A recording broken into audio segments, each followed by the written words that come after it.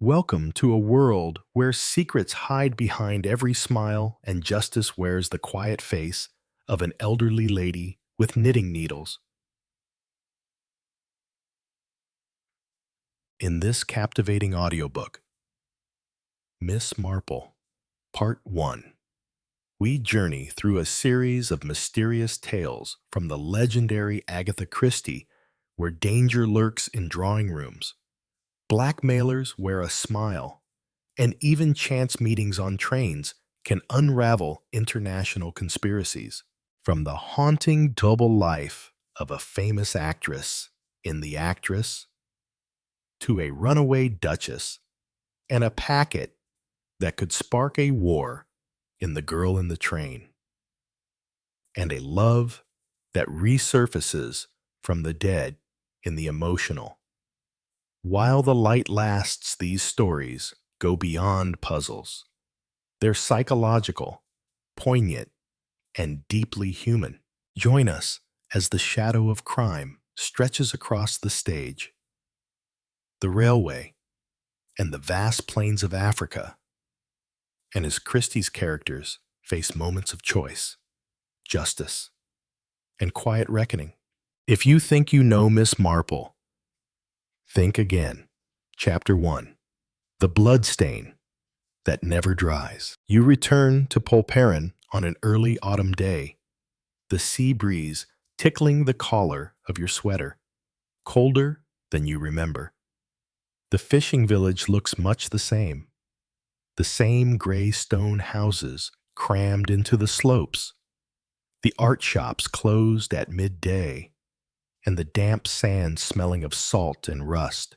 But you don't come here to reminisce about summer vacation. You come back for a trail of blood, the blood stain that Joyce Lempriere had described at the meeting at Jason Raphael's house, the blood stain that appeared and disappeared as if swept away by the waves, as if it had never been there. An accidental drowning, a bleak seascape, and a man who could have killed his wife with a polite smile. Joyce tells the story as a thrilling anecdote, but you, Jane Marple, notice something in her voice, a slight tremor, as if she herself does not quite believe what she is saying. You rented the same room Joyce had lived in, the second floor, overlooking the sidewalk where the blood had appeared. The landlady remembered Joyce, that artist, so nice. She used to go to the beach and paint watercolors. One time she turned pale, said she saw something strange, and then she left. You look down. The sidewalk is smooth, clean as if it had just been scrubbed. Not a single mark, but in the back of your mind, a nagging doubt if Joyce is right. If the accident was staged, then maybe the killer is still here. You start by looking for witnesses, inns, churches, tea shops, the old captain's house. Everyone remembers the London couple. Their names were Denman. The wife, Margaret, was pretty, shy. The husband, Alistair, was well-groomed, with a perfect English accent, too polite to trust. An old woman played with her memory. Miss Margaret seemed scared, always looking around, as if someone was watching her. The words are a catalyst. You walk along the embankment, your feet crunching against the mossy stones. The wind is strong. You picture the scene, the high waves, the Denmans walking, the woman being pulled into the water. No screams heard, no evidence of resistance, no investigation. You say to yourself quietly, too clean, too quiet, a death that leaves no trace. You order tea at a small shop by the fishing wharf. A middle-aged man in a turtleneck sits in the far corner, watching you. When your eyes meet his, He turns away and takes out a cigarette. There is something familiar about his posture, a restraint, a former officer, a man who has something to hide. You leave a few coins under your teacup, stand up, and start following him. You are not a police officer. You have no authority to arrest or interrogate, but you can read eyes. Listen to tone of voice. Guess what is not being said? Because you have lived your whole life among the little secrets of humanity, and this time the blood isn't dry, it's just covered up, and you'll find out who tried to wipe it away. Chapter 2. The Man with No Past. You follow the man in the turtleneck as if he were your shadow. Not too close, not too far. He walks up the steep road to the north of the village, where there are few tourists, only old stone houses with shuttered windows that look like they have been dormant for a long time. You pretend to be looking for an address. You stop at a signpost, take a map from your bag, and glance back. He just disappeared around the corner. But you didn't hurry. Instead, you kept walking, as quietly as an old cat that knew the rules of stalking its prey. You find him standing on the steps of a small boarding house. No nameplate, no number. Just a gray-painted door and a new lock. He takes out his key, opens the door, looks around once, more out of reflex than suspicion, and goes inside. The man's name, as you later find out from the landlord, is Mr. Lake. No family, no relatives. Rented the room for 3 months. Very quiet. Paid on time. Never bothered. Silence, you think, is always the best cover to hide screams. You begin to trace the remains of the Denmans. The local police have a brief, concise record. A woman named Margaret Denman died after slipping and falling into the sea. No eyewitnesses. Husband Alistair Denman. Reasonable statement. No criminal suspicion. Body found 3 days later. No obvious signs of foul play. You know what is obvious is often not true. You go to the antique photo shop where Joyce had developed his films. The owner is a deaf old man, but he remembers some things, the artist. She took a lot of pictures, especially of the rocks where the accident happened. She was very excited when she came to get them. She said she saw something strange, and you asked to look through the old order book. It's been collecting dust for years. On a page from August, there's a faded line, JL, Film 3, urgent.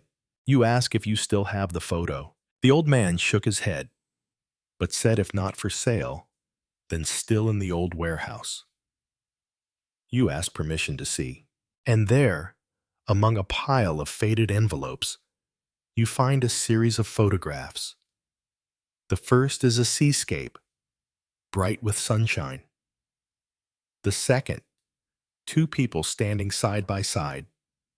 You can't see their faces clearly. The third, you hold your breath.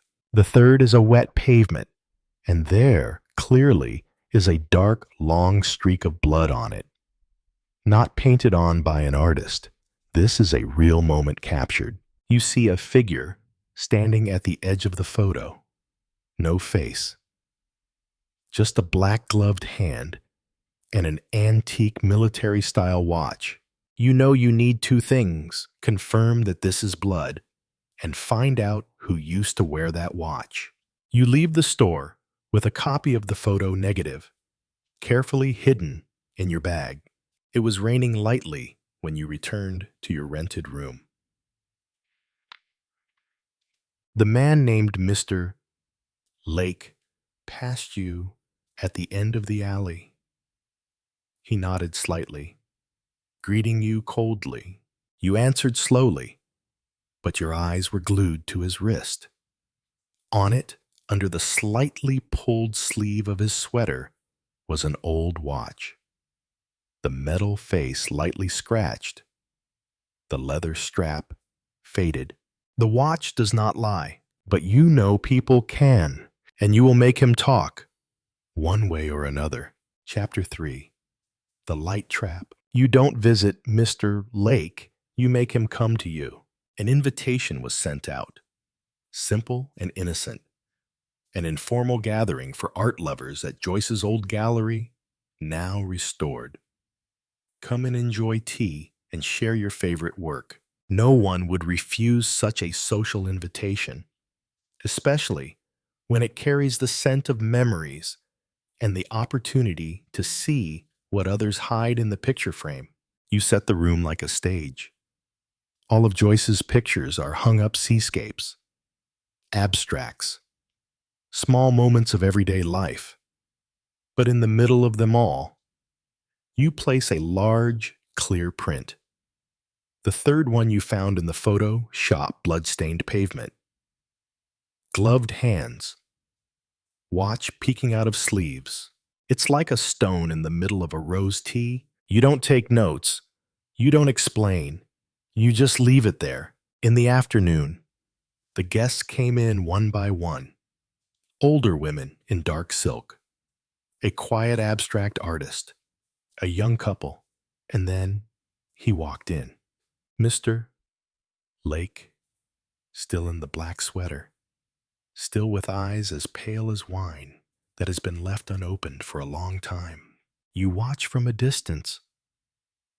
He walks past each picture. No one suspects. No one knows that you have placed a small tape recorder in the curtains and that the ceiling light has been adjusted to shine directly on the third picture, attracting the attention of everyone who passes by. As he approached the picture, you saw his shoulders stiffen, a slight nudge, almost unnoticeable. But you know, you've seen too many of these little expressions in your life to understand it's the echo of memory. It's the moment when the criminal realizes he's being watched, even if only by a light and a photograph. You approach, cup of tea in hand. This is strange, isn't it, you say conversationally? Joyce took it before the accident. I believe there's something real about it. He looked at you, lips pressed together. Blood can never be faked, you said, your eyes never leaving his hand, the bare wrist, the watch gone. It really is strange, he replied, frowning slightly. Who would take a picture of something like that? You tilted your head. One who has seen too many things he was not meant to see. After the meeting, he left early. You go behind, just enough distance, not to spy, but to know where he was going, knowing that someone had seen him. He did not return to the inn. Instead, he turned onto the main road, to the bus station. You don't stop him, not now. You return to your room and call Scotland Yard, a familiar name, Inspector Crayford, who worked with you on the Traveler Misses at the funeral case. Do you still have the file on the accident in Cornwall last year, you asked? Crayford nodded on the other end of the line. Now, you need to look again and find me any trace of a man who used to be called Alastair Denman, but now calls himself Mr. Lake. You hear the sound of a fountain pen clicking through the receiver. One more thing. You say, ask if anyone who served in the military, special forces, wore a limited edition military watch, one of a kind, of which there were only about 100 in the whole country. I have a picture. Crayford took a breath. I see. Send it to me, and I'll have every trace of blood in the old archives checked. You hang up. Games are no longer art. It's time to move on to blood and truth. Chapter 4. The Undying Memory. You don't sleep that night. Not because of old age or the cold weather, but because of something more obvious. You know the killer is on the run, and he might be willing to turn anyone into his final witness. As dawn breaks, you receive a call from Inspector Crayford. "We have established," he said darkly, "that Alistair Denman, real name Captain Alistair Lake Denman, served in a special counterintelligence unit, reportedly missing in an explosion at a secret training area in Scotland. But no body has been found." You close your eyes. "Anything else?" "Yes. A woman in Cornwall, Joyce Carrington, told the police that she was being followed by a stranger. She recorded him through her window, but no one believed her. 3 weeks later, she fell to her death from a cliff." You said softly, "Not suicide." Crayford continued, "The photograph she sent to the newspaper, no one dared to publish it, has just been found. It is exactly like the one you have, blood-stained and a watch showing on your sleeve. The kind of watch that a counterintelligence officer would wear." You turn to your desk. Take out the photo you displayed at the exhibition. Zoom in on every detail. Compare it with the data in the war library. The watch, limited edition, only for the Omega Shadow Group, a unit disbanded after an intelligence leak, where 3 officers died, 1 went missing. You tell yourself, no one is really missing if he knows how to erase his traces. You go to the station. The ticket seller remembers him, the gray-haired man with the worn leather bag. Taking the first train to Exeter, Crayford promised to send someone to track him down. But you know the speed of the police can't beat the speed of an old fox who used to be a spy. That afternoon, you receive the parcel. No name, no return address. Inside is a photo. Joyce Carrington in the old gallery, standing in front of the window, smiling. In the bottom corner of the picture is a line of text scrawled in blue ink. "True beauty never dies. But the photographer can." You put the photo down and know that the game has become private. You don't call the police. You do something else. You walk alone through St. Mary Mead Cemetery, where Joyce's gravestone stands, alone among the pines. You quietly bury the photo under a nearby tree and stick a brass pin into the trunk, where you'll return when the sun is high in the sky. When you get home, you open your old diary.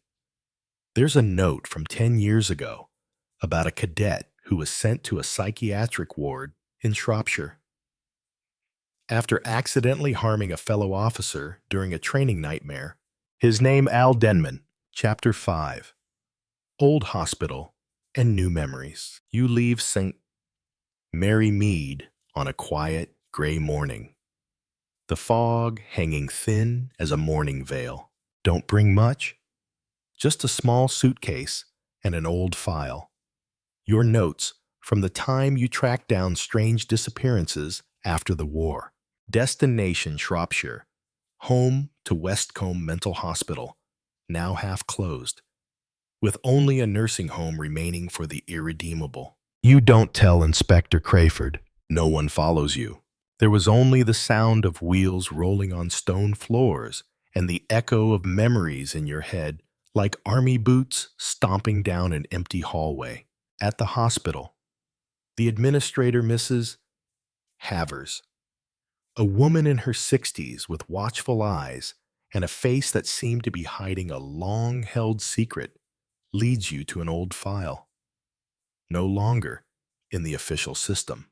The file is titled ALD, a special designation for patients who have served in secret agencies. Diagnosis: chronic post-war stress, spy delusions, stalker hallucinations, behavioral control disorders. You read in silence, your heart beating like the marching steps of a squad in the mist. In the doctor's note, there is a sentence. The subject believed he had seen death in an officer's uniform and said he had been given one final mission to wipe out those who had seen the true face of war. You look at Mrs. Havers. Is he still here? She was silent. One hand was placed over the other, as if covering an old wound. No, she whispered. He died 10 years ago. You look closely into her eyes. She is lying. You are led to the archives room. You find an old photo. The Shadow Omega cadets at their graduation. One of the men in the photo has his face partially burned off. It is captioned MIA, but you notice the eyes, a cold gaze, slightly shifted to the left. That's the look you saw in the photo Joyce took. Remember Crayford's words, no one is missing if they know how to erase their name from the papers. You leave the hospital as the fog begins to clear, carrying with you a copy of the records and a recording of the chief physician's interview from 15 years ago. I'm home. In the recording, he is heard saying, if Denman is really dead, then why do we still see red roses on the doorsill of room 41 every night of June 6th? You stop. June 6th, anniversary of the Normandy landings, and also the day Joyce Carrington died. You begin to understand. He is not paranoid. He believes he still has a mission, and the list of victims is not over. That evening, at the small hotel near the station, you receive an anonymous letter, handwritten, without an envelope. Some people should be left in the past. Miss Marple. I spared your life in Cornwall. This time, I will not make the same mistake. You fold the letter and pull out a tiny old gun from your suitcase, the only gift from your father, who used to be a sheriff. You chuckled, though your heart was pounding like a drum in the night. Chapter 6. The Beach House and the Man Who Disappeared. The sea breeze, carrying the scent of salt and moss, brushes through your silver hair like the hand of someone long gone. Cornwall, a land that once promised a quiet summer, is now just an open wound of memory. You return to the familiar path, leading to the stone house on the cliff, where over a decade ago, a girl named Ava Lestrange disappeared without a trace.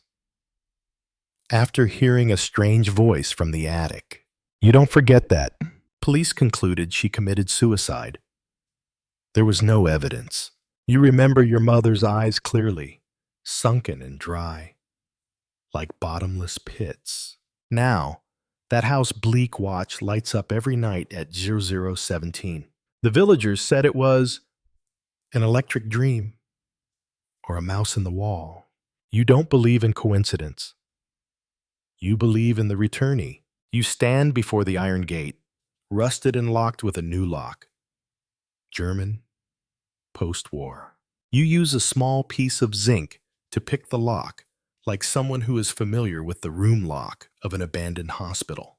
Inside an old courtyard, slippery with moss and covered with dew. You enter the house.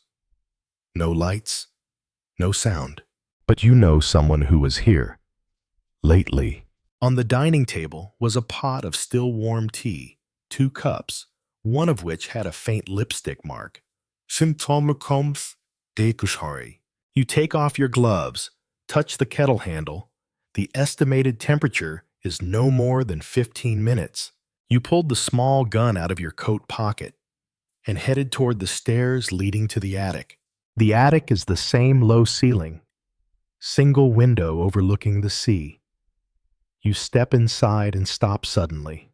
A wooden board hung on the wall, engraved with names.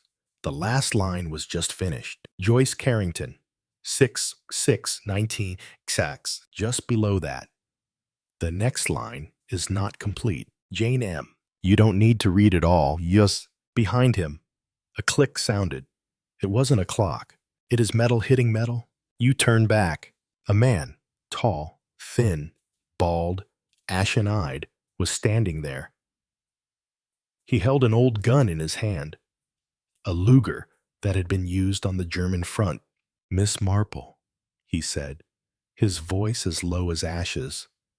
"I always thought you were cleverer than that. You don't back down. I heard you were dead. Death is a wonderful escape, as you know." You look at him. The light from the window reflects off the small blade attached to the heel of his shoe, a habit of old secret agents. "Joyce," you said slowly, "she knows you're alive, right?" He laughed. A laugh like breaking glass. "She thinks so, but she doesn't know everything." You raise your hand, not in surrender, but as a distraction. Your other hand lightly touches the hairpin you've been wearing since morning, in fact. A small tape recorder installed by Scotland Yard. You did not go alone. Sound of breaking glass, a bullet, a scream, then silence. You were lying on the floor, blood pouring from your arm. He had run. But you don't need to chase. The police received the signal. Bleak Watch House is no longer a silent place of death. It is where the truth begins to speak. Chapter 7. Names that never lie still. Scotland Yard at 3:12 a.m. is not a place for daydreamers.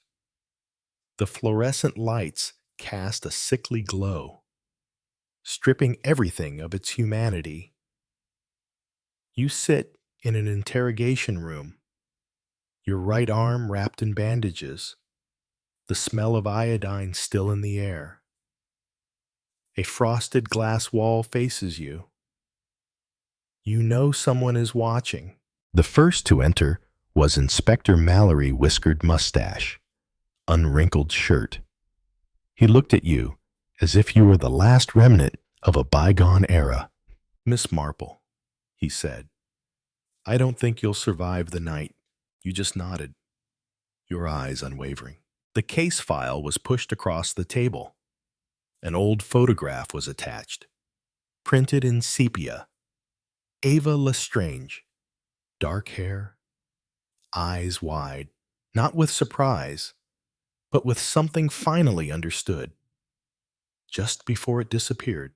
Next is a photo of Joyce Carrington, the one who called you, and now also missing.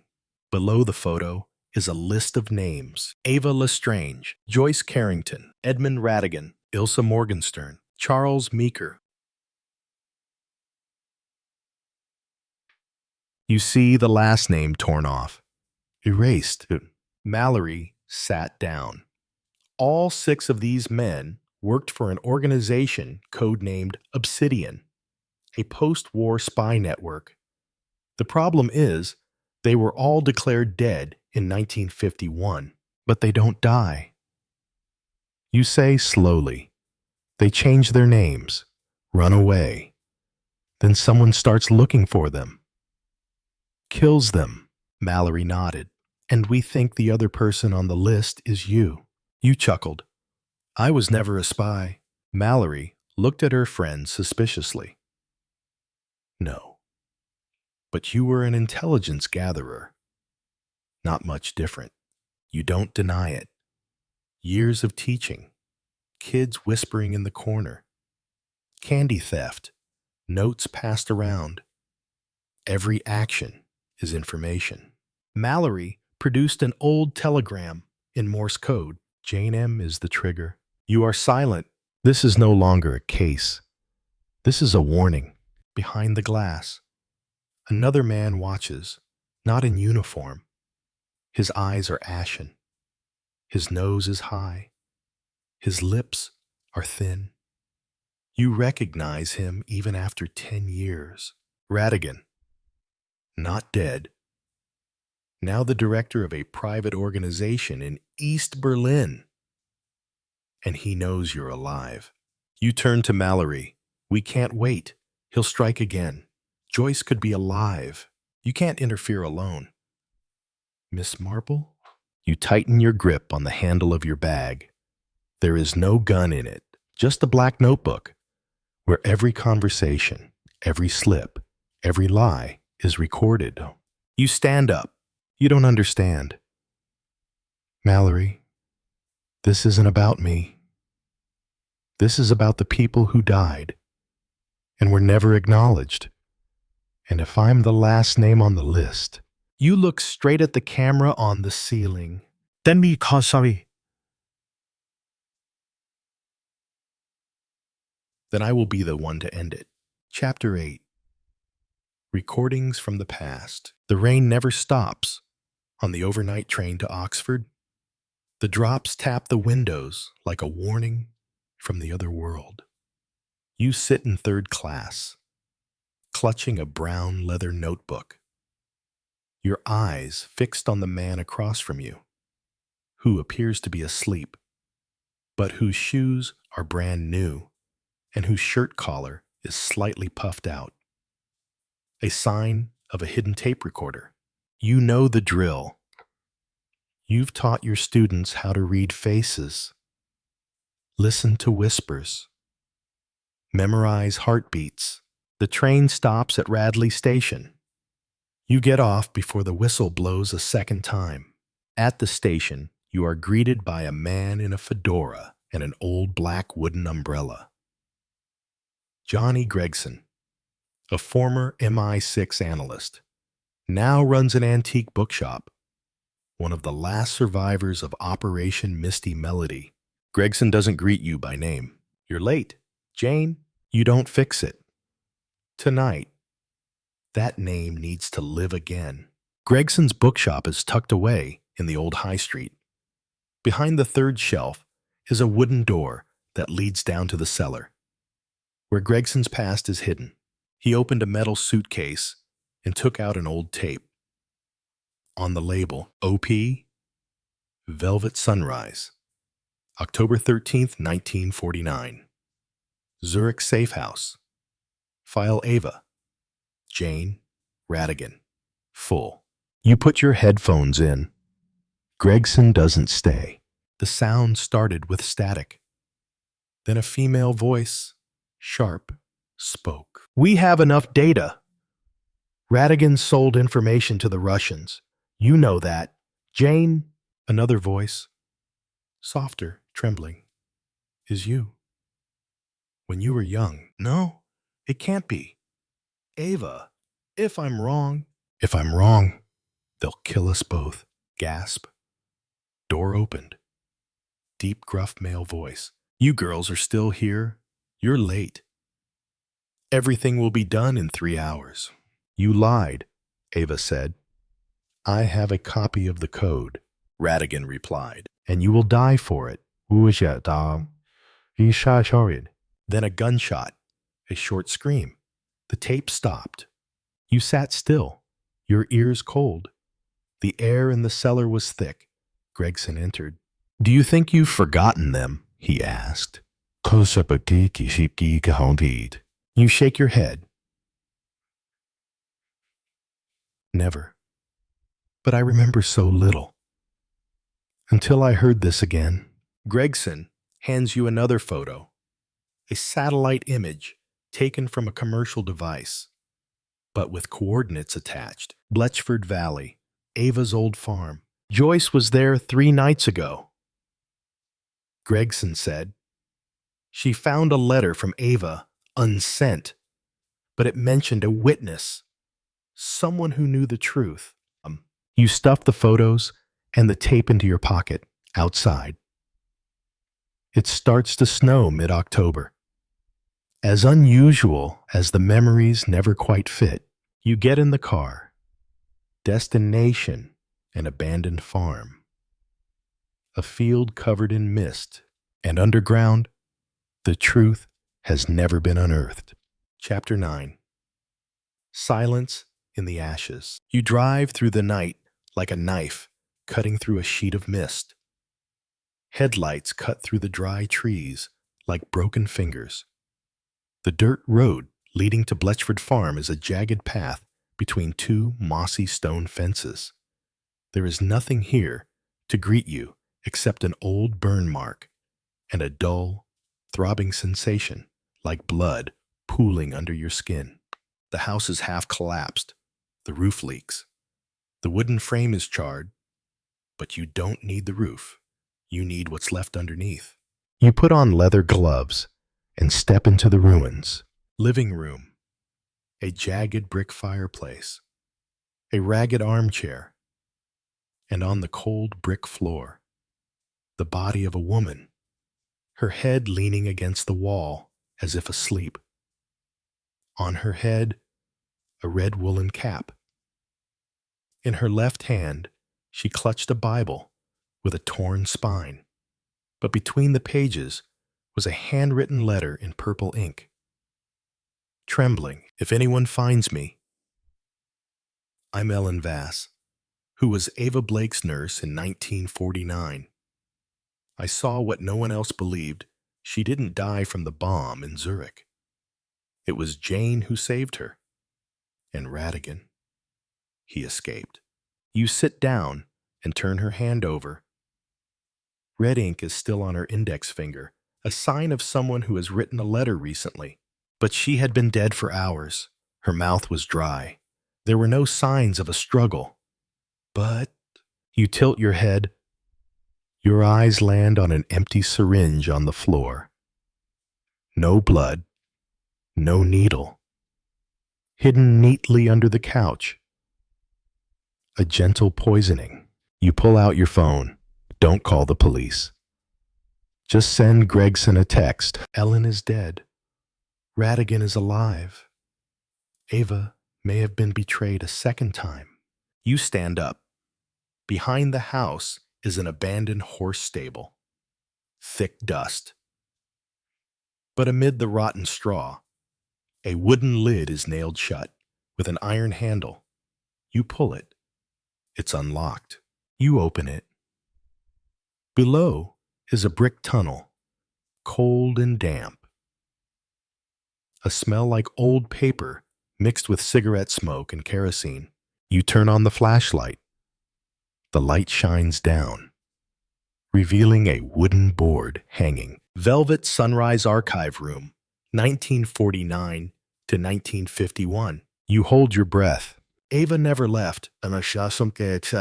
Chapter 10. The man in the fedora, standing outside the basement. The hinges creak, like the lament of the past awakened.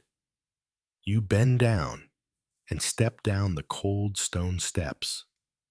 Dust and mold mix, breathing into your lungs like a nameless curse. Each step echoes thickly, as if the cellar itself is whispering things no one dares to speak of. At the end of the tunnel is a rusted steel door with the words, Velvet Sunrise Archive, keepers only. You touch the knob. It's warm. Someone turned it recently. The door opens, and you find yourself in a small concrete room filled with filing cabinets. The smell of cigarettes is strong. Cheap tobacco that leaves a scent like cold ash on your coat. A desk in the middle of the room holds an open file. The flashlight pointing at the title, Case File 77R. Operation Resurrection. And below are the crossed out, handwritten characters. Jane Marple, threat level red subject. Ava Blake, aka the Saint of Zurich, field agent. R. Radigan, status reactivated. You were reading when the door behind you closed softly. No wind. You turn around. There he stood, a man in a low fedora, a brown trench coat, and black leather gloves. His face hadn't changed much, the same sharp gaze, hidden in a slight smile. I didn't think you'd dig it up, he said, his voice as deep as a stray bullet in a dream.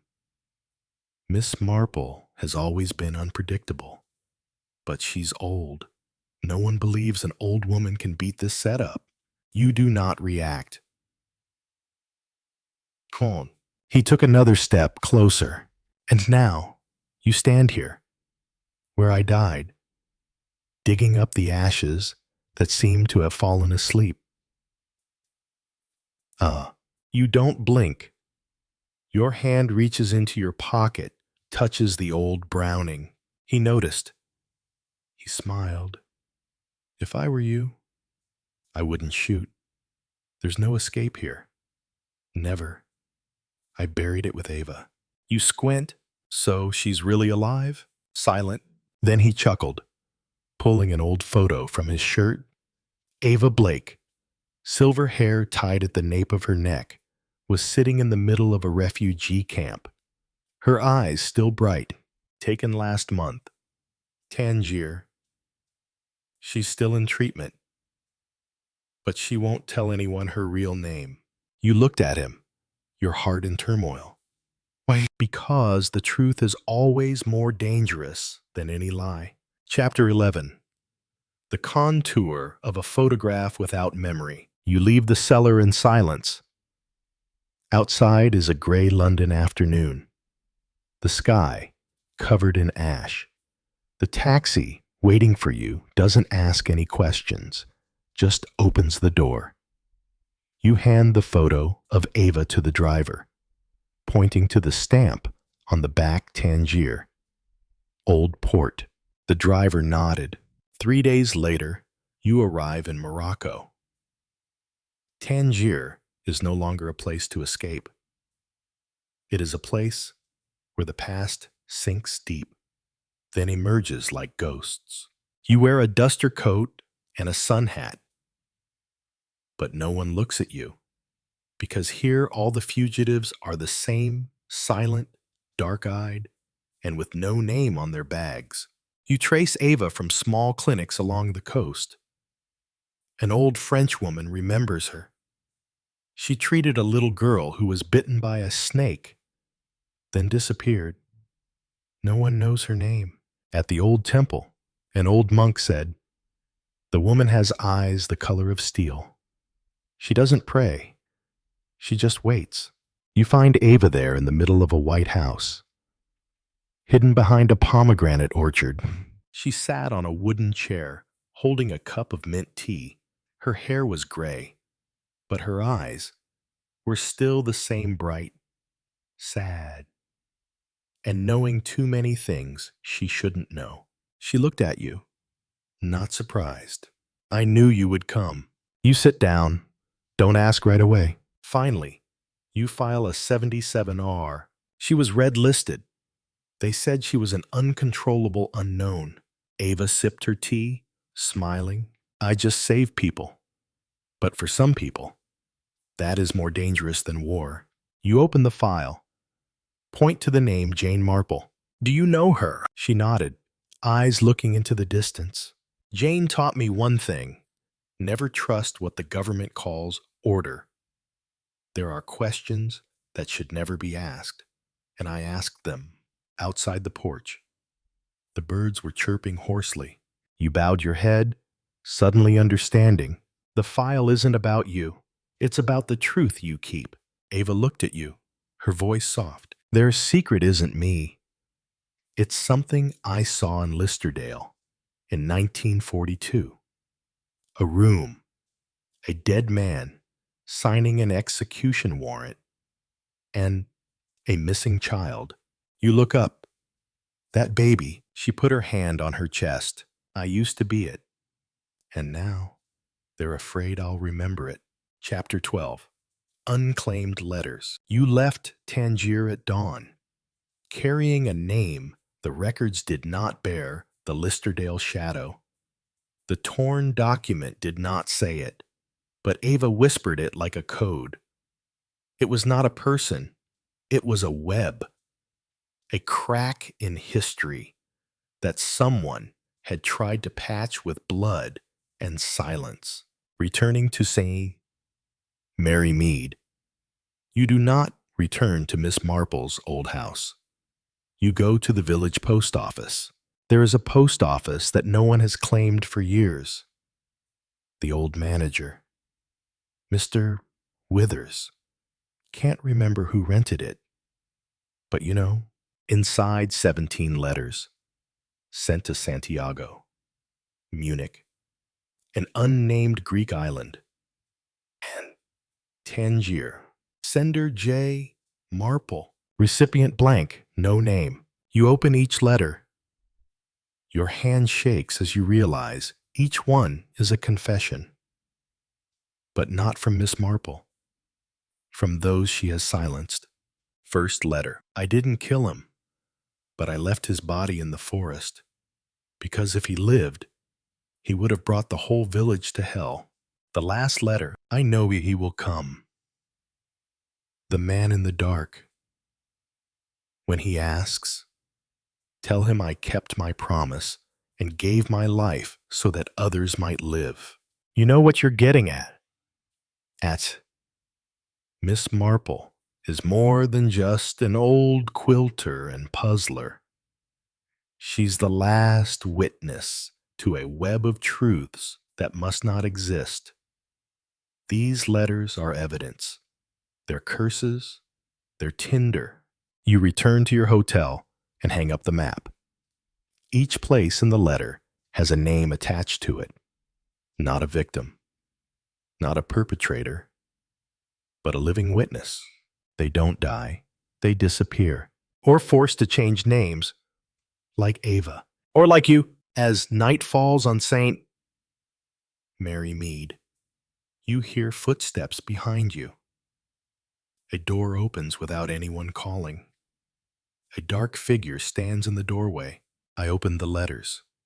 He said, his voice low and calm, and I will read them aloud to the world. You reply. The other person stepped into the light. Not old, not young. A face without any distinguishing features. Someone you wouldn't remember if you saw him on the street. Good, because that's why she kept them. Not to hide them, but so that one day someone would come forward. You get the idea. Miss Marple never disappears. She left only pieces, and a game that never ended. Chapter 13. The light at the end of the lane. You track down one of the last names mentioned in the 17th letter Isla Redding. The name does not appear in any civil records after 1958. According to the letter, Isla was a witness to a murder in Norfolk by a prominent judge. The problem, no one in St. Mary Mead had ever heard of her, but in an old newspaper you find in the village library, there is a strange obituary. Latin teacher, died suddenly, no relatives. You arrive at Isla's old address, a small house with a moss-covered garden wall, abandoned for years. Everything is boarded up except the attic. You bang on the attic door with your elbow, and the rotten wood cracks. The dim light reveals a room filled with half-burned papers, a desk, and an upside-down mirror. Below the mirror is engraved, "Not everyone who dies disappears." Come on. You find a Polaroid hidden behind a layer of wood. It shows Miss Marple, a few decades younger, standing next to Isla Redding. They are both smiling, but their eyes are on a third person, just outside the frame. Behind the photo, an address in Bruges, Belgium. You left England overnight. Without notice? In Bruges, you find a used bookshop called De Dwaasheid van Waarheid, The Madness of Truth. The shopkeeper is a mute, silver-haired man named Lucian. He hands you an untitled leather-bound book. Inside is not a novel, but a dossier. Notes, photographs, sketches, psychological profiles of people like Isla who have disappeared. The last page is a map, a network diagram. In the center is a crossed-out name. You color it again with a pencil. The text appears. Marple? You realize this is no longer about solving an old case, but it is decoding a woman, a legend who survived 2 wars, 3 generations of spies, and a web of truth hidden in kindness. When you return to your room, a postcard lies on the bed. No one knows you are here. There is only one line on it. Truth does not come from the light. It comes from the dark at the right moment. Signed JM. You don't know if you're being followed or if you're being guided, but you know that every move you make is pre-planned. And Miss Marple, dead or not, is pulling the strings. Chapter 14. Confession behind the tombstone. You stand in the drizzling rain, your steps stopping right in front of the old stone tablet where the words are inscribed Jane Marple, 1879 to 1965. She saw what others missed. The man standing before you wore an old felt hat. The collar of his thick raincoat pulled up to his chin. He did not turn his head, but his voice rang out, low and hoarse. You are 10 minutes late. You don't ask how he knew you were coming. The more important question is why he waited. He hands you a sealed oil paper package and walks away without another word. In your hand, the package feels strangely heavy, not because of its weight, but because of what you sense is inside. You open up in your rented room. The windows are closed. The curtains are drawn. Inside are 3 objects: an old diary, cracked leather cover, embossed with the initials JM, a silver ring with a jasmine symbol, Marple's favorite flower, a copy of a top-secret letter from the Home Office, addressed Marple, Jane, Agent 143B, top secret. The diary is not a memoir. It is a record of cases Miss Marple never solved publicly, cases not found in any novels.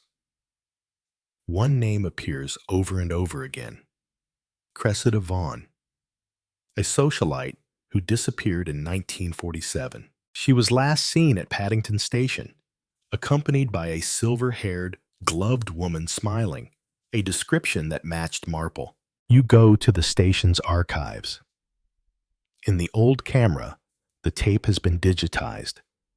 The frame is blurry, but the silhouettes of 2 women are still visible. One person boarded the train, the other one never left the platform. There is also a passage in the diary. There are truths that, if exposed, will kill the innocent first. Therefore, true justice sometimes must choose silence. And a bottom line: if you made it this far, I need you to finish the rest. You look at the ring. Engraved inside are the Latin words Veritas non moriatur. The truth never dies. You know you are no longer an investigator. Al me shamanira. You are the successor. Chapter 15. The man behind the scarlet curtain. You wake up in the middle of the night, sweat pouring down your forehead despite the coldness of the room. Something is wrong, not a feeling from a nightmare, but from intuition honed over years of detective work. You know someone has been in the room. You don't turn on the light. Instead, you reach for the small flashlight hidden under your pillow, pointing the narrow beam at the wooden floor. Trace a small, circular slip mark, like from a walking stick. You turn back to Miss Marple's diary. The last page is no longer there. Instead, there was a piece of paper handwritten in purple ink. Truth is a flower that withers under sunlight. Seek the shadows. At the bottom is the jasmine symbol, but not Marple's. This is the symbol reversed, as if reflected in a mirror. You start to look up the people involved in Cressida Vaughn's disappearance. Every witness who said they saw her leaving Paddington Station died within the next 5 years. accident, suicide, unsolved food poisoning. But you find one name missing from all the reports: Elias Montfort, who was in charge of the ticket booth that night. You go to the old address and find only a rundown nursing home. Elias is still alive, but suffering from dementia. You visit him. While babbling, Elias suddenly hissed, "I gave the ticket to that lady, but she didn't have a shadow." You asked again, but his eyes were blank. Back in your room, you receive an unmarked package. Inside is a photograph of Miss Marple at a fancy dinner party. Beside her is a young woman in a blue velvet dress, Cressida Vaughn. The photo was taken in 1963, 16 years after Ms. Vaughn was reported missing. On the back of the photo is a short message. She's not missing. She disappeared as planned. You look around the room. The red silk curtain was still closed. You stand up, pulling hard to the sides. Nobody but the scribbled words were written inside the edge of the cloth. The only thing worse than death is a life covered with sweet lies. You know it. Miss Marple does not kill people, but she sheltered the one who should have disappeared from the world. And if you go forward, you will step into the web she herself has woven, both a trap and a protection. Chapter 16. The Blind Gatekeeper and the Secret of Jasmine. You walk through the damp streets of South Kensington, where fog hangs over everything like an old blanket. In your hand is a photograph of Miss Marple and Cressida Vaughn, the final clue that leads you to 94 Cheltenham Road. Once a place for abandoned personal documents, now a crumbling mansion. The iron door was ajar. On the rusted bronze plate was still read a single line: "To those who seek the truth, abandon your name." You push the door open and enter. Inside, it was dark and smelled of rotting paper. You heard the tapping of a cane with each step.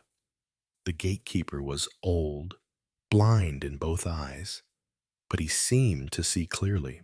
He doesn't ask your name, just says, "You came for the box, didn't you? The box smells of jasmine and the color of an old fire." You nod. No explanation needed. The gatekeeper smiles faintly. Only one other person ever asked about it: an old lady with a white lace scarf and eyes as sharp as needles. He led you down to the basement.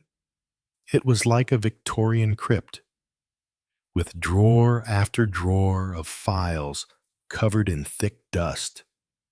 In the deepest corner, hidden behind a silver spiderweb curtain, was a dark mahogany box.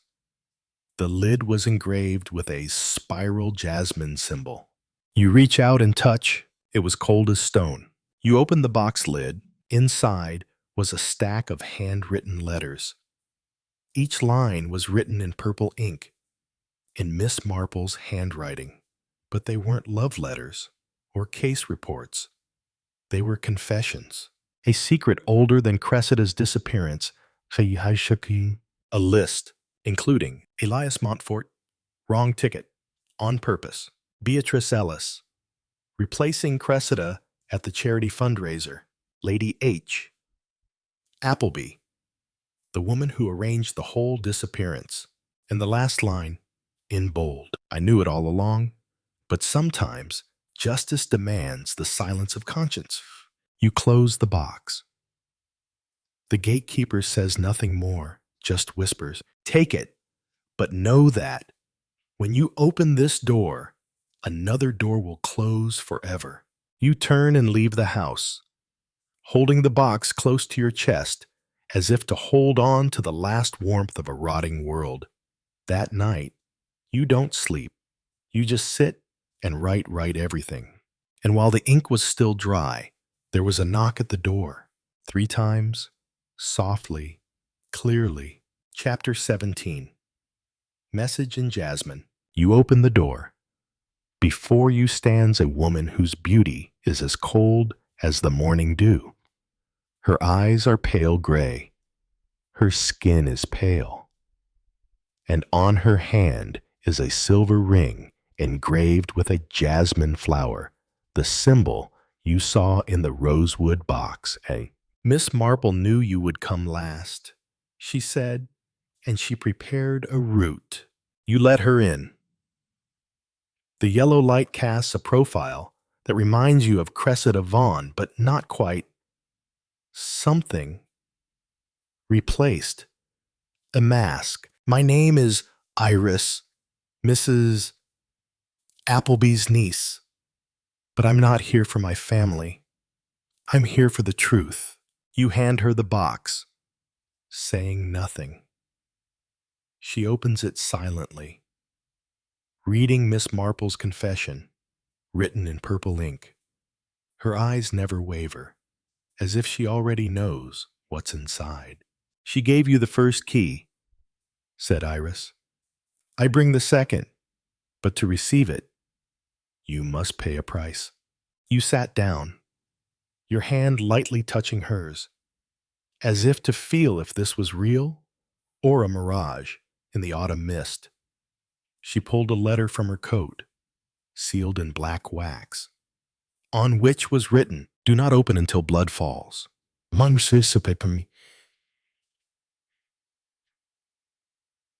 You looked up and into her eyes.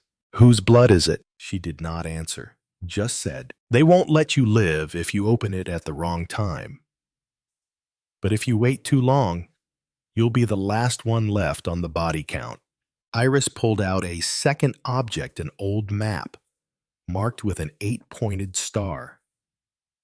The center of the map was St. Luke's nursing home, where Miss Marple had stayed briefly before her death. A place no one dared to mention. There is someone alive there, someone who knows all the connections between Cressida, Lady Appleby, and Miss Marple. You look at the map, then look at the box. I'm going, you say, and if I don't come back, burn everything. Iris nodded, not smiling, not surprised. Before leaving, she left only one sentence. Miss Marple believes that the truth does not save anyone. It only punishes the weak. You step out into the street. It was late at night, and rain began to fall. Each drop felt like it was hitting my memory.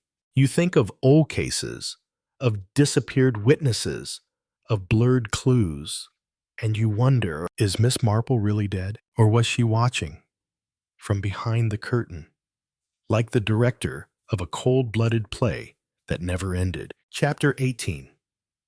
The Last Vaughan. You stand before the rusted gates of St. Luke's nursing home. The night is dark, save for a single light bulb above an old nameplate. The rain continues to fall, harder, as if each drop is washing away an unconfessed past. You ring the bell. A moment later, the door opens slightly. A young nurse, her eyes tired behind thick glasses, looked you down. It's past visiting hours, she said dryly. You come up with a name, Vaughan. Arthur Vaughan. She paused. Her eyes glanced quickly at the camera mounted on the ceiling, room at the end of the East Wing hallway. But I never said you could come in. You don't need permission, just the truth. Arthur Vaughan's room was bathed in a pale blue glow from fluorescent bulbs. He sat upright in bed, not sleeping, not closing his eyes as if he had been waiting for you for years. Are you Joan's boy? He asked, his voice hoarse and thread-like. You have her eyes, stubborn, cold, believe neither in God nor in the law. You do not confirm. Just sit down, turn on the tape recorder, and ask, what do you know about Lady Appleby's death? Arthur laughed, a guttural laugh. She died twice. The first time was when Marple discovered the truth. The second time was when they buried the wrong person. You froze. Wrong body. Arthur nodded. She had a half-sister. Her name was Elise. No one knew she existed except Marple. But she died first. Marple used Elise's identity as a distraction. So who really died in the locked room that day? Arthur tilted his head. The girl with no name. A pawn. A dancer who Cressida Vaughn fired. Just enough like Elise to make a switch. You try to keep calm, and Marple covered it up. No, he said. She directs. You sense something in the air change. The room is no longer as silent as before. There is a faint rustling sound from the hallway. You glance over. No one. Arthur Vaughn bowed his head and pulled out a small, snakeskin-bound notebook from under his pillow. He handed it to his friend. It had it all in it: witness lists, murders, and even cases that had never been published. She called it the Book of Regret. So you pick up the book, heavy, cold, like it holds so much soul. I've kept it close to my heart for 30 years, he whispered. Now it's your turn. You leave the room. As you walk down the hallway, you see a slim figure reflected in the glass. Not yours. Iris was standing in the corner, saying nothing, just watching. In her hand was a clean, shiny medical scalpel. Chapter 19. The Truth. Written in blood. You walk quickly through the musty hallway, your palm still clutching the snakeskin notebook as if it were someone else's heart. Behind you. Iris followed silently. No footsteps, just a chill creeping up your spine. You turn sharply into the fire escape, your heart pounding. The window at the end of the hallway is open. A gust of night air makes the paper in your hand quiver. Written on it is a thin, scalpel-like handwriting. Joan Appleby, witness turned weapon. Disappeared 23 years ago. Presumed dead. Buried under another name. You stop. The woman in the grave. Isn't she my mother? Your voice comes out like a suppressed scream from the depths of your past. Iris stands behind you. She doesn't answer. She just points down to the next page. The words are as red as blood. The witness was the killer. You gasp. In the flickering light of the hallway, you flip through the pages. The names all the people you once believed to be victims, enemies, allies, are on the list. Cressida Vaughn, deceived. Elise Appleby, dead before the game began. Sir Reginald knowingly blind. Joan Appleby, last piece. A small piece of paper fell out of the middle of the notebook. Not a note, a photograph. An old faded photograph of a smiling woman, scalpel in hand, standing on a seaside cliff. Handwritten beneath it, last breath before justice. You recognize that woman. No mistake. It's Miss Marple.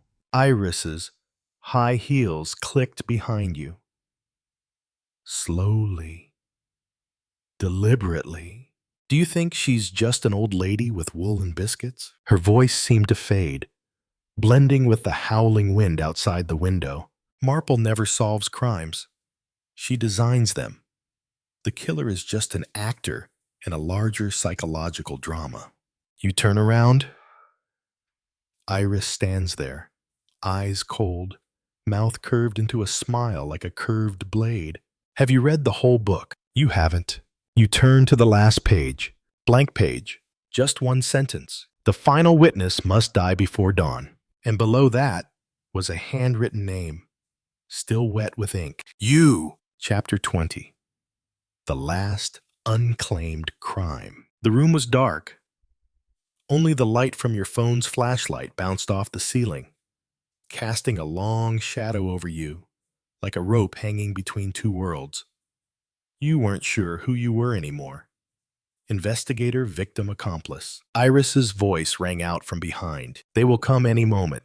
You have two choices: burn the book and live, or keep it and die with it. You look down at the book, thick, heavy, carrying every memory buried alive. Each page is a confession never spoken. Each name is evidence never tried. You put your hand on the last page. The words you are still wet, as if you wrote them. You inhale deeply, smelling the ink and the acrid scent of smoldering lies. Knock on the door. 3 sounds, short, sharp. You and Iris look at each other. Neither of you says anything, but you both know there's no turning back. You open the door. A fee in a dark suit walks in. No badge, no badge, no identity. Just a file in his hand and eyes without whites. He puts the file down on the table, pushes it towards you. You think Miss Marple is an icon, a legend. You're wrong. She's a system, an organization. You open the file. The first page is filled with pictures of familiar faces. St. Mary Mead Inquiry, 1957. The private school that Elise attended. The Devonshire Senior Widow Society. Each name is marked in red, and in the middle, surrounded by a circle of black ink, is a portrait of Miss Marple. Not as you remember, no more white hair or kind eyes, just a cold face, holding a bloody crochet needle. The man said quietly, "This case was never about a killer. This was about those who let him exist." You look up. Your voice is hoarse. "Who are you?" The man curled his lips. The last person on the victim list, or the first person on the kill list. The police siren sounded again, but this time, you know for sure they didn't come to save anyone.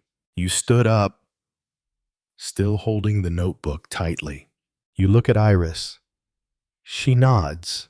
"We will end this on our terms." You step out of the room, into the night.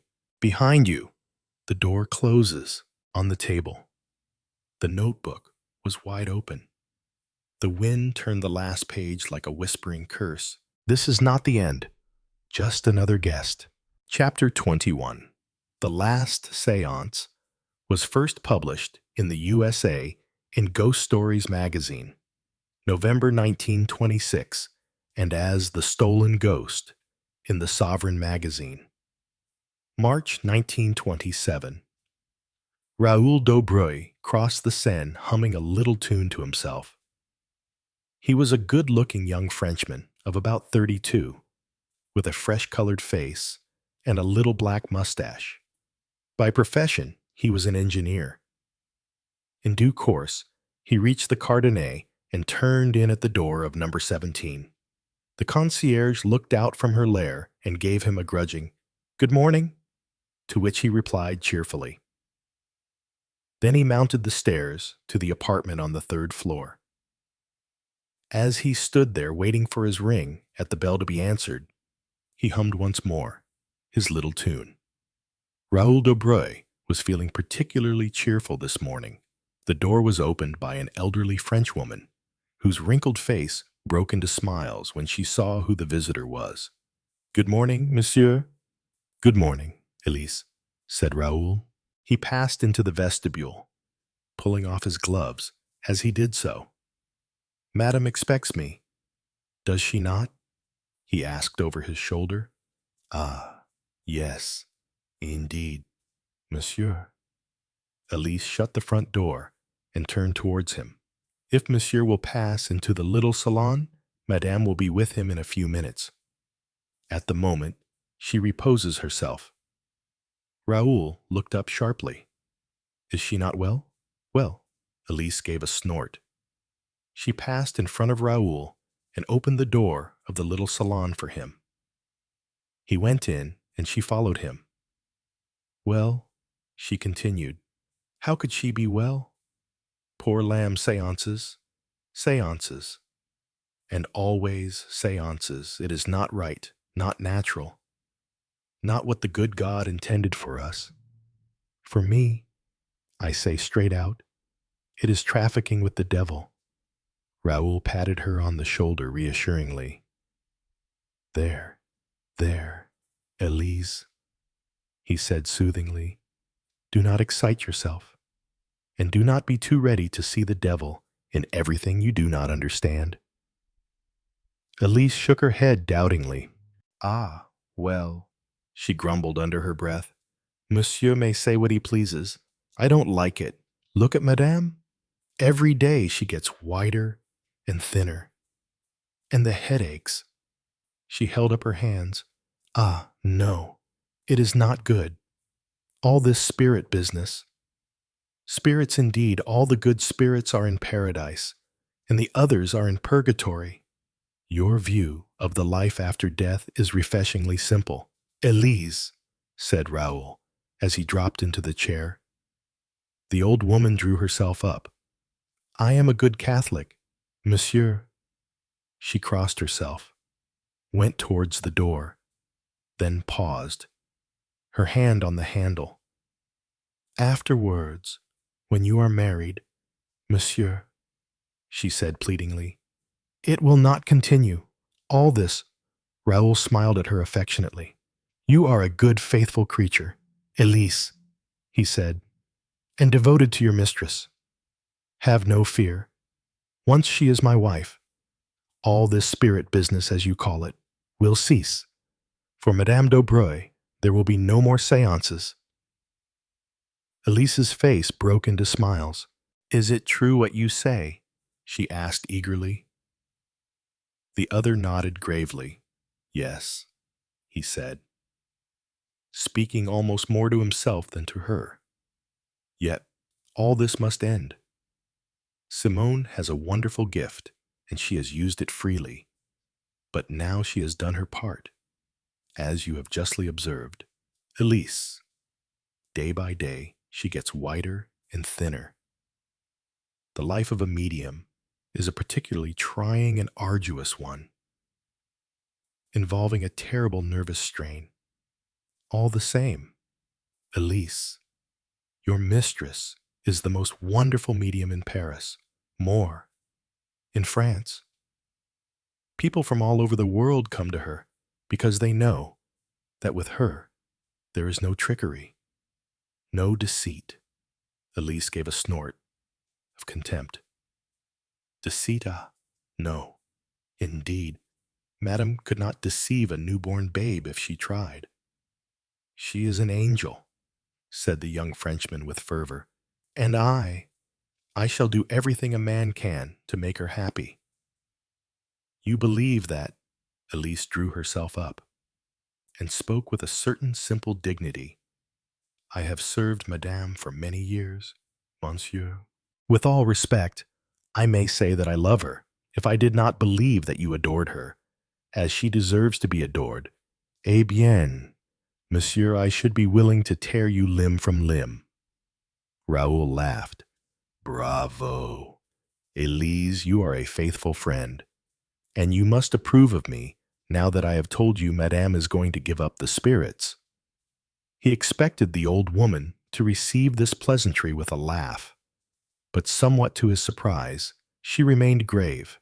Supposing, monsieur, she said hesitatingly, the spirits will not give her up.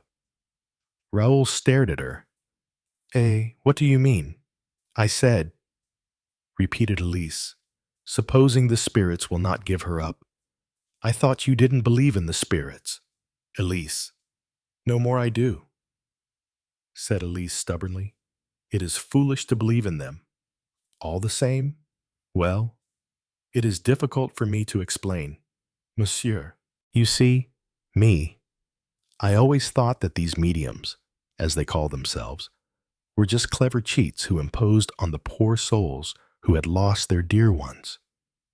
But Madame is not like that. Madame is good. Madame is honest, and she lowered her voice and spoke in a tone of awe. Things happen. It is no trickery. Things happen. And that is why I am afraid. For I am sure of this. Monsieur, it is not right. It is against nature and le bon Dieu. And somebody will have to pay. Raoul got up from his chair and came and patted her on the shoulder. Calm yourself. My good Elise, he said, smiling. See, I will give you some good news. Today is the last of these seances. After today, there will be no more. There is one today, then? Asked the old woman suspiciously. The last, Elise. The last. Elise shook her head disconsolately. Madame is not fit, she began, but her words were interrupted. The door opened, and a tall, fair woman came in. She was slender and graceful, with the face of a Botticelli Madonna. Raoul's face lighted up, and Elise withdrew quickly and discreetly. Simone, he took both her long white hands in his and kissed each in turn. She murmured his name very softly, Raoul, my dear one. Again he kissed her hands and then looked intently into her face. Simone, how pale you are. Elise told me you were resting. You are not ill, my well-beloved— No, not ill. She hesitated. He led her over to the sofa and sat down on it beside her. But tell me then. The medium smiled faintly. You will think me foolish, she murmured. I think you foolish never. Simone withdrew her hand from his grasp. She sat perfectly still, for a moment or two gazing down at the carpet. Then she spoke in a low, hurried voice. I am afraid, Raoul. He waited for a minute or two, expecting her to go on. But as she did not, he said encouragingly, Yes. Afraid of what? Just afraid. That is all. But he looked at her in perplexity, and she answered the look quickly. Yes, it is absurd, isn't it? And yet, I feel just that, afraid, nothing more. I don't know what of, or why, but all the time I am possessed with the idea that something terrible, terrible, is going to happen to me. Fool, she stared out in front of her. Raoul put an arm gently round her. My dearest, he said, come, you must not give way. I know what it is, the strain. Simone, the strain of a medium's life. All you need is rest, rest and quiet. She looked at him gratefully. Yes, Raoul, you are right. That is what I need, rest and quiet. She closed her eyes and leant back a little against his arm. And happiness, murmured Raoul in her ear. His arm drew her closer. Simone, her eyes still closed, drew a deep breath. Yes, she murmured. Yes. When your arms are round me, I feel safe. I forget my life, the terrible life of a medium. You know much, Raoul, but even you do not know all it means. He felt her body grow rigid in his embrace. Her eyes opened again, staring in front of her. One sits in the cabinet in the darkness, waiting, and the darkness is terrible. Raoul, for it is the darkness of emptiness, of nothingness. Deliberately one gives oneself up to be lost in it. After that, one knows nothing, one feels nothing. But at last there comes a slow, painful return, the awakening out of sleep, but so tired, so terribly tired. I know, murmured Raoul, I know. So tired, murmured Simone again. Her whole body seemed to droop, as she repeated the words. But you are wonderful, Simone. He took her hands in his, trying to rouse her to share his enthusiasm. You are unique, the greatest medium the world has ever known. She shook her head, smiling a little at that. Yes, yes, Raoul insisted. He drew 2 letters from his pocket. See here, from Professor Roche of the Salpêtrière, and this one from Dr. Janier at Nancy, both imploring that you will continue to sit for them occasionally. Ah, no. Simone sprang to her feet. I will not. I will not. It is to be all finished, all done with. You promised me, Raoul. Raoul stared at her in astonishment as she stood, wavering, facing him almost like a creature at bay. He got up and took her hand. Yes, yes, he said. Certainly it is finished. That is understood. But I am so proud of you. Simone, that is why I mentioned those letters. She threw him a swift, sideways glance of suspicion. It is not that you will ever want me to sit again. No, no, said Raoul, unless perhaps you yourself would care to. Just occasionally, for these old friends. But she interrupted him, speaking excitedly.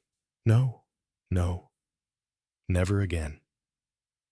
There is a danger, I tell you. I can feel it. Great danger. She clasped her hands on her forehead a minute, then walked across to the window. Promise me never again, she said in a quieter voice over her shoulder. Raoul followed her and put his arms round her shoulders. My dear one, he said tenderly, I promise you, after today, you shall never sit again. He felt the sudden start she gave. Today, she murmured. Ah, yes. I had forgotten, Madame X. Raoul looked at his watch. She is due any minute now, but perhaps, Simone, if you do not feel well. Simone hardly seemed to be listening to him. She was following out her own train of thought. She is a strange woman. Raoul, a very strange woman. Do you know I have almost a horror of her.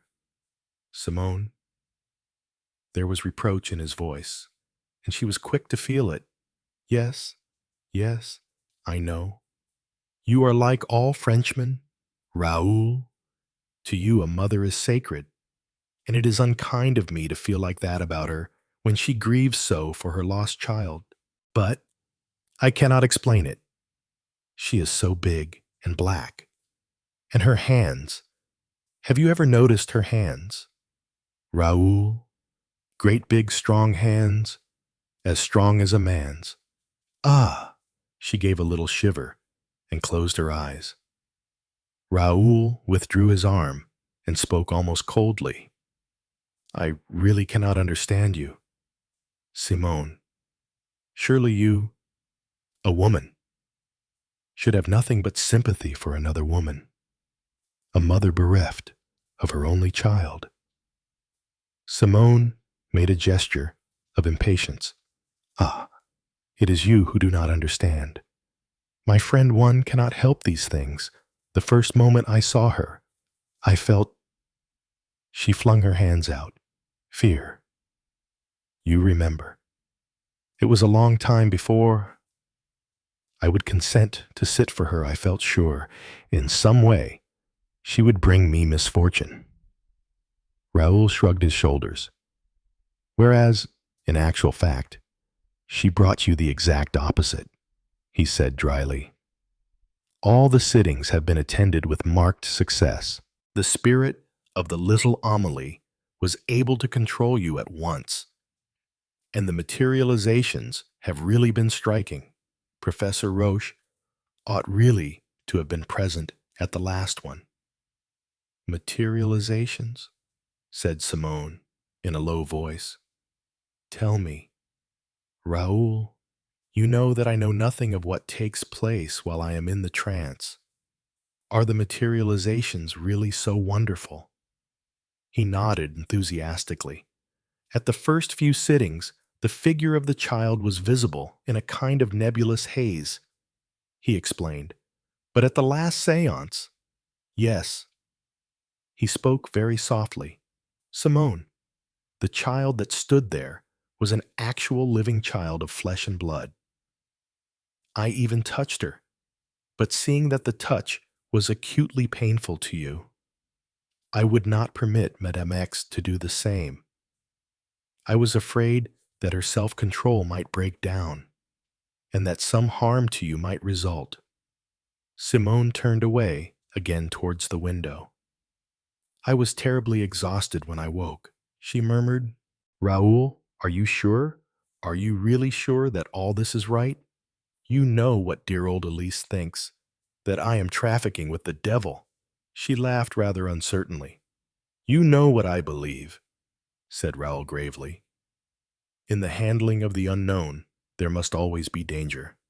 But the cause is a noble one, for it is the cause of science. All over the world, there have been martyrs to science, pioneers who have paid the price so that others may follow safely in their footsteps. For 10 years now, you have worked for science at the cost of a terrific nervous strain. Now, your part is done. From today onward, you are free to be happy." She smiled at him affectionately, her calm restored. Then she glanced quickly up at the clock. "Madame X is late," she murmured. "She may not come." "I think she will," said Raoul. "Your clock is a little fast, Simone." Simone moved about the room, rearranging an ornament here and there. "I wonder who she is, this Madame X," she observed. "Where she comes from, who her people are. It is strange that we know nothing about her." Raoul shrugged his shoulders. Most people remain incognito if possible when they come to a medium. He observed, "It is an elementary precaution." "I suppose so," agreed Simone listlessly. A little china vase she was holding slipped from her fingers and broke to pieces on the tiles of the fireplace. She turned sharply on Raoul. "You see," she murmured, "I am not myself. Raoul, would you think me very, very cowardly if I told Madame X's I could not sit today?" His look of pained astonishment made her redden. "You promised. Simone," he began gently. She backed against the wall. "I won't do it, Raoul. I won't do it." And again that glance of his, tenderly reproachful, made her wince. "It is not of the money I am thinking, Simone. Though you must realize that the money this woman has offered you for the last sitting is enormous, simply enormous." She interrupted him defiantly. "There are things that matter more than money." "Certainly there are," he agreed warmly. "That is just what I'm saying. Consider, this woman is a mother who has lost her only child. If you are not really ill, if it is only a whim on your part, you can deny a rich woman a caprice. Can you deny a mother one last sight of her child?" The medium flung her hands out despairingly in front of her. "Oh, you torture me," she murmured. "All the same, you are right. I will do as you wish. But I know now what I am afraid of. It is the word mother. Simone, there are certain primitive elementary forces. Raoul, most of them have been destroyed by civilization. But motherhood stands where it stood at the beginning. Animals, human beings, they are all the same. A mother's love for her child is like nothing else in the world. It knows no law, no pity. It dares all things and crushes down remorselessly all that stands in its path. She stopped, panting a little, then turned to him with a quick, disarming smile. I am foolish today, Raoul. I know it. He took her hand in his. Lie down for a minute or two, he urged. Rest till she comes. Very well. She smiled at him and left the room. Raoul remained for a minute or two, lost in thought. Then he strode to the door, opened it, and crossed the little hall. He went into a room the other side of it, a sitting room very much like the one he had left. But at one end was an alcove with a big armchair set in it. Heavy black velvet curtains were arranged so as to pull across the alcove. Elise was busy arranging the room. Close to the alcove, she had set 2 chairs and a small round table. On the table was a tambourine, a horn, and some paper and pencils. The last time, murmured Elise with grim satisfaction. Ah, monsieur, I wish it were over and done with. The sharp ting of an electric bell sounded. There she is, the great gendarme of a woman, continued the old servant. Why can't she go and pray decently for her little one's soul in a church, and burn a candle to our Blessed Lady? Does not the good God know what is best for us? Answer the bell, Elise, said Raoul peremptorily. She threw him a look, but obeyed. In a minute or two she returned, ushering in the visitor. I will tell my mistress you are here, madame. Raoul came forward to shake hands with Madame Xe. Simone's words floated back to his memory. So big and so black. She was a big woman, and the heavy black of French mourning seemed almost exaggerated in her case.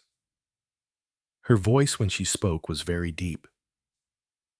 I fear I am a little late, monsieur. A few moments only, said Raoul, smiling. Madame Simone is lying down. I am sorry to say she is far from well, very nervous and overwrought. Her hand, which she was just withdrawing, closed on his suddenly like a vice. But she will sit, she demanded sharply. Oh, yes, madame. Madame X gave a sigh of relief and sank into a chair, loosening one of the heavy black veils that floated round her. Ah, monsieur, she murmured, you cannot imagine.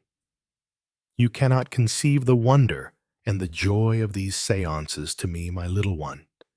My Amélie, to see her, to hear her, even, perhaps, yes, perhaps to be even able to stretch out my hand and touch her. Raoul spoke quickly and peremptorily. Madame X, how can I explain? On no account must you do anything except under my express directions. Otherwise, there is the gravest danger. Danger to me. No, madame, said Raoul, to the medium. You must understand that the phenomena that occur are explained by science in a certain way. I will put the matter very simply, using no technical terms. A spirit, to manifest itself, has to use the actual physical substance of the medium. You have seen the vapor of fluid issuing from the lips of the medium. This finally condenses and is built up into the physical semblance of the spirit's dead body. But this ectoplasm we believe to be the actual substance of the medium. We hope to prove this someday by careful weighing and testing. But the great difficulty is the danger and pain which attends the medium on any handling of the phenomena. Were anyone to seize hold of the materialization, roughly the death of the medium might result. Madame X had listened to him with close attention. That is very interesting.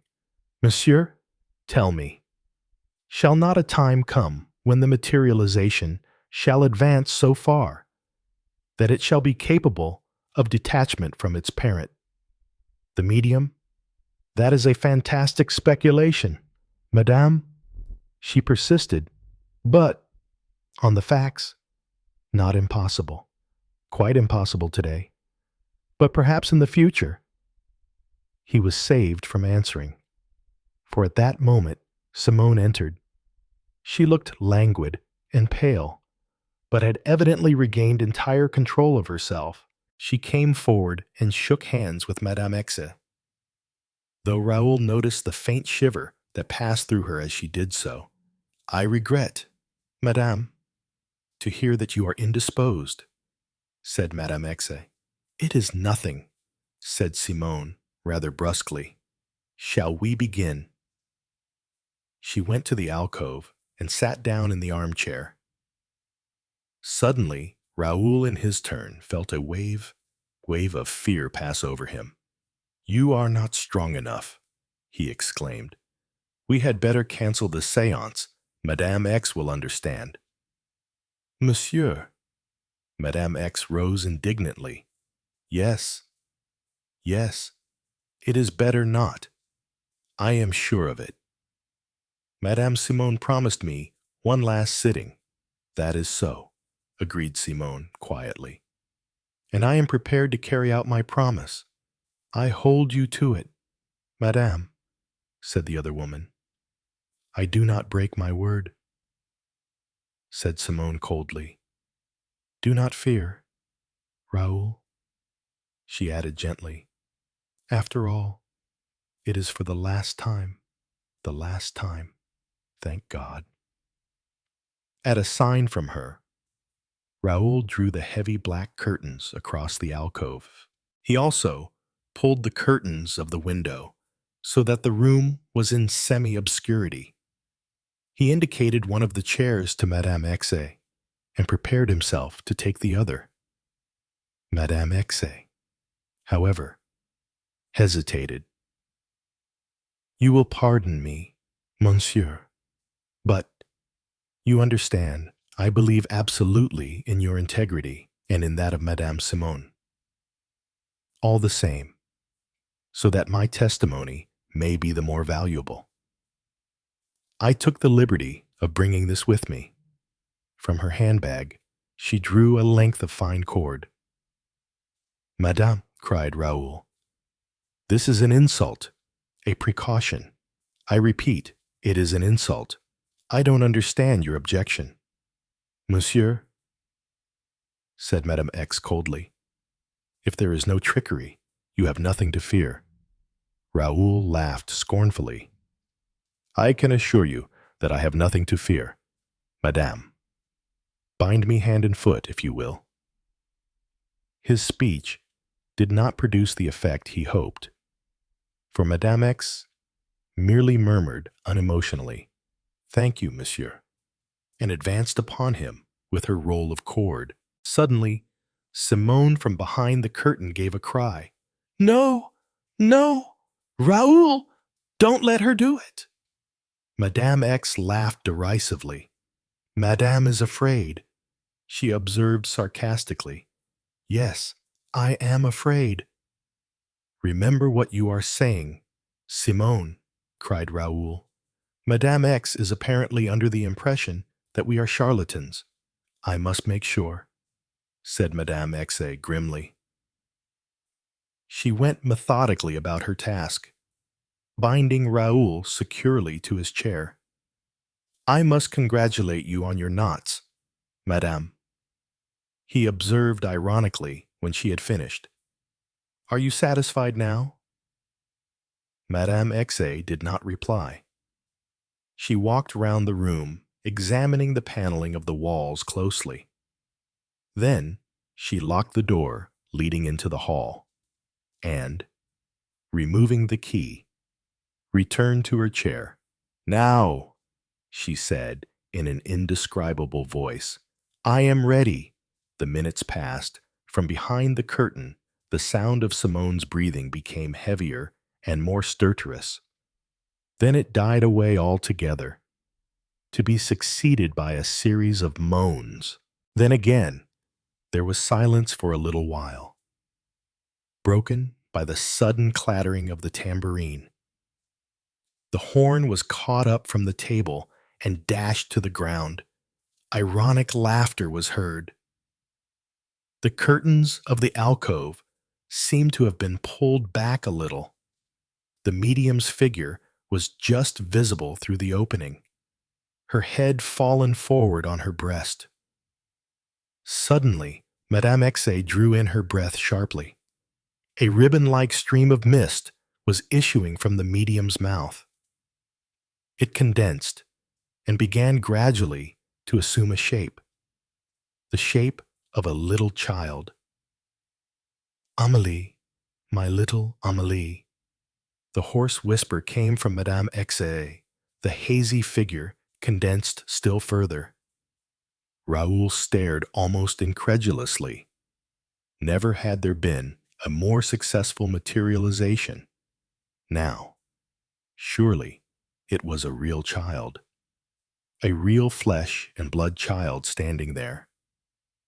"Maman," the soft, childish voice spoke. "My child," cried Madame X. "My child." She half rose from her seat. "Be careful, Madame," cried Raoul warningly.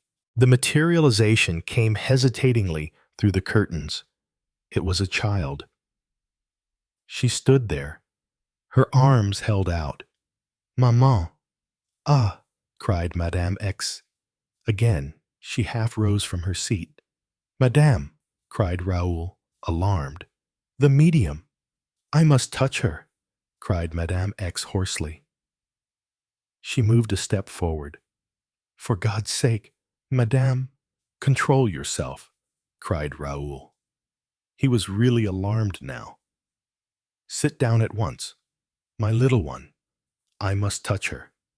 Madame, I command you, sit down." He was writhing desperately in his bonds. But Madame X had done her work well. He was helpless. A terrible sense of impending disaster swept over him. "In the name of God, Madame, sit down," he shouted. "Remember the medium." Madame X turned on him with a harsh laugh. "What do I care for your medium?" she cried. "I want my child." "You are mad. My child, I tell you. Mine, my own flesh and blood. My little one come back to me from the dead, alive and breathing." Raoul opened his lips, but no words would come. She was terrible. This woman, remorseless, savage, absorbed by her own passion. The baby lips parted, and for the third time the word echoed, "Maman." "Come then, my little one," cried Madame X. With a sharp gesture, she caught up the child in her arms. From behind the curtains came a long-drawn scream of utter anguish. "Simone!" cried Raoul. "Simone!" He was aware vaguely of Madame X rushing past him, of the unlocking of the door, of the retreating footsteps down the stairs. From behind the curtains, there still sounded the terrible, high, long-drawn scream, such a scream as Raoul had never heard. It died away with a horrible kind of gurgle. Then there came the thud of a body falling. Raoul was working like a maniac to free himself from his bonds. In his frenzy, he accomplished the impossible. Snapping the cord by sheer strength. As he struggled to his feet, Elise rushed in crying, "Madame!" "Simone!" cried Raoul. Together they rushed forward. and pulled the curtain. Raoul staggered back. "My God," he murmured. "Red, all red." Elisa's voice came beside him, harsh and shaking. "So Madame is dead. It is ended. But tell me, monsieur, what has happened? Why is Madame all shrunken away? Why is she half her usual size? What has been happening here?" "I do not know," said Raoul. His voice rose to a scream. "I do not know. I do not know. But I think, femme, I am going mad." Simone, Simone. Chapter 22. The Edge was first published in Pearson's Magazine, February 1927. Claire Halliwell walked down the short path that led from her cottage door to the gate. On her arm was a basket, and in the basket was a bottle of soup, some homemade jelly, and a few grapes. There were not many poor people in the small village of Damer's End, but such as there were assiduously looked after, and Claire was one of the most efficient of the parish workers. Claire Halliwell was 32. She had an upright carriage, a healthy color, and nice brown eyes. She was not beautiful, but she looked fresh and pleasant and very English. Everybody liked her and said she was a good sort. Since her mother's death, 2 years ago, she had lived alone in the cottage with her dog, Rover. She kept poultry and was fond of animals and of a healthy outdoor life. As she unlatched the gate, a 2-seater car swept past, and the driver, a girl in a red hat, waved a greeting. Claire responded, but for a moment her lips tightened. She felt that pang at her heart, which always came when she saw Vivian Lee, Gerald's wife, Meddenham Grange, which lay just a mile outside the village, had belonged to the Lees for many generations. Sir Gerald Lee, the present owner of the Grange, was a man old for his years and considered by many stiff in manner. His pomposity really covered a good deal of shyness. He and Claire had played together as children. Later, they had been friends, and a closer and dearer tie had been confidently expected by many, including, it may be said, Claire herself. There was no hurry, of course, but some day she left it so, in her own mind. Some day, and then, just a year ago. The village had been startled by the news of Sir Gerald's marriage to a Miss Harper, a girl nobody had ever heard of. The new Lady Lee had not been popular in the village. She took not the faintest interest in parochial matters, was bored by hunting, and loathed the country and outdoor sports. Many of the wiseacres shook their heads and wondered how it would end. It was easy to see where Sir Gerald's infatuation had come in. Vivian was a beauty. From head to foot, she was a complete contrast to Claire Halliwell.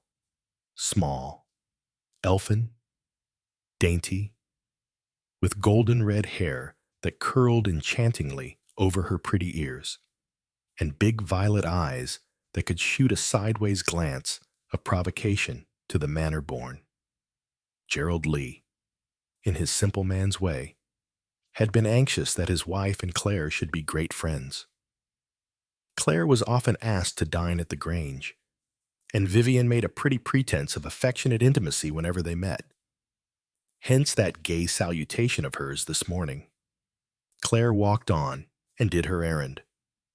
The vicar was also visiting the old woman in question, and he and Claire walked a few yards together afterwards before their ways parted.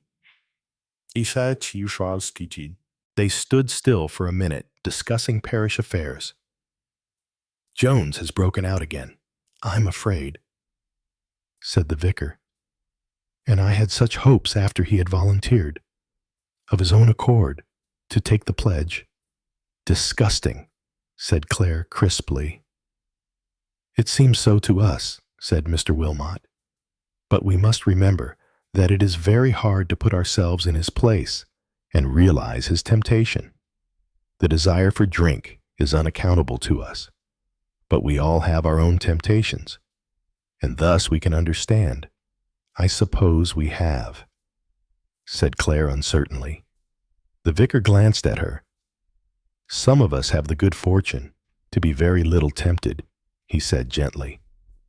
But even to those people their hour comes. Watch and pray. Remember that ye enter not into temptation.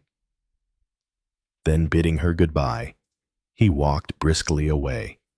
Claire went on thoughtfully, and presently she almost bumped into Sir Gerald Lee. Hello, Claire.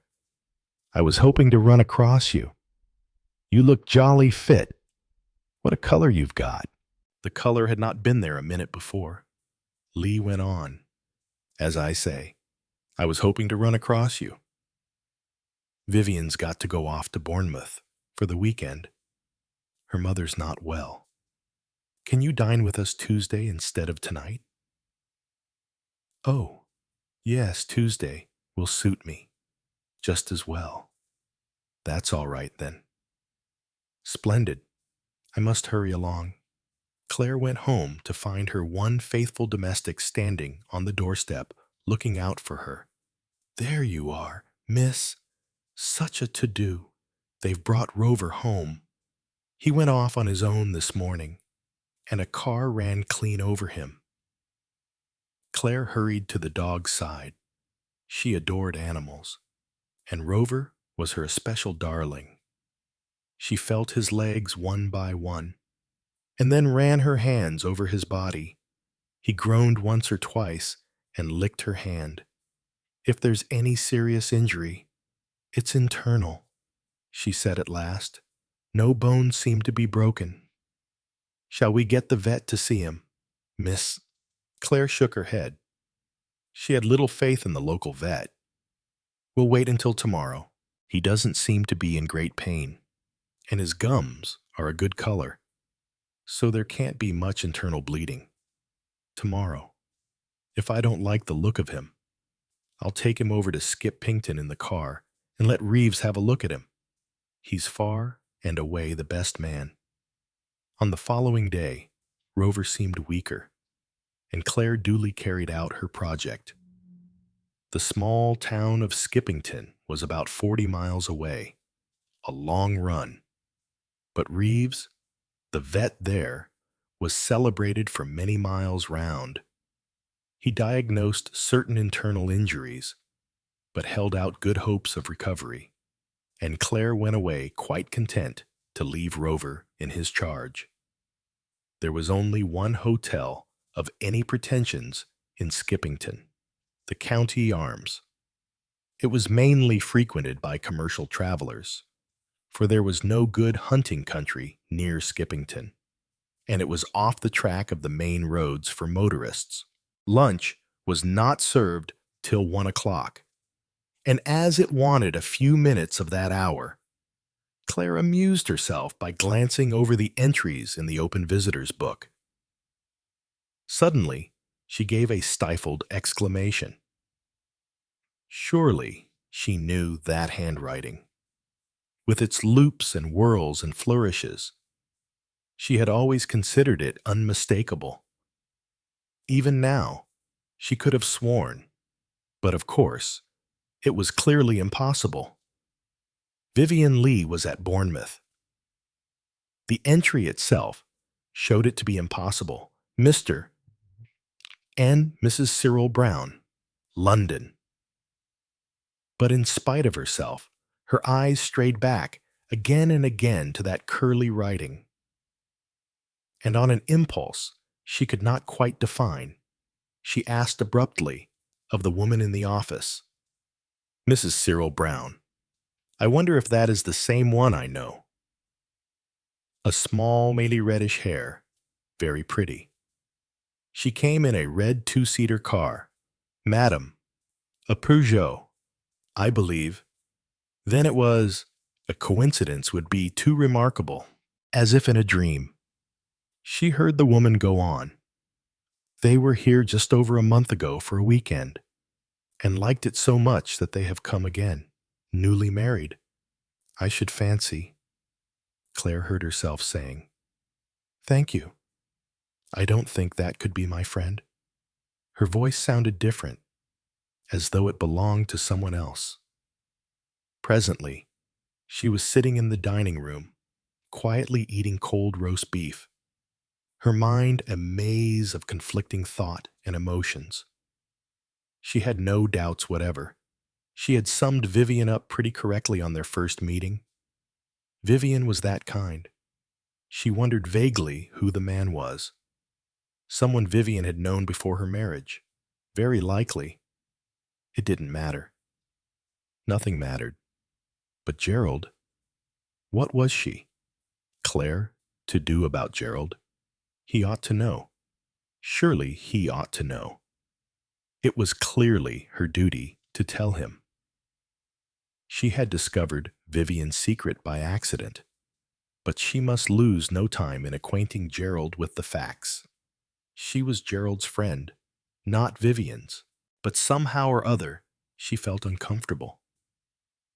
Her conscience was not satisfied.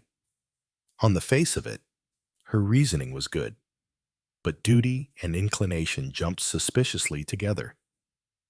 She admitted to herself that she disliked Vivian. Besides, if Gerald Lee were to divorce his wife, and Claire had no doubts at all that that was exactly what he would do, he was a man with an almost fanatical view of his own honor. Then, well, the way would lie open for Gerald to come to her. Put like that, she shrank back fastidiously. Her own proposed action seemed naked and ugly. The personal element entered in too much. She could not be sure of her own motives. Claire was essentially a high-minded, conscientious woman. She strove now, very earnestly, to see where her duty lay. She wished, as she had always wished, to do right. What was right in this case? What was wrong? By a pure accident, she had come into possession of facts that affected vitally the man she loved and the woman whom she disliked, and, yes, one might as well be frank, of whom she was bitterly jealous. She could ruin that woman. Was she justified in doing so? Claire had always held herself aloof from the backbiting and scandal which is an inevitable part of village life. She hated to feel that she now resembled one of those human ghouls she had always professed to despise. Suddenly, the vicar's words that morning flashed across her mind. Even to those people their hour come. Was this her hour? Was this her temptation? Had it come insidiously disguised as a duty? She was Claire Halliwell, a Christian, in love and charity with all men and women. If she were to tell Gerald, she must be quite sure that only impersonal motives guided her. For the present, she would say nothing. She paid her bill for luncheon and drove away, feeling an indescribable lightening of spirit. Indeed, she felt happier than she had done for a long time. She felt glad that she had had the strength to resist temptation, to do nothing mean or unworthy. Just for a second, it flashed across her mind that it might be a sense of power that had so lightened her spirits, but she dismissed the idea as fantastic. By Tuesday night, she was strengthened in her resolve. The revelation could not come through her. She must keep silence. Her own secret love for Gerald made speech impossible. Rather a high-minded view to take perhaps, but it was the only one possible for her. She arrived at the Grange in her own little car. Sir Gerald's chauffeur was at the front door to drive it round to the garage after she had alighted. As the night was a wet one, he had just driven off when Claire remembered some books which she had borrowed and had brought with her to return. She called out, but the man did not hear her. The butler ran out after the car. So, for a minute or two, Claire was alone in the hall, close to the door of the drawing room, which the butler had just unlatched prior to announcing her. Those inside the room, however, knew nothing of her arrival, and so it was that Vivian's voice, high-pitched, not quite the voice of a lady, rang out clearly and distinctly. "Oh, we're only waiting for Claire Hallowell. You must know her. Lives in the village. Supposed to be one of the local belles, but frightfully unattractive, really. She tried her best to catch Gerald, but he wasn't having any. Oh, yes, darling." This in answer to a murmured protest from her husband. She did. You mayn't be aware of the fact, but she did her very utmost. Poor old Claire. A good sort, but such a dump. Claire's face went dead white. Her hands, hanging against her sides, clenched themselves in anger, such as she had never known before. At that moment, she could have murdered Vivian Leigh. It was only by a supreme physical effort that she regained control of herself. That, and the half-formed thought that she held it in her power to punish Vivian for those cruel words. The butler had returned with the books. He opened the door, announced her, and in another moment she was greeting a room full of people in her usual pleasant manner. Vivian, exquisitely dressed in some dark wine color that showed off her white fragility, was particularly affectionate and gushing. They didn't see half enough of Claire. She, Vivian, was going to learn golf, and Claire must come out with her on the links. Gerald was very attentive and kind, though he had no suspicion that she had overheard his wife's words. He had some vague idea of making up for them. He was very fond of Claire, and he wished Vivian wouldn't say the things she did. He and Claire had been friends, nothing more. And if there was an uneasy suspicion at the back of his mind that he was shirking the truth in that last statement, he put it away from him. After dinner, the talk fell on dogs, and Claire recounted Rover's accident. She purposely waited for a lull in the conversation to say, "So, on Saturday, I took him to Skippington." She heard the sudden rattle of Vivian Leigh's coffee cup on the saucer, but she did not look at her. Yet, to see that man, Reeves. "Yes, he'll be all right. I think I had lunch at the County Arms afterwards. Rather a decent little pub." She turned now to Vivian. "Have you ever stayed there?"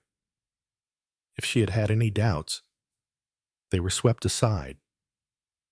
Vivian's answer came quick. In stammering haste, no. Fear was in her eyes. They were wide and dark with it. As they met Claire's eyes told nothing. They were calm, scrutinizing. No one could have dreamt of the keen pleasure that they veiled. At that moment, Claire almost forgave Vivian for the words she had overheard earlier in the evening. She tasted in that moment a fullness of power that almost made her head reel. She held Vivian Leigh in the hollow of her hand. The following day, she received a note from the other woman. Would Claire come up and have tea with her quietly that afternoon? Claire refused. Then Vivian called on her. Twice she came at hours when Claire was almost certain to be at home.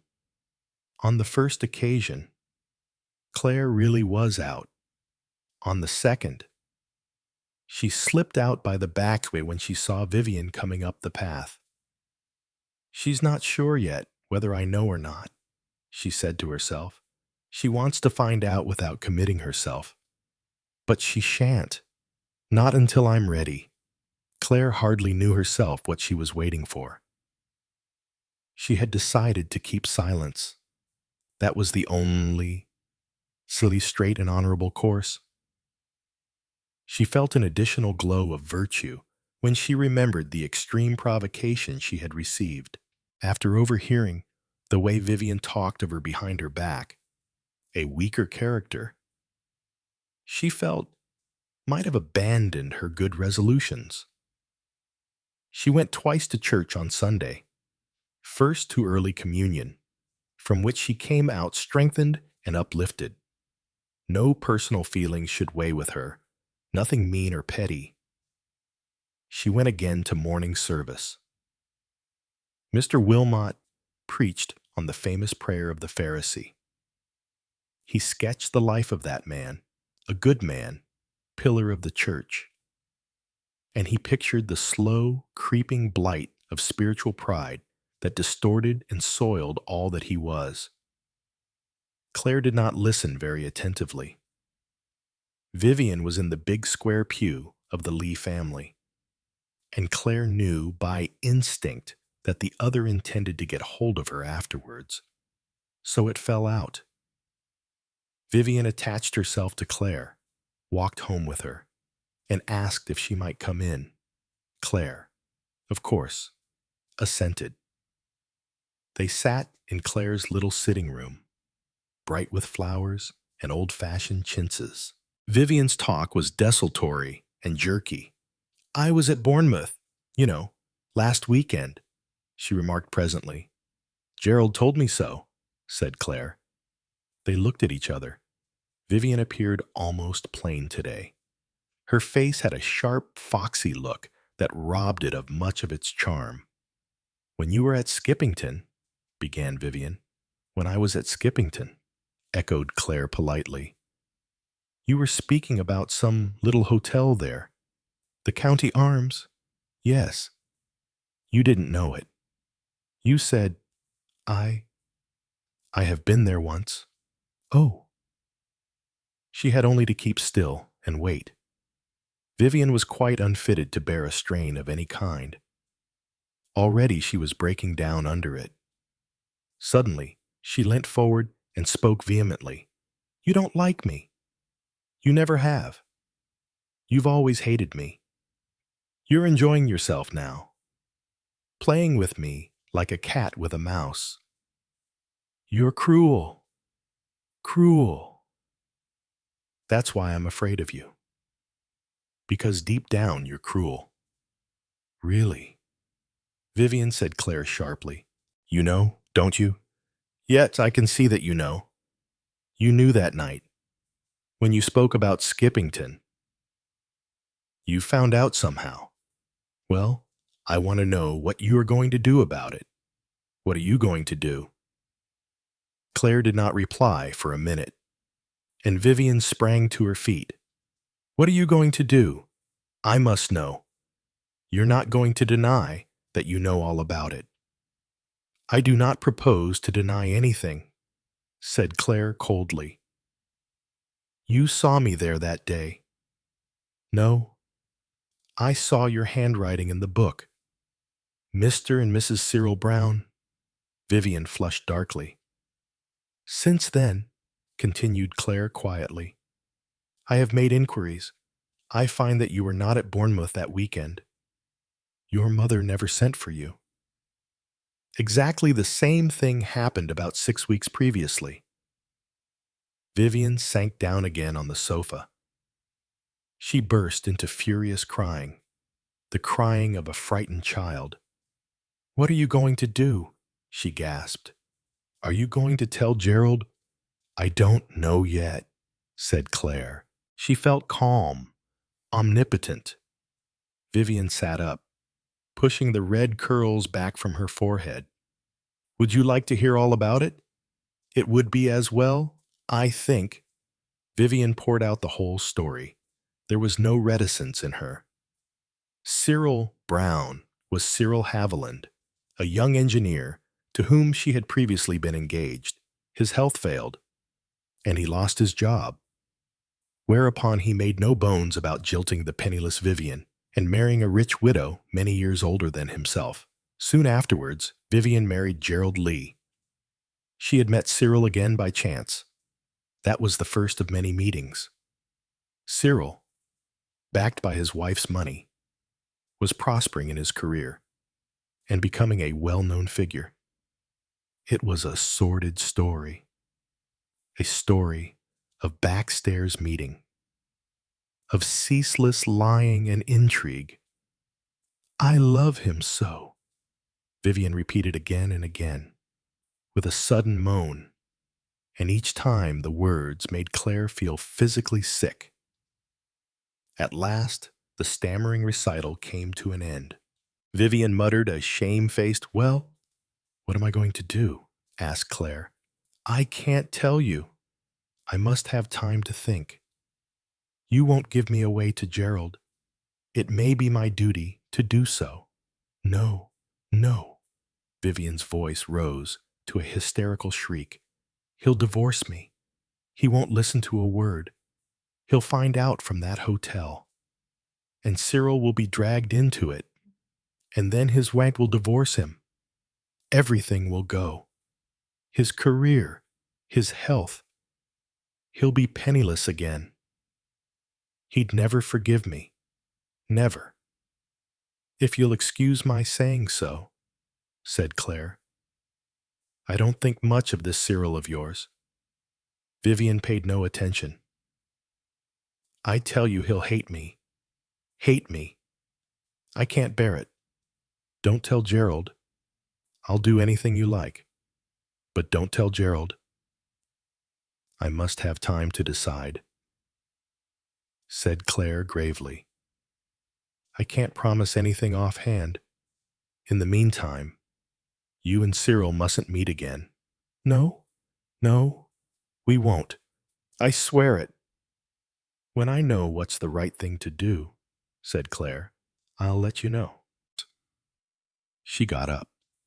Vivian went out of the house in a furtive, slinking way, glancing back over her shoulder. Claire wrinkled her nose in disgust. A beastly affair. Would Vivian keep her promise not to see Cyril? Probably not. She was weak, rotten all through. That afternoon, Claire went for a long walk. There was a path which led along the downs. On the left, the green hills sloped gently down to the sea far below, while the path wound steadily upward. This walk was known locally as the Edge, though safe enough if you kept to the path. It was dangerous to wander from it. Those insidious, gentle slopes were dangerous. Claire had lost a dog there once. The animal had gone racing over the smooth grass, gaining momentum, had been unable to stop, and had gone over the edge of the cliff to be dashed to pieces on the sharp rocks below. The afternoon was clear and beautiful. From far below, there came the ripple of the sea, a soothing murmur. Claire sat down on the short green turf and stared out over the blue water. She must face this thing clearly. What did she mean to do? She thought of Vivian with a kind of disgust, how the girl had crumpled up, how abjectly she had surrendered. Claire felt a rising contempt. She had no pluck, no grit. Nevertheless, much as she disliked Vivian, Claire decided that she would continue to spare her for the present.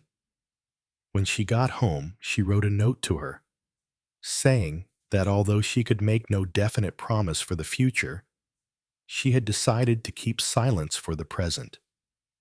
Life went on much the same in Damer's End.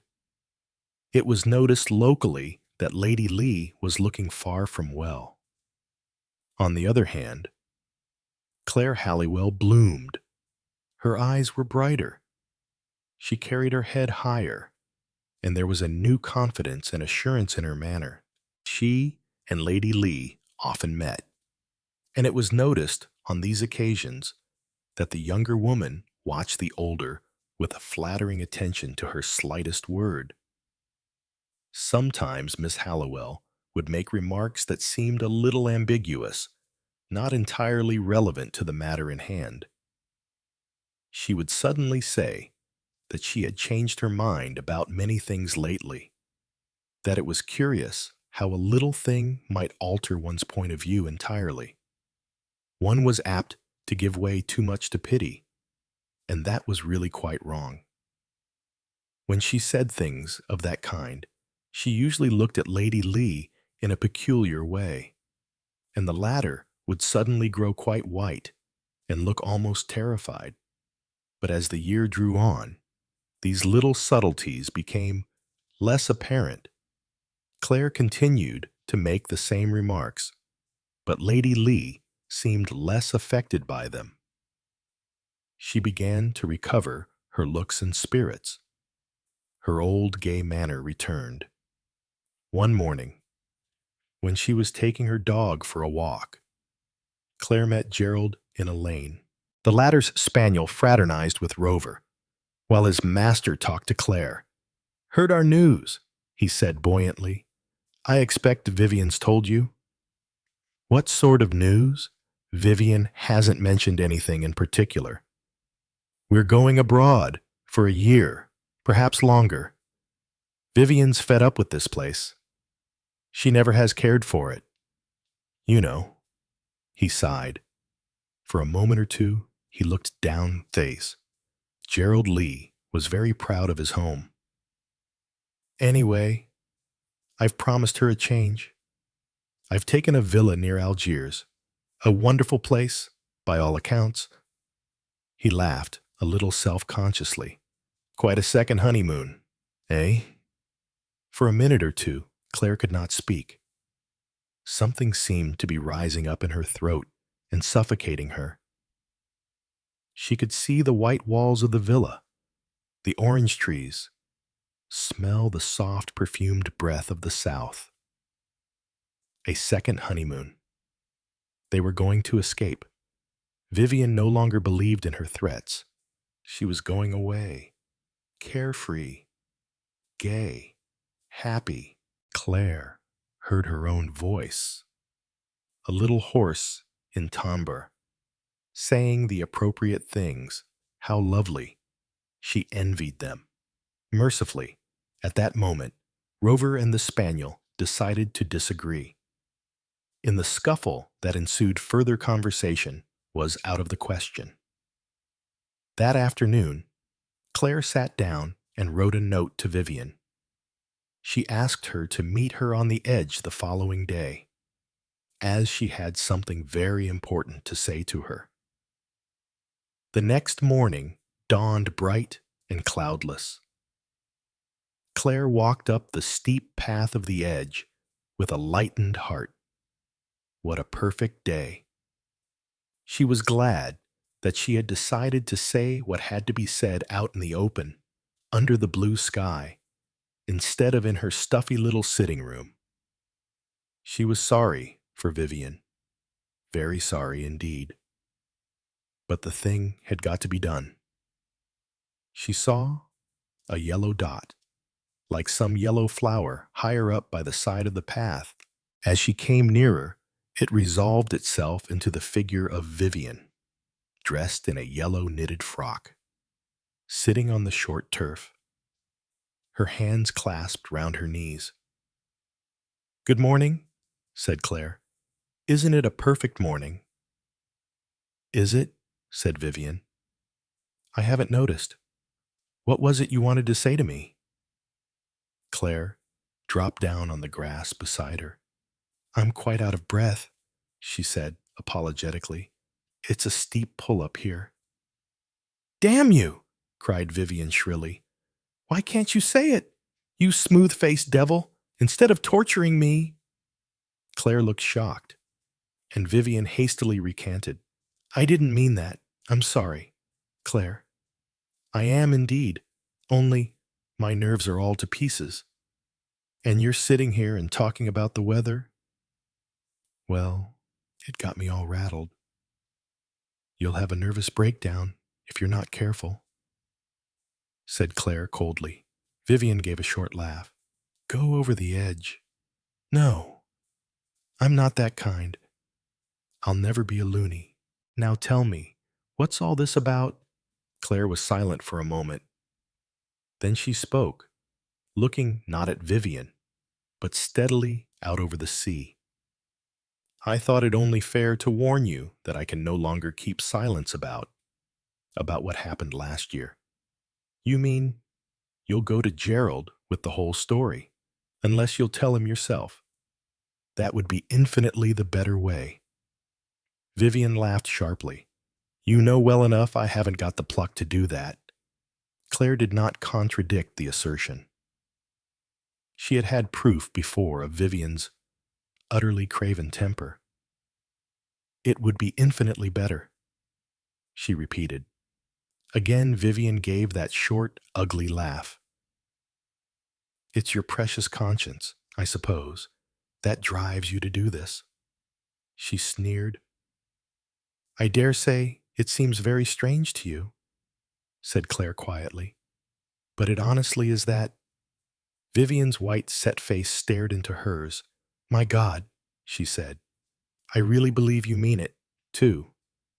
You actually think that's the reason. It is the reason? No, it isn't. If so, you'd have done it before, long ago. Why didn't you? No, don't answer. I'll tell you. You got more pleasure out of holding it over me. That's why. You like to keep me on tenterhooks and make me wince and squirm. You'd say things, diabolical things, just to torment me and keep me perpetually on the jump. And so they did for a bit, till I got used to them. You got to feel secure, said Claire. You saw that, didn't you? But even then, you held back, enjoying your sense of power. But now we're going away, escaping from you, perhaps even going to be happy. You couldn't stick that at any price. So your convenient conscience wakes up. She stopped, panting. Claire said, still very quietly, I can't prevent your saying all these fantastical things, but I can assure you they're not true. Vivian turned suddenly and caught her by the hand. Claire, for God's sake, I've been straight. I've done what you said. I've not seen Cyril again. I swear it. That's nothing to do with it. Claire, haven't you any pity, any kindness? I'll go down on my knees to you.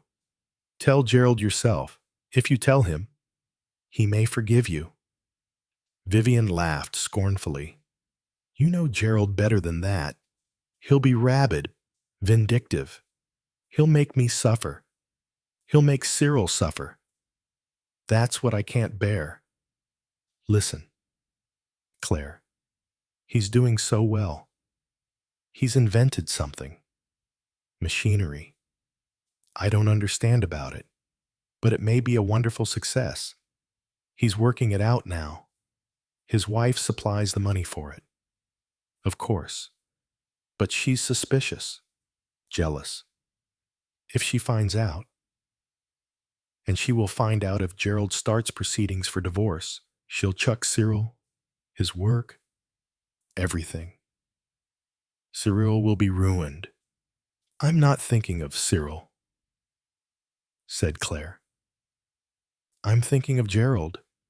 Why don't you think a little of him, too, Gerald? I don't care that, she snapped her fingers.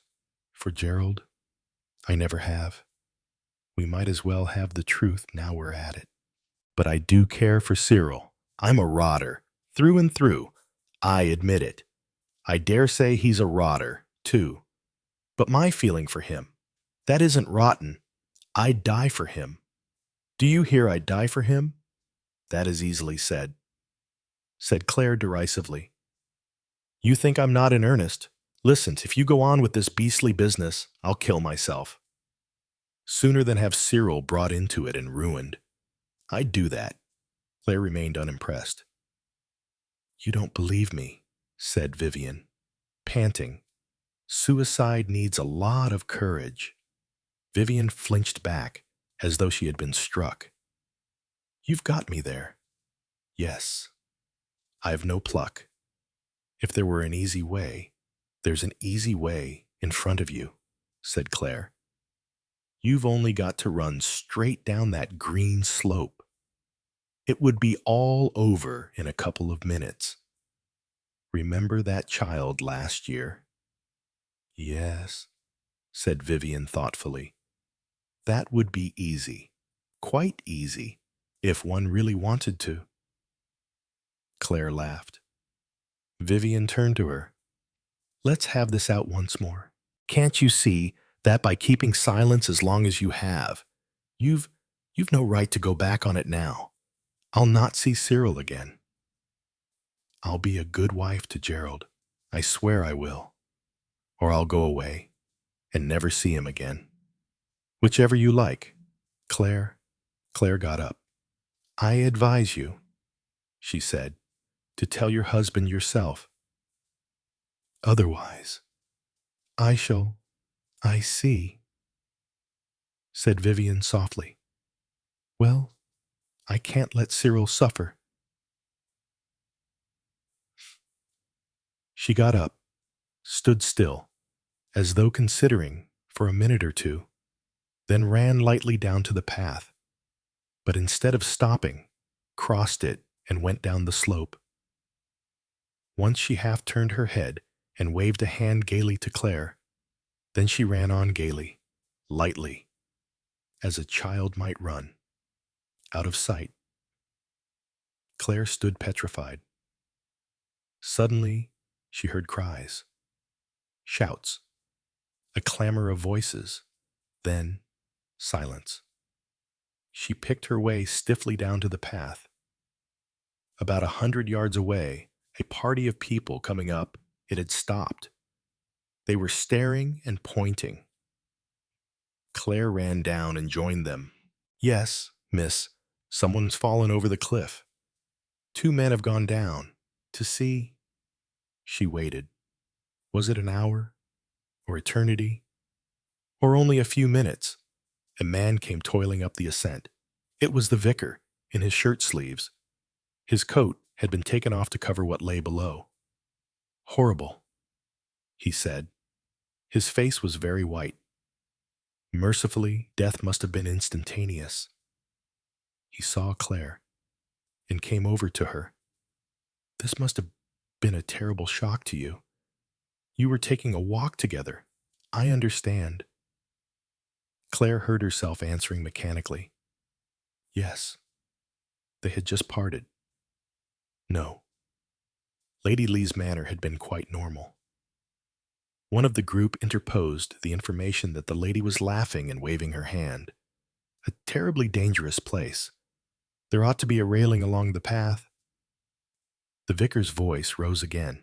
An accident. Yes, clearly an accident. And then suddenly Claire laughed. A hoarse, raucous laugh that echoed along the cliff. That's a damned lie, she said. I killed her. She felt someone patting her shoulder. A voice spoke soothingly. There, it's all right. You'll be all right presently.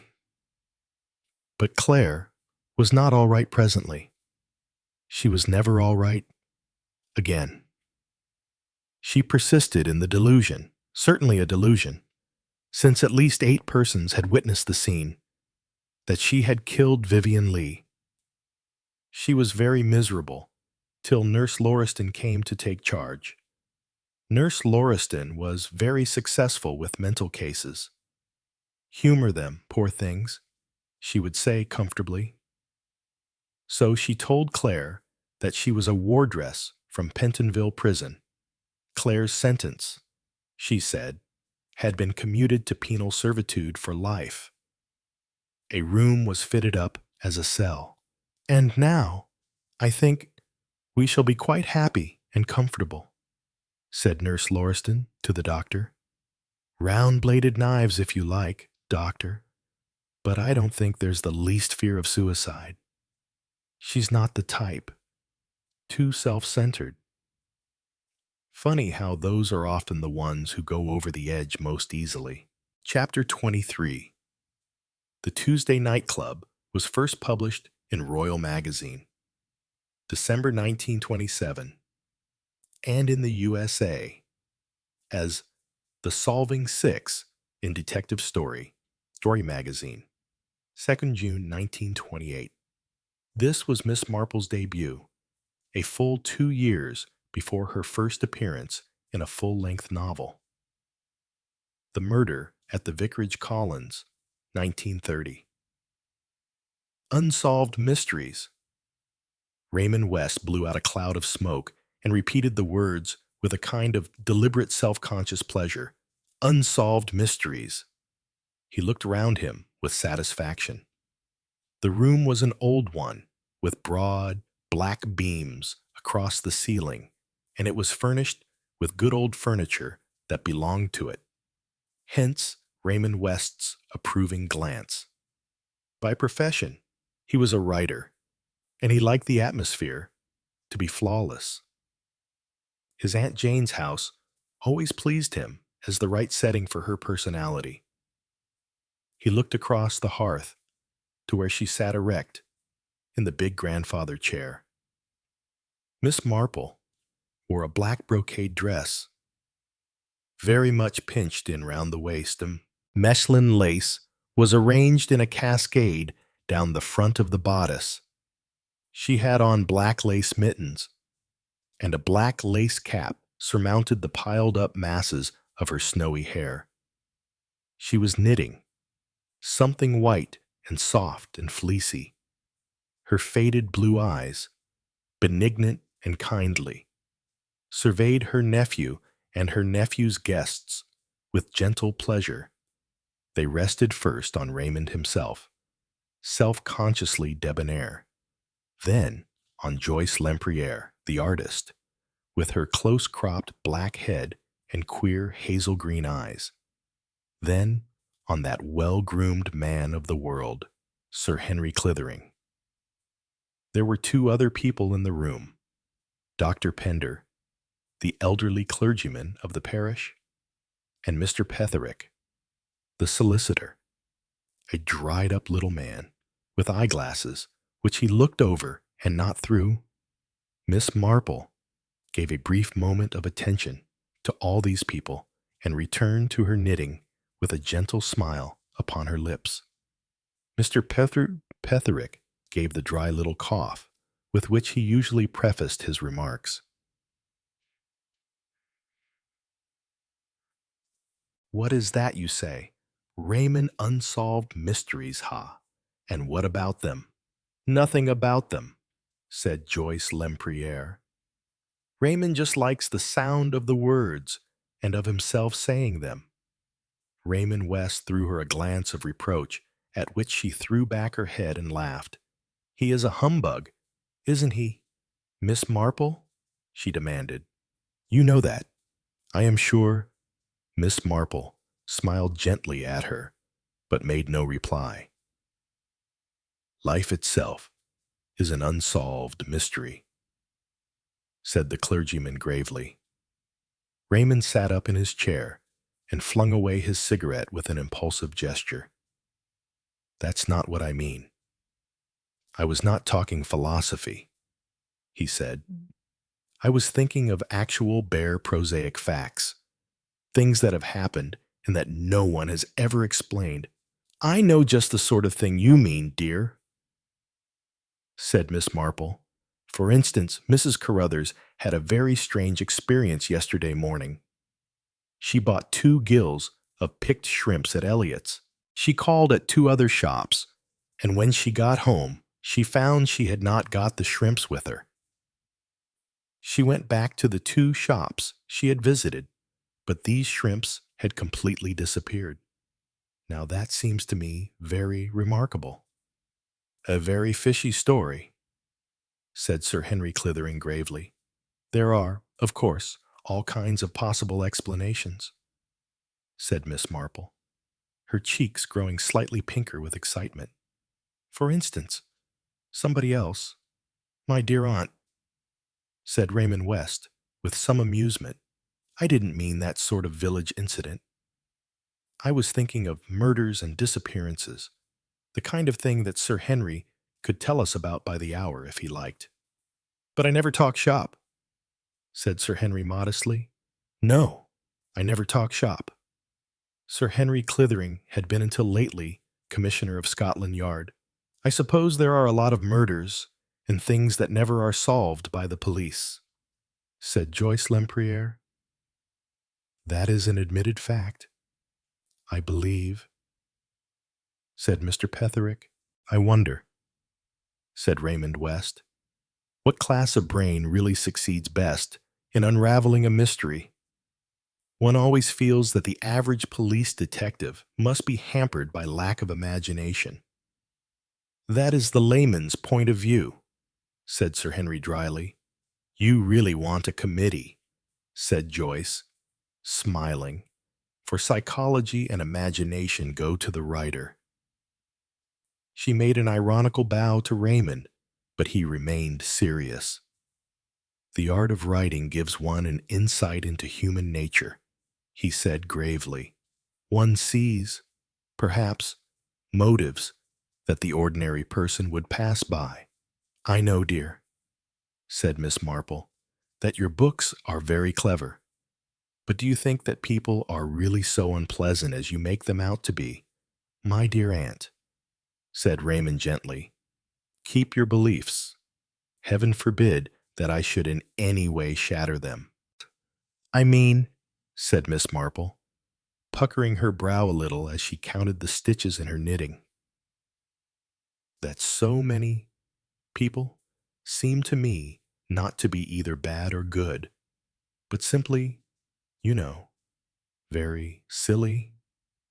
Mr. Petherick gave his dry little cough again.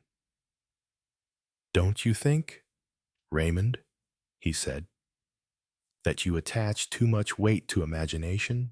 Imagination is a very dangerous thing, as we lawyers know only too well, to be able to sift evidence impartially, to take the facts and look at them as facts. That seems to me the only logical method of arriving at the truth. I may add that in my experience it is the only one that succeeds. Bah! Cried Joyce, flinging back her black head indignantly. I bet I could beat you all at this game. I am not only a woman, and say what you like. Women have an intuition that is denied to men. I am an artist as well. I see things that you don't. And then, too, as an artist, I have knocked about among all sorts and conditions of people. I know life as darling Miss Marple here cannot possibly know it. I don't know about that, dear, said Miss Marple. Very painful and distressing things happen in villages sometimes. May I speak? Said Dr. Pender, smiling. It is the fashion nowadays to decry the clergy, I know, but we hear things. We know a side of human character, which is a sealed book to the outside world. Well, said Joyce, it seems to me we are a pretty representative gathering.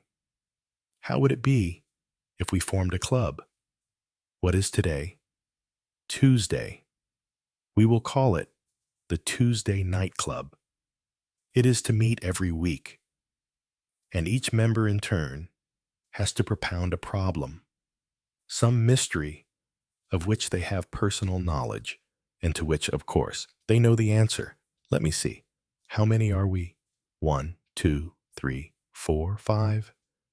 We ought really to be 6. You have forgotten me. Dear, said Miss Marple, smiling brightly. Joyce was slightly taken aback, but she concealed the fact quickly. That would be lovely, Miss Marple, she said. I didn't think you would care to play. I think it would be very interesting, said Miss Marple, especially with so many clever gentlemen present. I am afraid I am not clever myself, but living all these years in St. Mary Mead does give one an insight into human nature.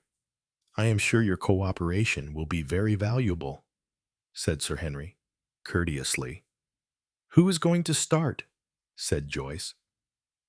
I think there is no doubt as to that, said Dr. Pender, when we have the great good fortune to have such a distinguished man as Sir Henry staying with us. He left his sentence unfinished, making a courtly bow in the direction of Sir Henry. The latter was silent for a minute or two. At last he sighed and recrossed his legs and began. It is a little difficult for me to select just the kind of thing you want, but I think, as it happens, I know of an instance which fits these conditions very aptly. You may have seen some mention of the case in the papers of a year ago. It was laid aside at the time as an unsolved mystery, but, as it happens, the solution came into my hands not very many days ago. The facts are very simple. 3 people sat down to a supper consisting, amongst other things, of tinned lobster. Later in the night, all 3 were taken ill, and a doctor was hastily summoned. 2 of the people recovered. The third one died. Ah, said Raymond approvingly. As I say, the facts as such were very simple. Death was considered to be due to ptomaine poisoning. A certificate was given to that effect, and the victim was duly buried. But things did not rest at that. Miss Marple nodded her head. There was talk, I suppose, she said. There usually is. And now I must describe the actors in this little drama. I will call the husband and wife Mr. and Mrs. Jones, and the wife's companion Miss Clark. Mr. Jones was a traveler for a firm of manufacturing chemists. He was a good-looking man in a kind of coarse, florid way, aged about 50. His wife was a rather commonplace woman of about 45. The companion, Miss Clark, was a woman of 60, a stout, cheery woman with a beaming, rubicund face. None of them, you might say, very interesting. Now, the beginning of the troubles arose in a very curious way. Mr. Jones had been staying the previous night at a small commercial hotel in Birmingham. It happened that the blotting paper in the blotting book had been put in fresh that day, and the chambermaid, having apparently nothing better to do, amused herself by studying the blotter in the mirror just after Mr. Jones had been writing a letter there. A few days later, there was a report in the papers of the death of Mrs. Jones as the result of eating tinned lobster, and the chambermaid then imparted to her fellow servants the words that she had deciphered on the blotting pad. They were as follows, entirely dependent on my wife. When she is dead, I will. Hundreds and thousands. You may remember that there had recently been a case of a wife being poisoned by her husband. It needed very little to fire the imagination of these maids. Mr. Jones had planned to do away with his wife and inherit hundreds of thousands of pounds. As it happened, one of the maids had relations living in the small market town where the Joneses resided. She wrote to them, and they, in return, wrote to her. Mr. Jones, it seemed, had been very attentive to the local doctor's daughter, a good-looking young woman of 33. Scandal began to hum. The Home Secretary was petitioned. Numerous anonymous letters poured into Scotland Yard, all accusing Mr. Jones of having murdered his wife. Now I may say that not for one moment did we think there was anything in it except idle village talk and gossip. Nevertheless, to quiet public opinion, an exhumation order was granted. It was one of these cases of popular superstition, based on nothing solid whatever, which proved to be so surprisingly justified. As a result of the autopsy, sufficient arsenic was found to make it quite clear that the deceased lady had died of arsenical poisoning. It was for Scotland Yard, working with the local authorities, to prove how that arsenic had been administered and by whom. "Ah," said Joyce, "I like this. This is the real stuff." Suspicion naturally fell on the husband. He benefited by his wife's death, not to the extent of the hundreds of thousands romantically imagined by the hotel chambermaid, but to the very solid amount of £8,000. He had no money of his own apart from what he earned, and he was a man of somewhat extravagant habits with a partiality for the society of women. We investigated as delicately as possible the rumor of his attachment to the doctor's daughter. But while it seemed clear that there had been a strong friendship between them at one time, there had been a most abrupt break 2 months previously, and they did not appear to have seen each other since. The doctor himself, an elderly man of a straightforward and unsuspicious type, was dumbfounded at the result of the autopsy. He had been called in about midnight to find all 3 people suffering. He had realized immediately the serious condition of Mrs. Jones and had sent back to his dispensary for some opium pills to allay the pain. In spite of all his efforts, however, she succumbed, but not for a moment did he suspect that anything was amiss.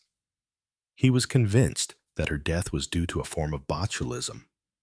Supper that night had consisted of tinned lobster and salad, trifle and bread and cheese. Unfortunately, none of the lobster remained. It had all been eaten and the tin thrown away. He had interrogated the young maid, Gladys Lynch. She was terribly upset, very tearful and agitated, and he found it hard to get her to keep to the point. But she declared again and again that the tin had not been distended in any way, and that the lobster had appeared to her in a perfectly good condition. Such were the facts we had to go upon. If Jones had feloniously administered arsenic to his wife, it seemed clear that it could not have been done in any of the things eaten at supper, as all 3 persons had partaken of the meal. Also, another point, Jones himself had returned from Birmingham just as supper was being brought in to table, so that he would have had no opportunity of doctoring any of the food beforehand. "What about the companion?" asked Joyce, the stout woman with the good-humored face. Sir Henry nodded. "We did not neglect Miss Clark, I can assure you, but it seemed doubtful what motive she could have had for the crime. Mrs. Jones left her no legacy of any kind, and the net result of her employer's death was that she had to seek for another situation. That seems to leave her out of it," said Joyce thoughtfully. "Now, one of my inspectors soon discovered a significant fact," went on Sir Henry. "After supper on that evening, Mr. Jones had gone down to the kitchen and had demanded a bowl of corn flour for his wife, who had complained of not feeling well. He had waited in the kitchen until Gladys Lynch prepared it, and then carried it up to his wife's room himself. That, I admit, seemed to clinch the case." The lawyer nodded. "Motive," he said, ticking the points off on his fingers. "Opportunity. As a traveler for a firm of druggists, easy access to the poison, and a man of weak moral fiber. said the clergyman. Raymond West was staring at Sir Henry. "There is a catch in this somewhere," he said. "Why did you not arrest him?" Sir Henry smiled rather wryly. "That is the unfortunate part of the case. So far, all had gone swimmingly, but now we come to the snags. Jones was not arrested because, on interrogating Miss Clark, she told us that the whole of the bowl of cornflour was drunk, not by Mrs. Jones, but by her. Yes, it seems that she went to Mrs. Jones's room, as was her custom. Mrs. Jones was sitting up in bed, and the bowl of cornflour was beside her. I am not feeling a bit well. Millie, she said, serves me right, I suppose, for touching lobster at night. I asked Albert to get me a bowl of cornflour, but now that I have got it, I don't seem to fancy it." "A pity," commented Miss Clark. "It is nicely made, too. No lumps. Gladys is really quite a nice cook. Very few girls nowadays seem to be able to make a bowl of cornflour nicely. I declare I quite fancy it myself. I am that hungry." "I should think you were with your foolish ways," said Mrs. Jones. "I must explain," broke off Sir Henry, "that Miss Clark, alarmed at her increasing stoutness, was doing a course of what is popularly known as banting. It is not good for you, Millie. It really isn't," urged Mrs. Jones. "If the Lord made you stout, he meant you to be stout. You drink up that bowl of cornflour. It will do you all the good in the world." And straightway Miss Clark set to and did in actual fact finish the bowl. So, you see, that knocked our case against the husband to pieces. Asked for an explanation of the words on the blotting book, Jones gave one readily enough. The letter, he explained, was in answer to one written from his brother in Australia, who had applied to him for money. He had written, pointing out that he was entirely dependent on his wife. When his wife was dead, he would have control of money and would assist his brother if possible. He regretted his inability to help, but pointed out that there were hundreds and thousands of people in the world in the same unfortunate plight. "And so the case fell to pieces," said Dr. Pender. "And so the case fell to pieces," said Sir Henry gravely. "We could not take the risk of arresting Jones with nothing to go upon." There was a silence, and then Joyce said, "And that is all, is it?" "That is the case as it has stood for the last year. The true solution is now in the hands of Scotland Yard, and in 2 or 3 days' time you will probably read of it in the newspapers." "The true solution," said Joyce thoughtfully. "I wonder. Let's all think for 5 minutes and then speak." Raymond West nodded and noted the time on his watch. When the 5 minutes were up, he looked over at Dr. Pender. "Will you speak first?" he said. The old man shook his head. "I confess," he said, "that I am utterly baffled. I can but think as the husband in some way must be the guilty party. But how he did it, I cannot imagine. I can only suggest that he must have given her the poison in some way that has not yet been discovered, although how in that case it should have come to light after all this time, I cannot imagine." "Joyce," the companion said Joyce decidedly, "the companion every time. How do we know what motive she may have had? Just because she was old and stout and ugly, it doesn't follow that she wasn't in love with Jones herself. She may have hated the wife for some other reason. Think of being a companion, always having to be pleasant and agree and stifle yourself and bottle yourself up. One day, she couldn't bear it any longer, and then she killed her. She probably put the arsenic in the bowl of corn flour, and all that story about eating it herself is a lie. Mr. Petherick, the lawyer joined the tips of his fingers together professionally. I should hardly like to say, on the facts I should hardly like to say, but you have got to, Mr. Petherick, said Joyce. You can't reserve judgment and say without prejudice and be legal. You have got to play the game.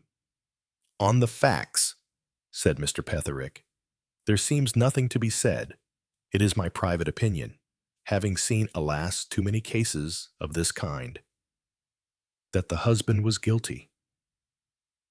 The only explanation that will cover the facts seems to be that Miss Clark, for some reason or other, deliberately sheltered him. There may have been some financial arrangement made between them. He might realize that he would be suspected, and she, seeing only a future of poverty before her, may have agreed to tell the story of drinking the corn flour in return for a substantial sum to be paid to her privately.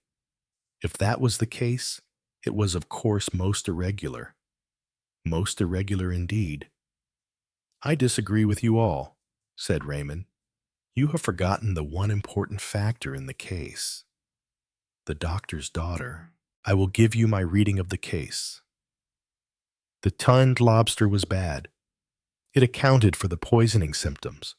The doctor was sent for. He finds Mrs. Jones, who has eaten more lobster than the others, in great pain, and he sends, as you told us, for some opium pills. He does not go himself. He sends. Who will give the messenger the opium pills? Clearly, his daughter. Very likely, she dispenses his medicines for him. She is in love with Jones, and at this moment, all the worst instincts in her nature rise, and she realizes that the means to procure his freedom are in her hands. The pills she sends contain pure white arsenic. That is my solution. And now, Sir Henry, tell us, said Joyce eagerly. One moment, said Sir Henry. Miss Marple has not yet spoken. Miss Marple was shaking her head sadly. Dear, dear, she said, I have dropped another stitch. I have been so interested in the story. A sad case. A very sad case. It reminds me of old Mr. Hargraves, who lived up at the Mount. His wife never had the least suspicion until he died, leaving all his money to a woman he had been living with and by whom he had 5 children. She had at one time been their housemaid. Such a nice girl. Mrs. Hargraves always said, thoroughly to be relied upon, to turn the mattresses every day, except Fridays, of course. And there was old Hargraves keeping this woman in a house in the neighboring town and continuing to be a churchwarden and to hand round the plate every Sunday. My dear Aunt Jane, said Raymond with some impatience, what has dead and gone Hargraves got to do with the case? This story made me think of him at once, said Miss Marple. The facts are so very alike. Aren't they? I suppose the poor girl has confessed now. And that is how you know. Sir Henry. What girl? Said Raymond.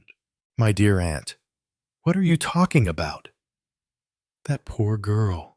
Gladys Lynch. Of course, the one who was so terribly agitated when the doctor spoke to her. And well she might be. Poor thing. I hope that wicked Jones is hanged. I am sure. Making that poor girl a murderess. I suppose they will hang her too. Poor thing. I think, Miss Marple, that you are under a slight misapprehension, began Mr. Petherick. But Miss Marple shook her head obstinately and looked across at Sir Henry. I am right, am I not? It seems so clear to me. The hundreds and thousands, and the trifle, I mean. One cannot miss it." "What about the trifle and the hundreds and thousands?" cried Raymond. His aunt turned to him. "Cooks nearly always put hundreds and thousands on trifle." "Dear," she said, "those little pink and white sugar things." Of course, when I heard that they had trifle for supper and that the husband had been writing to someone about hundreds and thousands, I naturally connected the two things together. That is where the arsenic was, in the hundreds and thousands. He left it with the girl and told her to put it on the trifle. "But that is impossible," said Joyce quickly. "They all ate the trifle."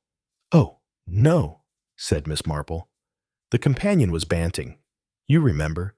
You never eat anything like trifle if you are banting. And I expect Jones just scraped the hundreds and thousands off his share and left them at the side of his plate. It was a clever idea, but a very wicked one." The eyes of the others were all fixed upon Sir Henry. "It is a very curious thing," he said slowly, "but Miss Marple happens to have hit upon the truth. Jones had got Gladys Lynch into trouble. As the saying goes, she was nearly desperate. He wanted his wife out of the way and promised to marry Gladys when his wife was dead. He doctored the hundreds and thousands and gave them to her with instructions how to use them. Gladys Lynch died a week ago. Her child died at birth, and Jones had deserted her for another woman. When she was dying, she confessed the truth." There was a few moments' silence, and then Raymond said, "Well, Aunt Jane, this is one up to you. I can't think how on earth you managed to hit upon the truth. I should never have thought of the little maid in the kitchen being connected with the case." "No, dear," said Miss Marple, "but you don't know as much of life as I do. A man of that Jones's type, coarse and jovial. As soon as I heard there was a pretty young girl in the house, I felt sure that he would not have left her alone. It is all very distressing and painful, and not a very nice thing to talk about. I can't tell you the shock it was to Mrs. Hargraves, and a 9 days' wonder in the village." Chapter 24. The Idle House of Astarte was first published in Royal Magazine. January 1928. Ente in the USA. As The Solving Six and The Evil Hour in Detective Story Magazine. 9 June 1928. And now, Dr. Pender, what are you going to tell us? The old clergyman smiled gently. "My life has been passed in quiet places," he said. "Very few eventful happenings have come my way. Yet once, when I was a young man, I had one very strange and tragic experience." "Ah," said Joyce Lempriere encouragingly. "I have never forgotten it," continued the clergyman. "It made a profound impression on me at the time. And to this day, by a slight effort of memory, I can feel again the awe and horror of that terrible moment when I saw a man stricken to death by apparently no mortal agency." "You make me feel quite creepy, Pender," complained Sir Henry. "It made me feel creepy, as you call it," replied the other. "Since then, I have never laughed at the people who use the word atmosphere. There is such a thing. There are certain places imbued and saturated with good or evil influences which can make their power felt. That house, the Larches, is a very unhappy one," remarked Miss Marple. "Old Mr. Smithers lost all his money and had to leave it. Then the Carslakes took it, and Johnny Carslake fell downstairs and broke his leg, and Mrs. Carslake had to go away to the south of France for her health. And now the Burdens have got it, and I hear that poor Mr. Burden has got to have an operation almost immediately. There is, I think, rather too much superstition about such matters." said Mr. Petherick. "A lot of damage is done to property by foolish reports heedlessly circulated. I have known one or two ghosts that have had a very robust personality," remarked Sir Henry with a chuckle. "I think," said Raymond, "we should allow Dr. Pender to go on with his story." Joyce got up and switched off the two lamps, leaving the room lit only by the flickering firelight. "Atmosphere," she said. "Now we can get along."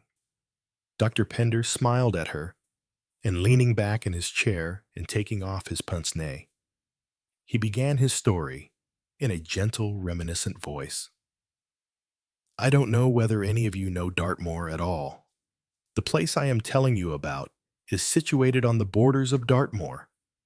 It was a very charming property, though it had been on the market without finding a purchaser for several years. The situation was perhaps a little bleak in winter, but the views were magnificent, and there were certain curious and original features about the property itself. It was bought by a man called Hayden, Sir Richard Hayden.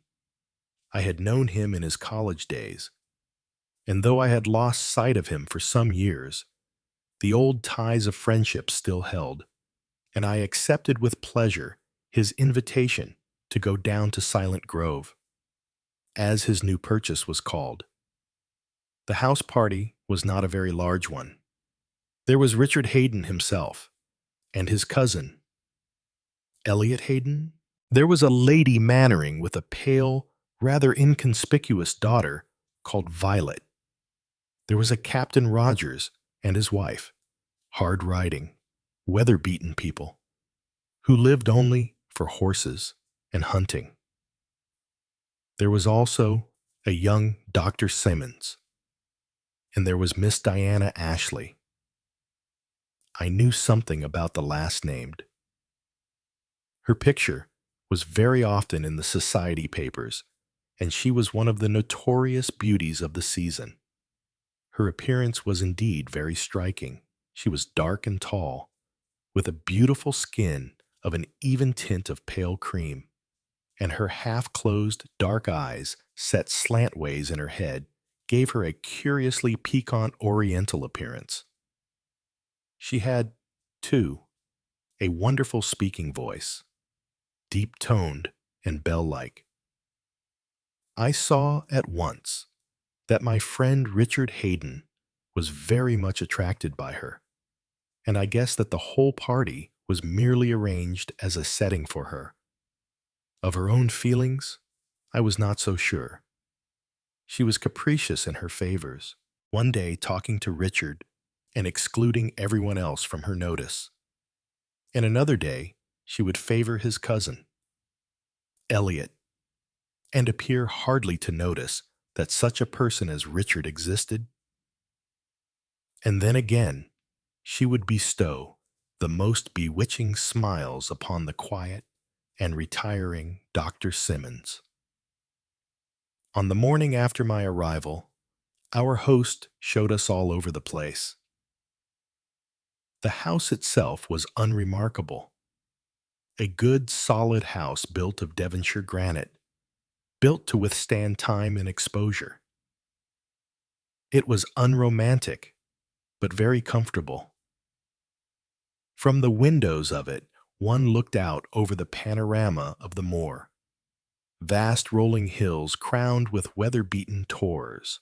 On the slopes of the tor nearest to us were various hut circles, relics of the bygone days of the late Stone Age. On another hill was a barrow which had recently been excavated, and in which certain bronze implements had been found. Hayden was by way of being interested in antiquarian matters, and he talked to us with a great deal of energy and enthusiasm. This particular spot, he explained, was particularly rich in relics of the past. Neolithic hut dwellers, Druids, Romans, and even traces of the early Phoenicians were to be found. But this place is the most interesting of all. He said, "You know its name, Silent Grove. Well, It is easy enough to see what it takes its name from. He pointed with his hand. That particular part of the country was bare enough. Rocks, heather and bracken. But about 100 yards from the house there was a densely planted grove of trees. That is a relic of very early days, said Hayden. The trees have died and been replanted, but on the whole, it has been kept very much as it used to be, perhaps in the time of the Phoenician settlers. Come and look at it. We all followed him. As we entered the grove of trees, a curious oppression came over me. I think it was the silence. No birds seemed to nest in these trees. There was a feeling about it of desolation and horror. I saw Hayden looking at me with a curious smile. Any feeling about this place? Pender, he asked me. Antagonism now, or uneasiness? I don't like it. I said quietly, you are within your rights. This was a stronghold of one of the ancient enemies of your faith. This is the grove of Astarte, Astarte, Astarte, or Ishtar, or Ashtoreth, or whatever you choose to call her. I prefer the Phoenician name of Astarte. There is, I believe, one known grove of Astarte in this country, in the north on the wall. I have no evidence, but I like to believe that we have a true and authentic grove of Astarte here. Here, within this dense circle of trees, sacred rites were performed. Sacred rites, murmured Diana Ashley. Her eyes had a dreamy, faraway look. What were they? I wonder. Not very reputable by all accounts, said Captain Rogers, with a loud, unmeaning laugh. Rather hot stuff, I imagine. Hayden paid no attention to him. In the center of the grove, there should be a temple. He said, I can't run to temples, but I have indulged in a little fancy of my own. We had at that moment stepped out into a little clearing in the center of the trees. In the middle of it was something not unlike a summer house made of stone. Diana Ashley looked inquiringly at Hayden. I call it the idol house. He said, it is the idol house of Astarte. He led the way up to it, inside, on a rude ebony pillar. There reposed a curious little image representing a woman with crescent horns, seated on a lion. Astarte of the Phoenicians, said Hayden. The goddess of the moon. The goddess of the moon, cried Diana. Oh, do let us have a wild orgy tonight. Fancy dress, and we will come out here in the moonlight and celebrate the rites of Astarte. I made a sudden movement, and Elliot Hayden, Richard's cousin, turned quickly to me. You don't like all this, do you? Padre, he said. No, I said gravely, I don't. He looked at me curiously. But it is only tomfoolery. Dick can't know that this really is a sacred grove. It is just a fancy of his. He likes to play with the idea. And anyway, if it were, well, he laughed uncomfortably. You don't believe in that sort of thing, do you? A parson? I am not sure that as a parson I ought not to believe in it. But that sort of thing is all finished and done with. I am not so sure, I said musingly. I only know this. I am not as a rule a sensitive man to atmosphere, but ever since I entered this grove of trees, I have felt a curious impression and sense of evil and menace all round me. He glanced uneasily over his shoulder. Yes, he said, it is queer. Somehow. I know what you mean, but I suppose it is only our imagination makes us feel like that. What do you say? Simons. The doctor was silent a minute or two before he replied. Then he said quietly, I don't like it. I can't tell you why, but somehow or other, I don't like it. At that moment, Violet Mannering came across to me. I hate this place. She cried, I hate it. Do let's get out of it. We moved away, and the others followed us. Only Diana Ashley lingered. I turned my head over my shoulder and saw her standing in front of the idol house, gazing earnestly at the image within it. The day was an unusually hot and beautiful one, and Diana Ashley's suggestion of a fancy dress party that evening was received with general favor. The usual laughing and whispering and frenzied secret sewing took place, and when we all made our appearance for dinner, there were the usual outcries of merriment. Rogers and his wife were Neolithic hut dwellers. Explaining the sudden lack of hearth rugs, Richard Hayden called himself a Phoenician sailor, and his cousin was a brigand chief. Dr. Simons was a chef. Lady Mannering was a hospital nurse, and her daughter was a Circassian slave. I myself was arrayed somewhat too warmly as a monk. Diana Ashley came down last and was somewhat of a disappointment to all of us, being wrapped in a shapeless black domino. The unknown, she declared airily. That is what I am. Now, for goodness sake, let's go in to dinner. After dinner, we went outside. It was a lovely night, warm and soft, and the moon was rising. We wandered about and chatted, and the time passed quickly enough. It must have been an hour later when we realized that Diana Ashley was not with us. Surely, she has not gone to bed, said Richard Hayden. Violet Mannering shook her head. Oh, no, she said. I saw her going off in that direction about a quarter of an hour ago. She pointed as she spoke towards the grove of trees that showed black and shadowy in the moonlight. I wonder what she is up to, said Richard Hayden. Some devilment, I swear. Let's go and see. We all trooped off together, somewhat curious as to what Miss Ashley had been up to. Yet I, for one, felt a curious reluctance to enter that dark, foreboding belt of trees. Something stronger than myself seemed to be holding me back and urging me not to enter. I felt more definitely convinced than ever of the essential evilness of the spot. I think that some of the others experienced the same sensations that I did, though they would have been loath to admit it. The trees were so closely planted that the moonlight could not penetrate. There were a dozen soft sounds all round us, whisperings and sighings. The feeling was eerie in the extreme, and by common consent, we all kept close together.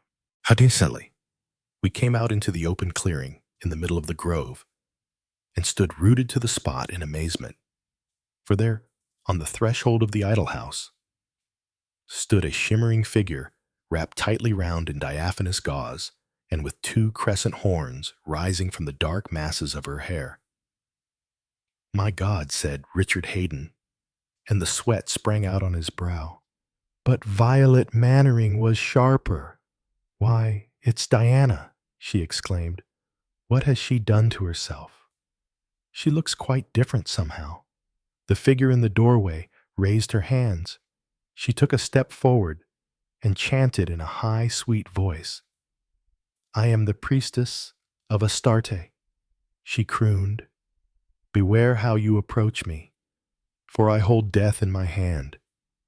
Don't do it, dear, protested Lady Mannering. You give us the creeps. You really do. Hayden sprang forward towards her. My God, Diana, he cried. You are wonderful. My eyes were accustomed to the moonlight now, and I could see more plainly. She did, indeed, as Violet had said, look quite different. Her face was more definitely oriental, and her eyes more of slits with something cruel in their gleam. And the strange smile on her lips was one that I had never seen there before. "Beware," she cried warningly. "Do not approach the goddess. If anyone lays a hand on me, it is death." "You are wonderful." "Diana," cried Hayden, "but do stop it. Somehow or other, I don't like it." He was moving towards her across the grass, and she flung out a hand towards him. "Stop," she cried. "One step nearer, and I will smite you with the magic of Astarte." Richard Hayden laughed and quickened his pace, when all at once a curious thing happened. He hesitated for a moment, then seemed to stumble and fall headlong. He did not get up again, but lay where he had fallen prone on the ground. Suddenly, Diana began to laugh hysterically.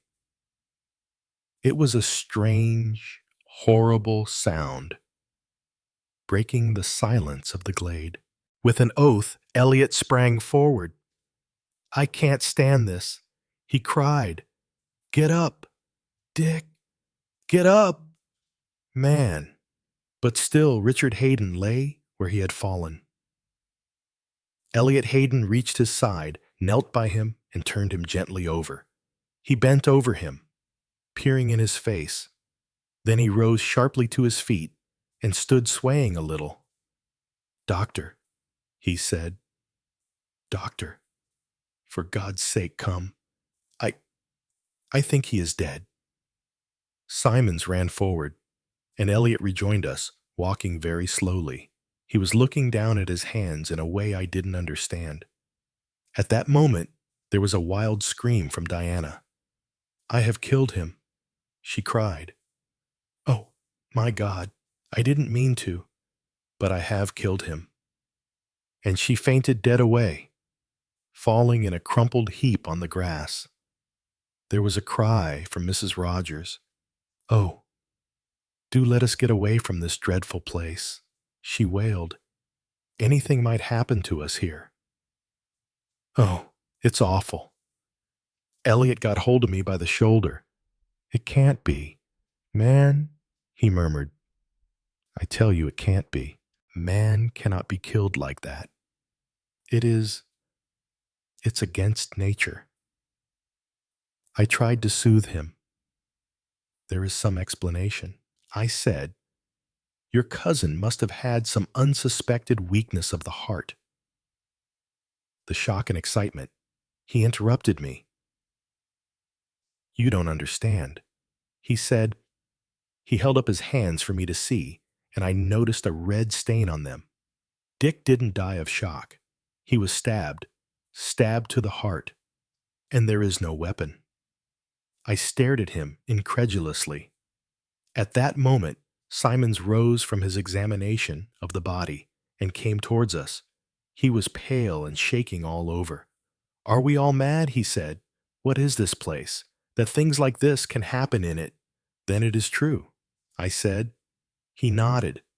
"The wound is such as would be made by a long, thin dagger, but there is no dagger there." We all looked at each other. "But it must be there," cried Elliot Hayden. "It must have dropped out. It must be on the ground somewhere. Let us look." We peered about vainly on the ground. Violet Mannering said suddenly, "Diana had something in her hand, a kind of dagger. I saw it. I saw it glitter when she threatened him." Elliot Hayden shook his head. He never even got within 3 yards of her. He objected. Lady Mannering was bending over the prostrate girl on the ground. "There is nothing in her hand now," she announced, "and I can't see anything on the ground. Are you sure you saw it?" "Violet, I didn't—" Dr. Simons came over to the girl. "We must get her to the house." He said, "Rogers, will you help?" Between us, we carried the unconscious girl back to the house. Then we returned and fetched the body of Sir Richard. Dr. Pender broke off apologetically and looked around. "One would know better nowadays," he said, "owing to the prevalence of detective fiction. Every street boy knows that a body must be left where it is found. But in these days, we had not the same knowledge, and accordingly, we carried the body of Richard Hayden back to his bedroom in the square granite house, and the butler was dispatched on a bicycle in search of the police, a ride of some 12 miles. It was then that Elliot Hayden drew me aside. "Look here," he said, "I am going back to the grove. That weapon has got to be found." "If there was a weapon," I said doubtfully. He seized my arm and shook it fiercely. "You have got that superstitious stuff into your head. You think his death was supernatural. Well, I am going back to the grove to find out." I was curiously averse to his doing so. I did my utmost to dissuade him, but without result. The mere idea of that thick circle of trees was abhorrent to me, and I felt a strong premonition of further disaster. But Elliot was entirely pig-headed. He was, I think, scared himself, but would not admit it. He went off fully armed with determination to get to the bottom of the mystery. It was a very dreadful night. None of us could sleep, or attempt to do so. The police, when they arrived, were frankly incredulous of the whole thing. They evinced a strong desire to cross-examine Miss Ashley, but there they had to reckon with Dr. Simons, who opposed the idea vehemently. Miss Ashley had come out of her faint or trance, and he had given her a long sleeping draught. She was on no account to be disturbed until the following day. It was not until about 7 o'clock in the morning that anyone thought about Elliot Hayden, and then Simons suddenly asked where he was. I explained what Elliot had done, and Simons's grave face grew a shade graver. "I wish he hadn't. It is foolhardy," he said. "You don't think any harm can have happened to him?" "I hope not. I think, Padre, that you and I had better go and see." I knew he was right, but it took all the courage in my command to nerve myself for the task. We set out together and entered once more that ill-fated grove of trees. We called him twice and got no reply. In a minute or two, we came into the clearing, which looked pale and ghostly in the early morning light. Simons clutched my arm, and I uttered a muttered exclamation. Last night, when we had seen it in the moonlight, there had been the body of a man lying face downwards on the grass. Now, in the early morning light, the same sight met our eyes. Elliot Hayden was lying on the exact spot where his cousin had been. "My God," said Simons. "It has got him too." We ran together over the grass. Elliot Hayden was unconscious, but breathing feebly. And this time, there was no doubt of what had caused the tragedy. A long, thin bronze weapon remained in the wound. "Got him through the shoulder, not through the heart. That is lucky," commented the doctor. "On my soul, I don't know what to think. At any rate, he is not dead, and he will be able to tell us what happened." But that was just what Elliot Hayden was not able to do. His description was vague in the extreme. He had hunted about vainly for the dagger, and at last, giving up the search, had taken up a stand near the idol house. It was then that he became increasingly certain that someone was watching him from the belt of trees. He fought against this impression, but was not able to shake it off. He described a cold, strange wind that began to blow. It seemed to come not from the trees, but from the interior of the idol house. He turned around, peering inside it. He saw the small figure of the goddess, and he felt he was under an optical delusion. The figure seemed to grow larger and larger. Then he suddenly received something that felt like a blow between his temples, which sent him reeling back. And as he fell, he was conscious of a sharp burning pain in his left shoulder. The dagger was identified this time as being the identical one which had been dug up in the barrow on the hill, and which had been bought by Richard Haydon. Where he had kept it, in the house or in the idol house in the grove, none seemed to know. The police were of the opinion, and always will be, that he was deliberately stabbed by Miss Ashley. But in view of our combined evidence that she was never within 3 yards of him, they could not hope to support the charge against her. So the thing has been and remains a mystery. There was a silence. "There doesn't seem anything to say," said Joyce Lempriere at length. "It is all so horrible and uncanny. Have you no explanation for yourself, Dr. Pender?" The old man nodded. "Yeah," he said, "I have an explanation, a kind of explanation. That is, rather a curious one, but to my mind it still leaves certain factors unaccounted for." "I have been to seances," said Joyce, "and you may say what you like. Very queer things can happen. I suppose one can explain it by some kind of hypnotism. The girl really turned herself into a priestess of Astarte. And I suppose, somehow or other, she must have stabbed him. Perhaps she threw the dagger that Miss Mannering saw in her hand. Or it might have been a javelin, suggested Raymond West. After all, moonlight is not very strong. She might have had a kind of spear in her hand and stabbed him at a distance.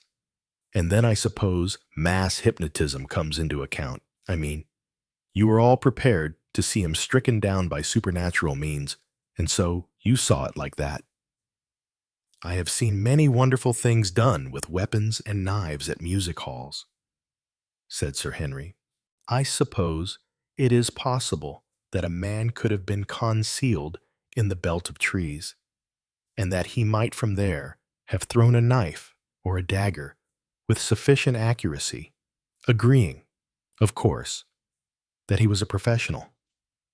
I admit that that seems rather far-fetched, but it seems the only really feasible theory. You remember that the other man was distinctly under the impression that there was someone in the grove of trees watching him.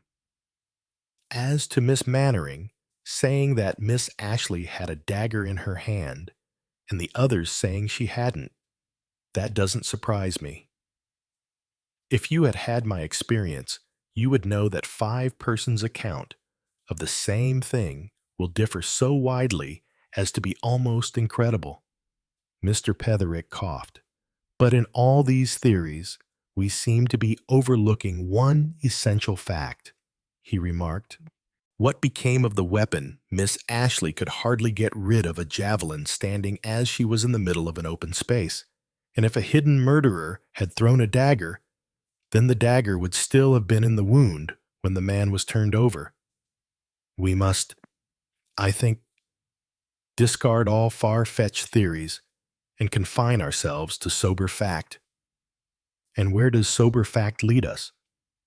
"Well, one thing seems quite clear. No one was near the man when he was stricken down, so the only person who could have stabbed him was he himself. Suicide, in fact." "But why on earth should he wish to commit suicide?" asked Raymond West incredulously. The lawyer coughed again. "Ah, that is a question of theory once more," he said. "At the moment, I am not concerned with theories. It seems to me, excluding the supernatural, in which I do not for one moment believe, that that was the only way things could have happened. He stabbed himself, and as he fell his arms flew out, wrenching the dagger from the wound and flinging it far into the zone of the trees. That is, I think, although somewhat unlikely, a possible happening. I don't like to say. I am sure, said Miss Marple. It all perplexes me very much indeed. But curious things do happen. At Lady Sharpley's garden party last year, the man who was arranging the clock, golf, tripped over one of the numbers, quite unconscious he was, and didn't come round for about 5 minutes. Yes, dear aunt, said Raymond gently. But he wasn't stabbed, was he? Of course not, dear, said Miss Marple. That is what I'm telling you. Of course, there is only one way that poor Sir Richard could have been stabbed. But I do wish I knew what caused him to stumble in the first place. Of course, it might have been a tree root. He would be looking at the girl, of course. And when it is moonlight, one does trip over things. You say that there is only one way that Sir Richard could have been stabbed. Miss Marple, said the clergyman, looking at her curiously. It is very sad, and I don't like to think of it. He was a right-handed man. Was he not, I mean, to stab himself in the left shoulder he must have been. I was always so sorry for poor Jack Baines in the war. He shot himself in the foot. You remember. After very severe fighting at Arras. He told me about it when I went to see him in hospital, and very ashamed of it he was. I don't expect this poor man. Elliot Haydon profited much by his wicked crime. Elliot Haydon? Cried Raymond. You think he did it? I don't see how anyone else could have done it, said Miss Marple, opening her eyes in gentle surprise. I mean, if, as Mr. Petherick so wisely says, one looks at the facts and disregards all that atmosphere of heathen goddesses, which I don't think is very nice. He went up to him first and turned him over. And of course, to do that, he would have to have had his back to them all. And being dressed as a brigand chief, he would be sure to have a weapon of some kind in his belt. I remember dancing with a man dressed as a brigand chief when I was a young girl. He had 5 kinds of knives and daggers, and I can't tell you how awkward and uncomfortable it was for his partner. All eyes were turned towards Dr. Pender.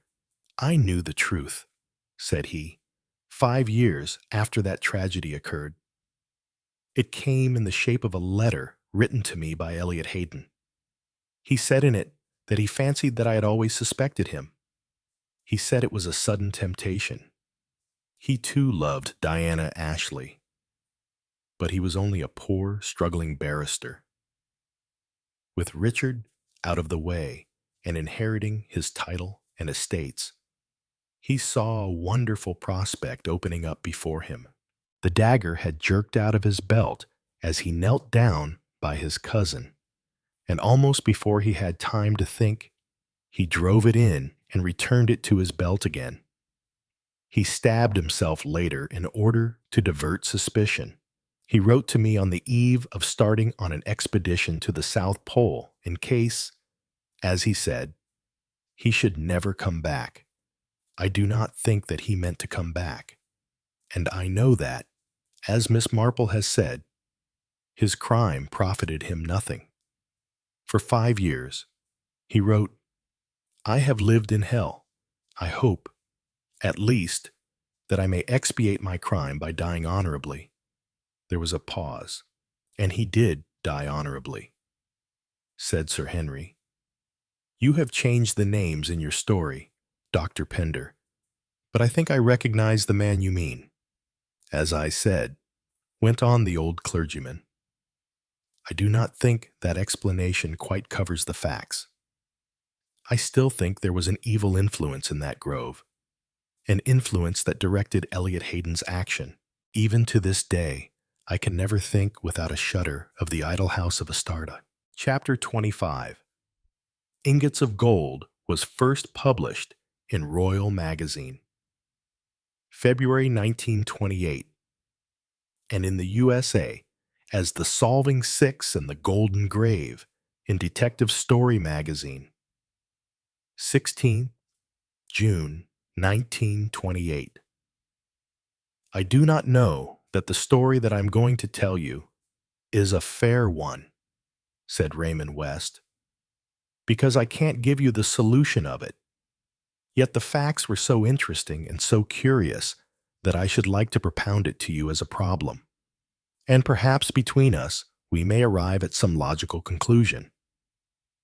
The date of these happenings was 2 years ago, when I went down to spend Whitsuntide with a man called John Newman in Cornwall. Cornwall, said Joyce Lempriere sharply. Yes. Why? Nothing. Only, it's odd. My story is about a place in Cornwall. 2. A little fishing village called Rat Hole. Don't tell me yours is the same. No, my village is called Polperron. It is situated on the west coast of Cornwall, a very wild and rocky spot. I had been introduced a few weeks previously and had found him a most interesting companion, a man of intelligence and independent means. He was possessed of a romantic imagination. As a result of his latest hobby, he had taken the lease of Paul House. He was an authority on Elizabethan times, and he described to me in vivid and graphic language the rout of the Spanish Armada. So enthusiastic was he that one could almost imagine that he had been an eyewitness at the scene. Is there anything in reincarnation, I wonder? I very much wonder. You are so romantic, Raymond dear, said Miss Marple, looking benignantly at him. Romantic is the last thing that I am, said Raymond West, slightly annoyed. But this fellow Newman was chock full of it, and he interested me for that reason as a curious survival of the past. It appears that a certain ship belonging to the Armada, and known to contain a vast amount of treasure in the form of gold from the Spanish Main, was wrecked off the coast of Cornwall on the famous and treacherous Serpent Rocks for some years. So, Newman told me, attempts had been made to salve the ship and recover the treasure. I believe such stories are not uncommon, though the number of mythical treasure ships is largely in excess of the genuine ones. A company had been formed, but had gone bankrupt, and Newman had been able to buy the rights of the thing, or whatever you call it, for a mere song. He waxed very enthusiastic about it all.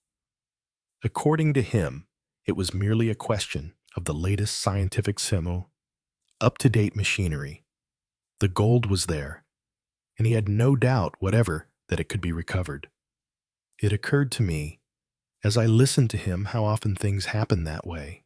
A rich man, such as Newman, succeeds almost without effort, and yet, in all probability, the actual value in money of his find would mean little to him. I must say that his ardor infected me. I saw galleons drifting up the coast, flying before the storm, beaten and broken on the black rocks. The mere word galleon has a romantic sound. The phrase Spanish gold thrills the schoolboy, and the grown-up man also.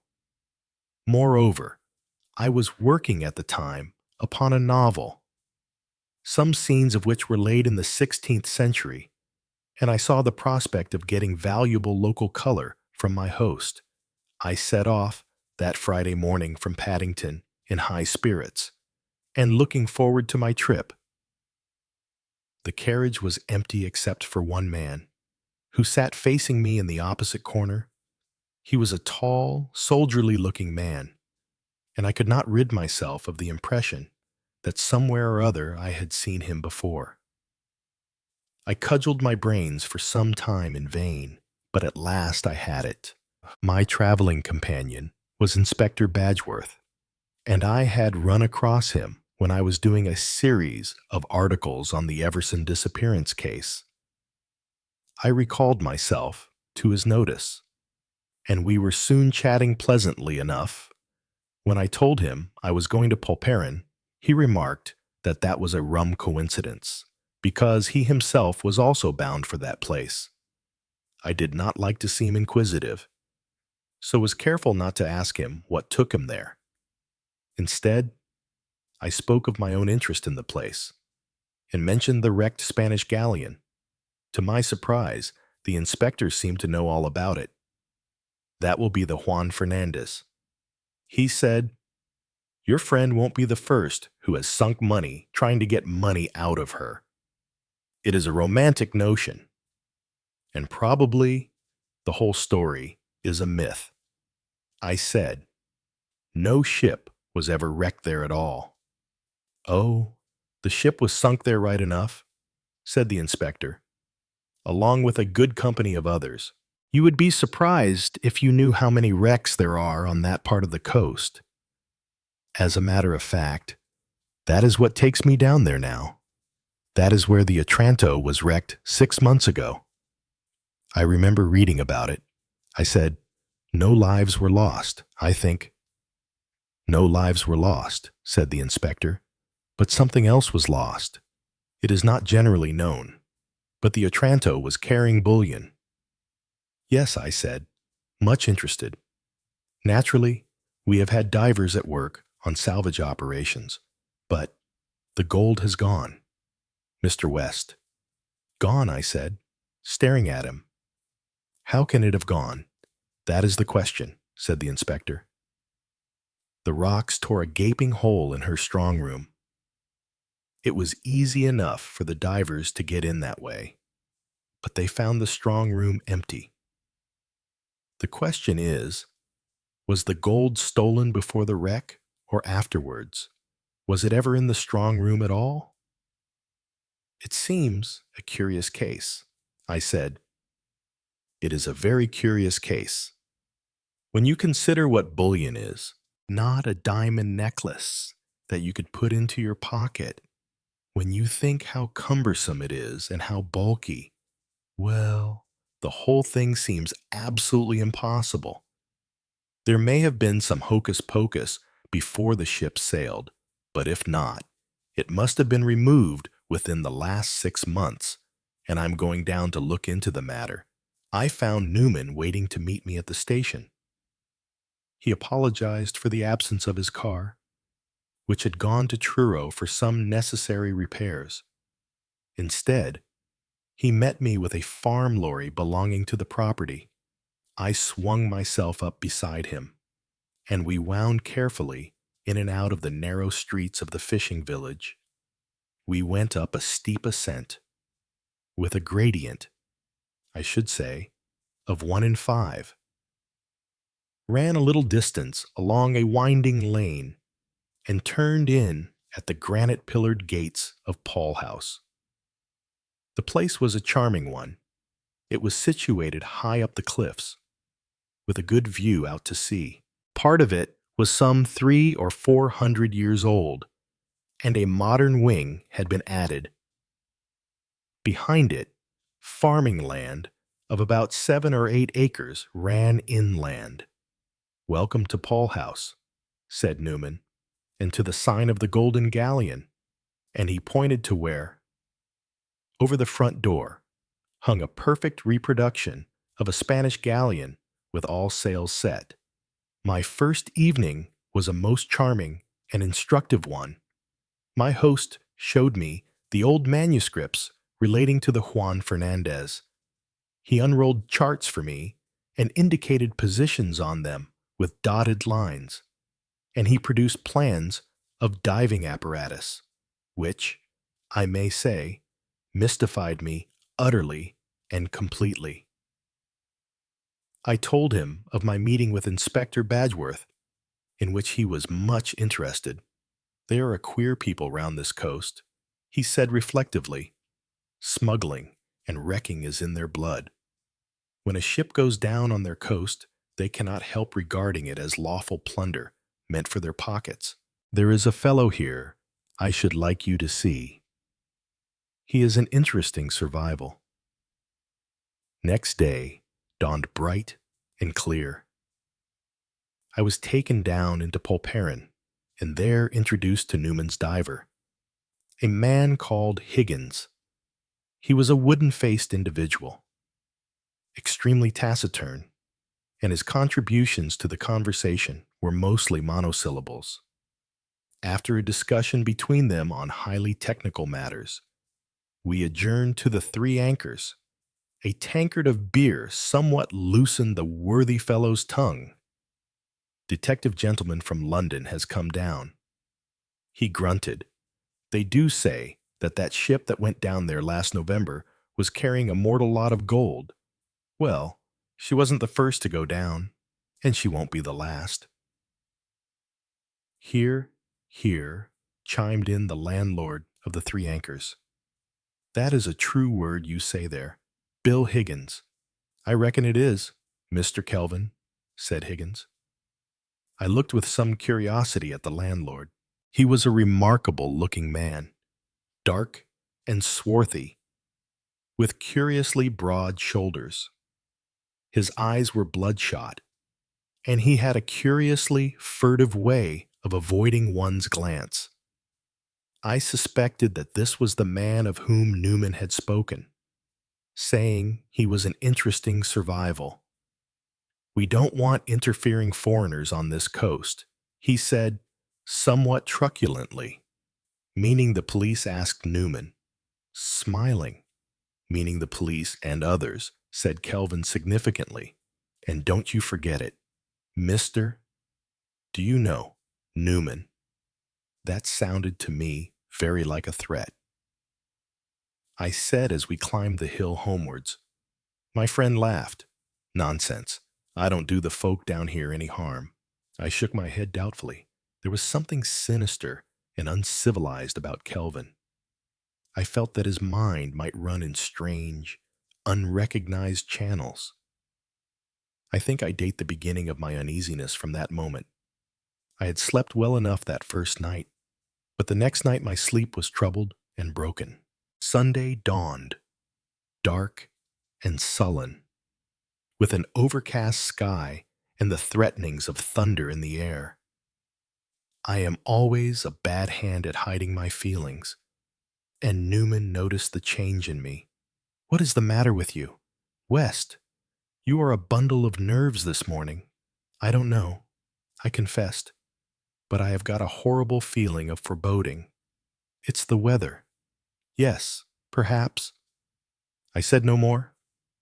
In the afternoon, we went out in Newman's motorboat, but the rain came on with such vigor that we were glad to return to shore and change into dry clothing. And that evening, my uneasiness increased. Outside, the storm howled and roared. Towards 10 o'clock, the tempest calmed down. Newman looked out of the window. It is clearing, he said. I shouldn't wonder if it was a perfectly fine night in another half hour. If so, I shall go out for a stroll. I yawned. I am frightfully sleepy. I said, I didn't get much sleep last night. I think that tonight I shall turn in early. This I did. On the previous night, I had slept little. Tonight, I slept heavily. Yet my slumbers were not restful. I was still oppressed with an awful foreboding of evil. I had terrible dreams.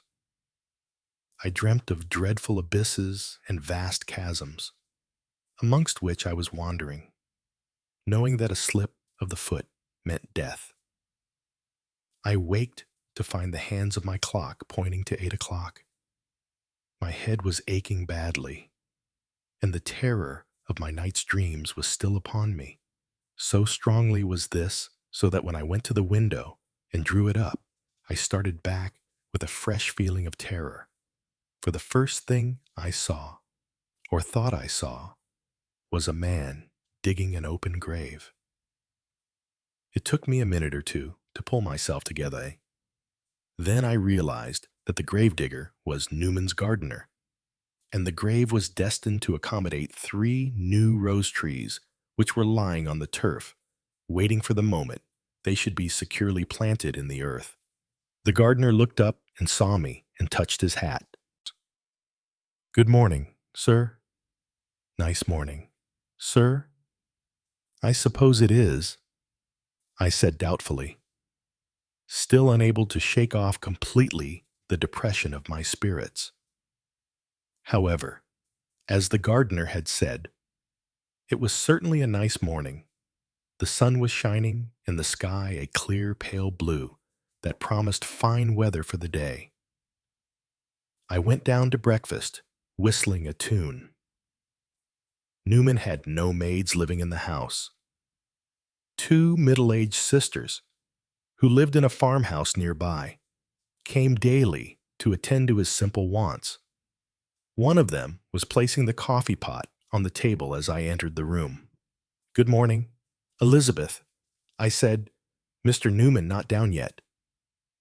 "He must have been out very early." "Sir," she replied, "he wasn't in the house when we arrived."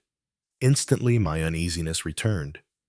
On the 2 previous mornings Newman had come down to breakfast somewhat late, and I didn't fancy that at any time he was an early riser. Moved by those forebodings, I ran up to his bedroom.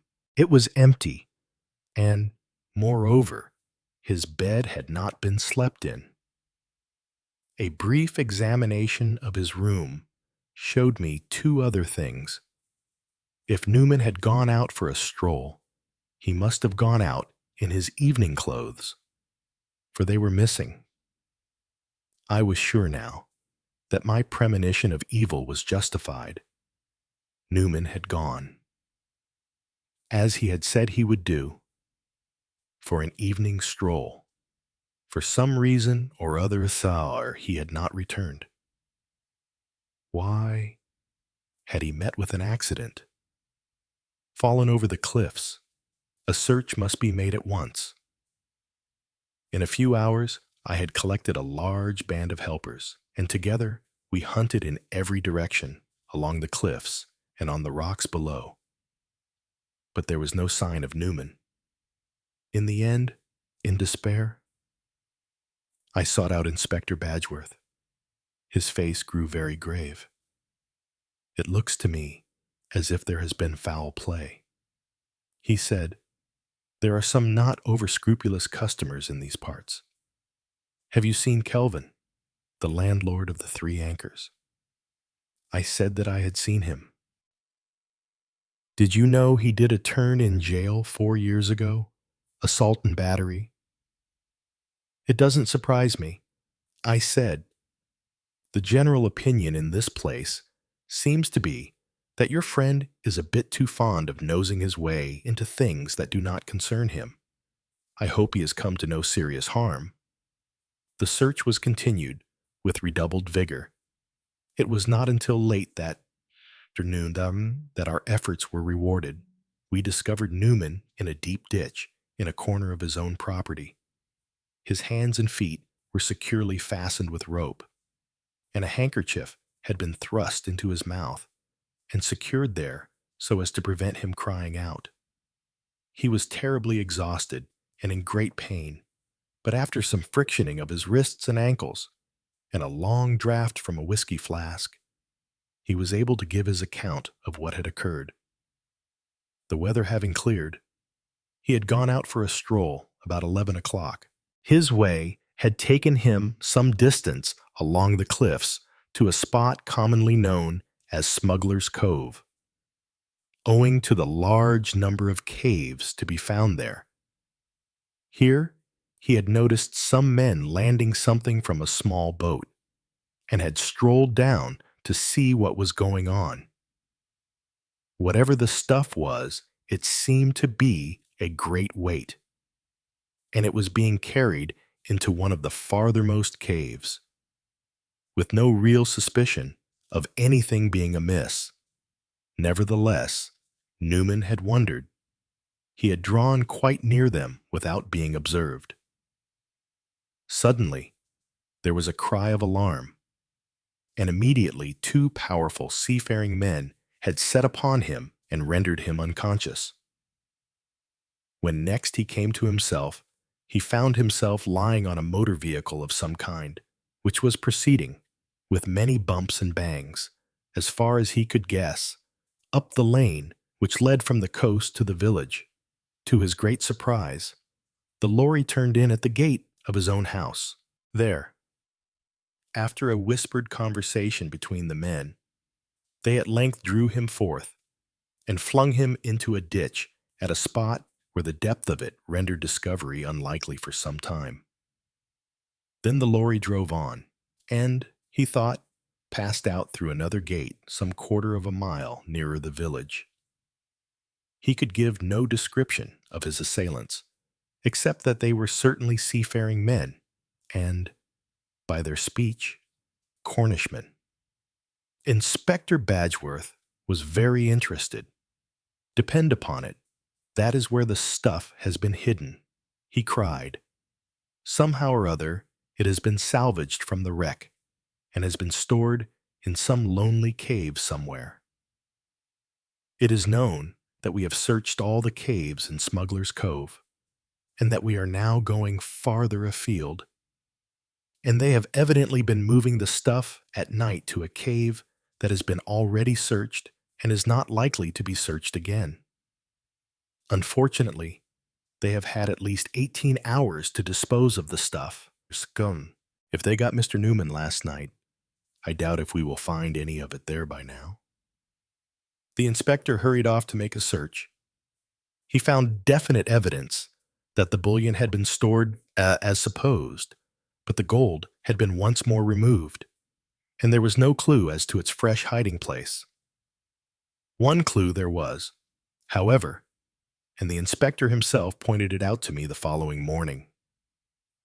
"That lane is very little used by motor vehicles," he said, "and in 1 or 2 places we get the traces of the tires very clearly.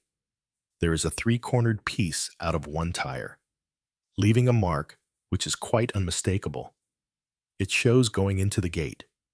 Here and there is a faint mark of it going out of the other gate. So there is not much doubt that it is the right vehicle we are after. Now, why did they take it out through the farther gate? It seems quite clear to me that the lorry came from the village. Now, there aren't many people who own a lorry in the village, not more than 2 or 3 at most.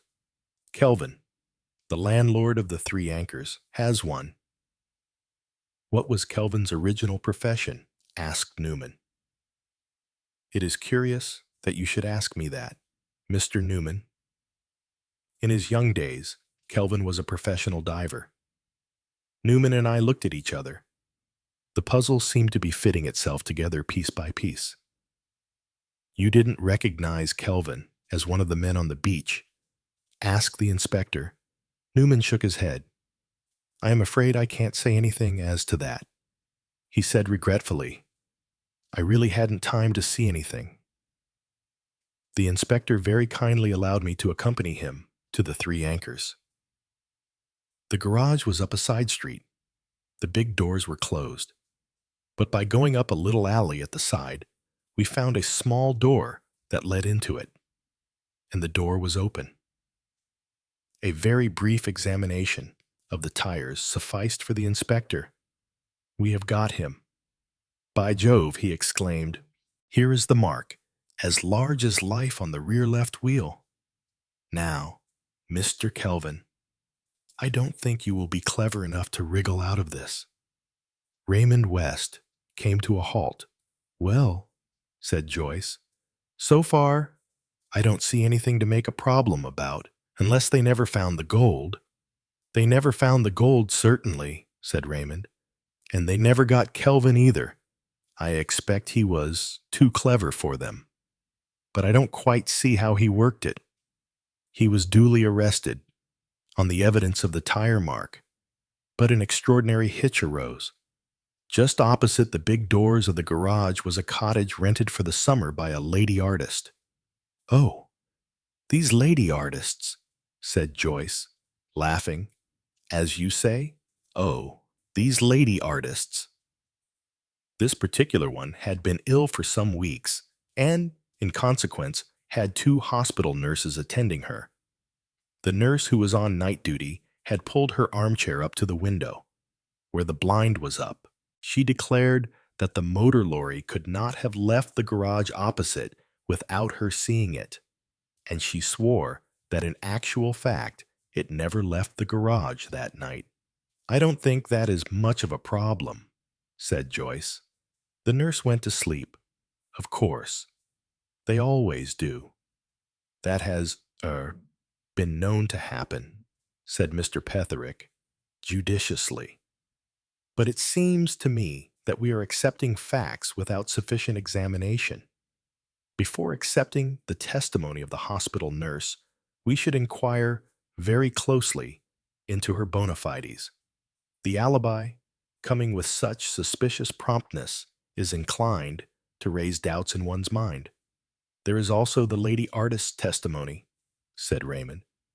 "She declared that she was in pain and awake most of the night, and that she would certainly have heard the lorry, it being an unusual noise, and the night being very quiet after the storm." Said the clergyman. "That is certainly an additional fact. Had Kelvin himself any alibi?" "He declared that he was at home and in bed from 10 o'clock onwards, but he could produce no witnesses in support of that statement. The nurse went to sleep," said Joyce, "and so did the patient. Ill people always think they have never slept a wink all night." Raymond West looked inquiringly at Dr. Pender. "Do you know, I feel very sorry for that man Kelvin. It seems to me very much a case of give a dog a bad name. Kelvin had been in prison. Apart from the tire mark, which certainly seems too remarkable to be coincidence, there doesn't seem to be much against him, except his unfortunate record. You, Sir Henry?" Sir Henry shook his head. "As it happens," he said, smiling, "I know something about this case, so clearly I mustn't speak." "Well, go on, Aunt Jane. Haven't you got anything to say?" "In a minute. Dear," said Miss Marple, "I am afraid I have counted wrong. 2 pearl, 3 plain. Slip 1. 2 pearl. Yes, that's right. What did you say? Dear, what is your opinion? You wouldn't like my opinion. Dear, young people never do. I notice. It is better to say nothing." "Nonsense! Aunt Jane, out with it." "Well, dear Raymond," said Miss Marple, laying down her knitting and looking across at her nephew, "I do think you should be more careful how you choose your friends. You are so credulous.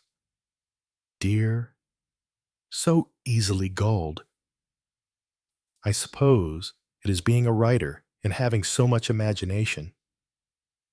All that story about a Spanish galleon. If you were older and had more experience of life, you would have been on your guard at once. A man you had known only a few weeks, too." Sir Henry suddenly gave vent to a great roar of laughter and slapped his knee. "Got you this time. Raymond," he said. "Miss Marple, you are wonderful. Your friend Newman, my boy, has another name, several other names, in fact. At the present moment, he is not in Cornwall, but in Devonshire, Dartmoor, to be exact, a convict in Princetown Prison. We didn't catch him over the stolen bullion business, but over the rifling of the strong room of one of the London banks. Then we looked up his past record, and we found a good portion of the gold stolen buried in the garden at Paul House. It was rather a neat idea. All along that Cornish coast there are stories of wrecked galleons full of gold. It accounted for the diver, and it would account later for the gold, but a scapegoat was needed, and Kelvin was ideal for the purpose. Newman played his little comedy very well, and our friend Raymond, with his celebrity as a writer, made an unimpeachable witness.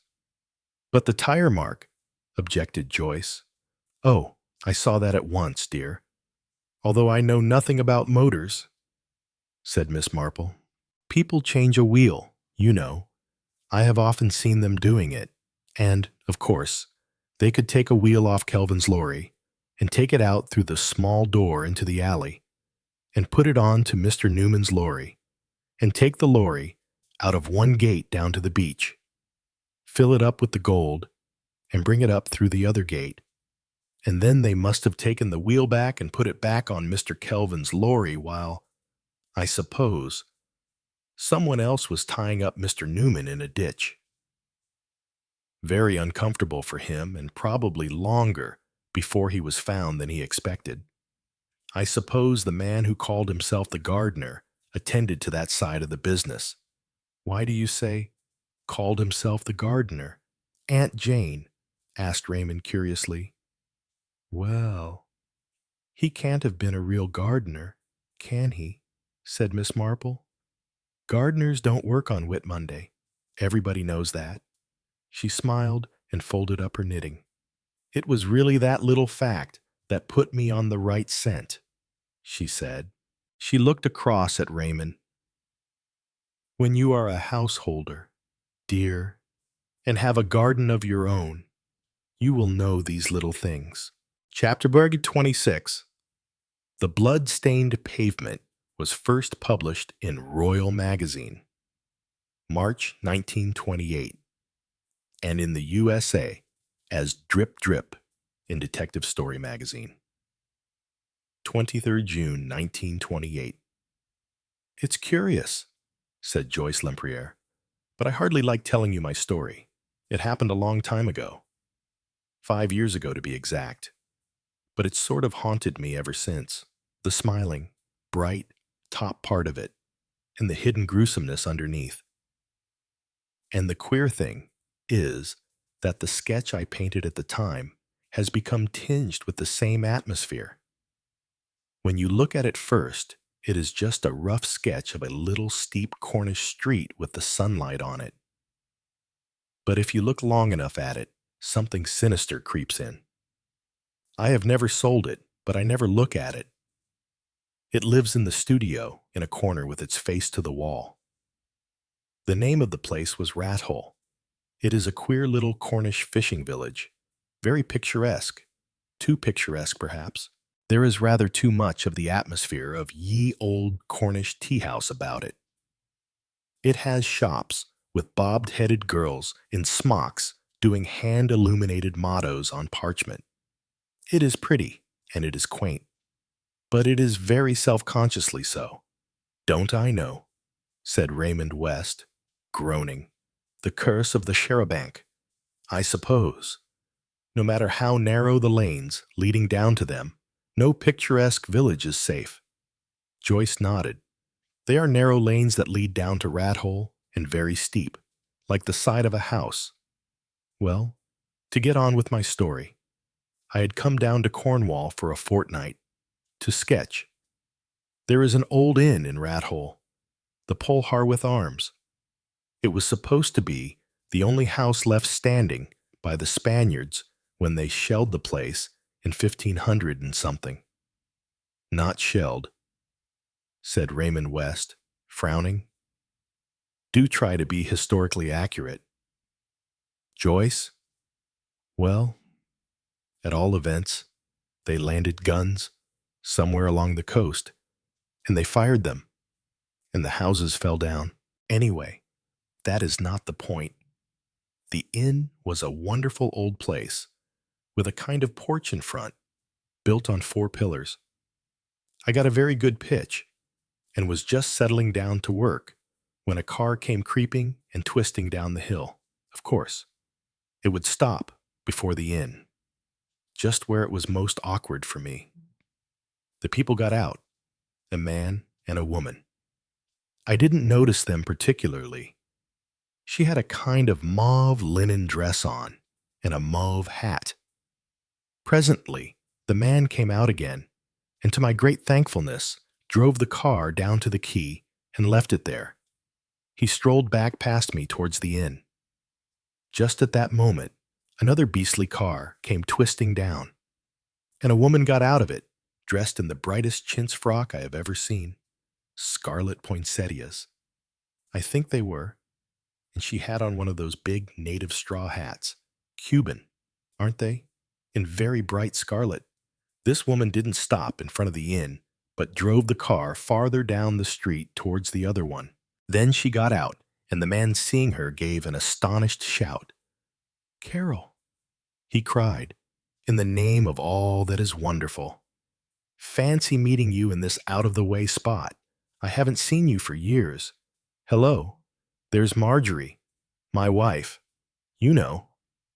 You must come and meet her." They went up the street towards the inn side by side, and I saw the other woman had just come out of the door and was moving down towards them.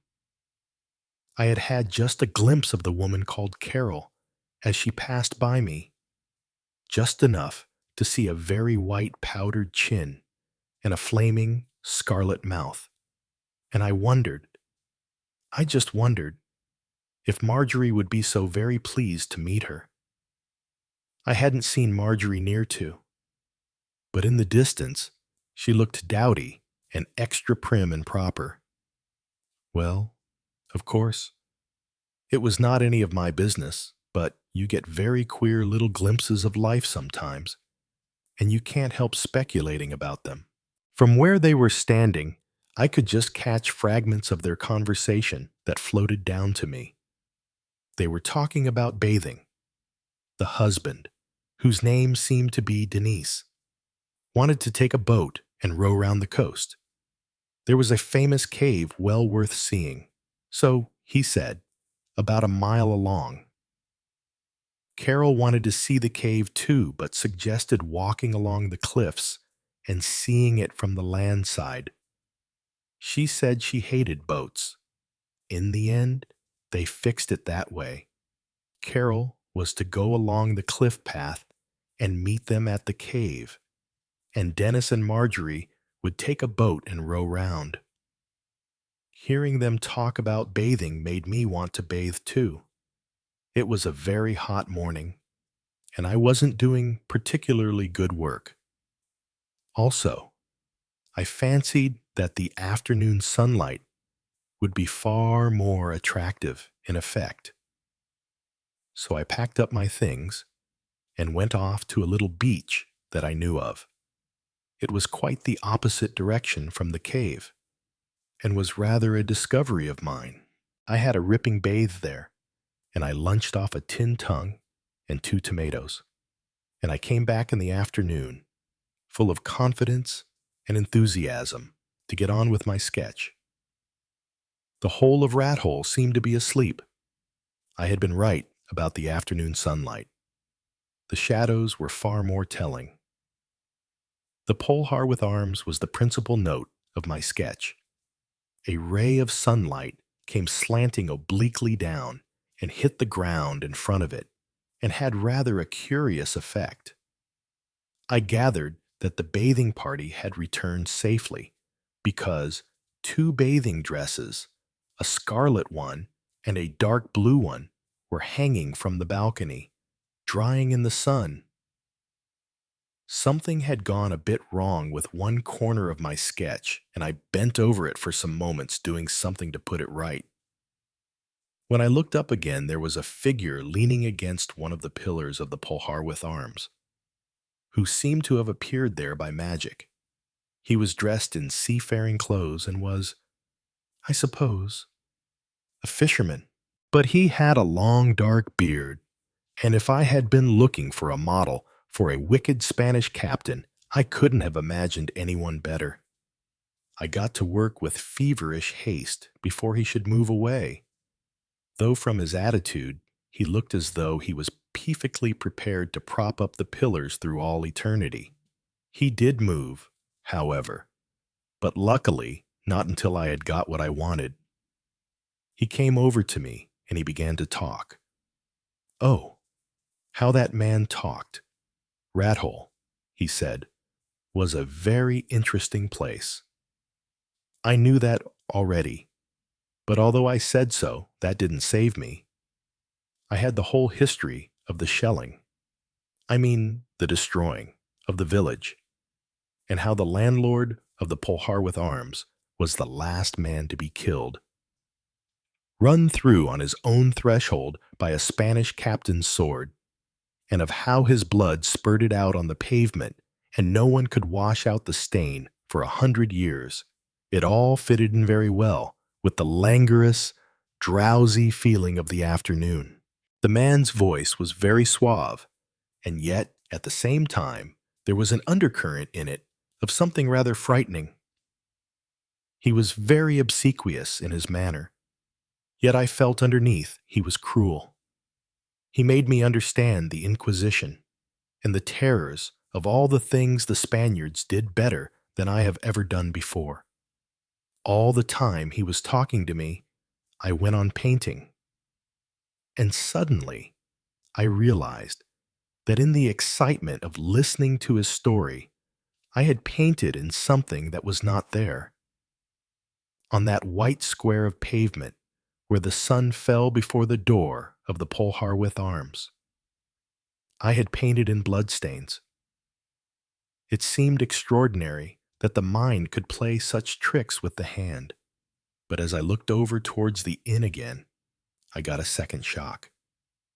My hand had only painted what my eyes saw, drops of blood on the white pavement. I stared for a minute or two, then I shut my eyes, said to myself, "Don't be so stupid. There's nothing there. Really." Then I opened them again, but the bloodstains were still there. I suddenly felt I couldn't stand it. I interrupted the fisherman's flood of language. "Tell me," I said, "my eyesight is not very good. Are those bloodstains on that pavement over there?" He looked at me indulgently and kindly. "No bloodstains in these days. Lady, what I am telling you about is nearly 500 years ago." "Yes," I said. But now, on the pavement, the words died away in my throat. I knew that he wouldn't see what I was seeing. I got up and with shaking hands began to put my things together.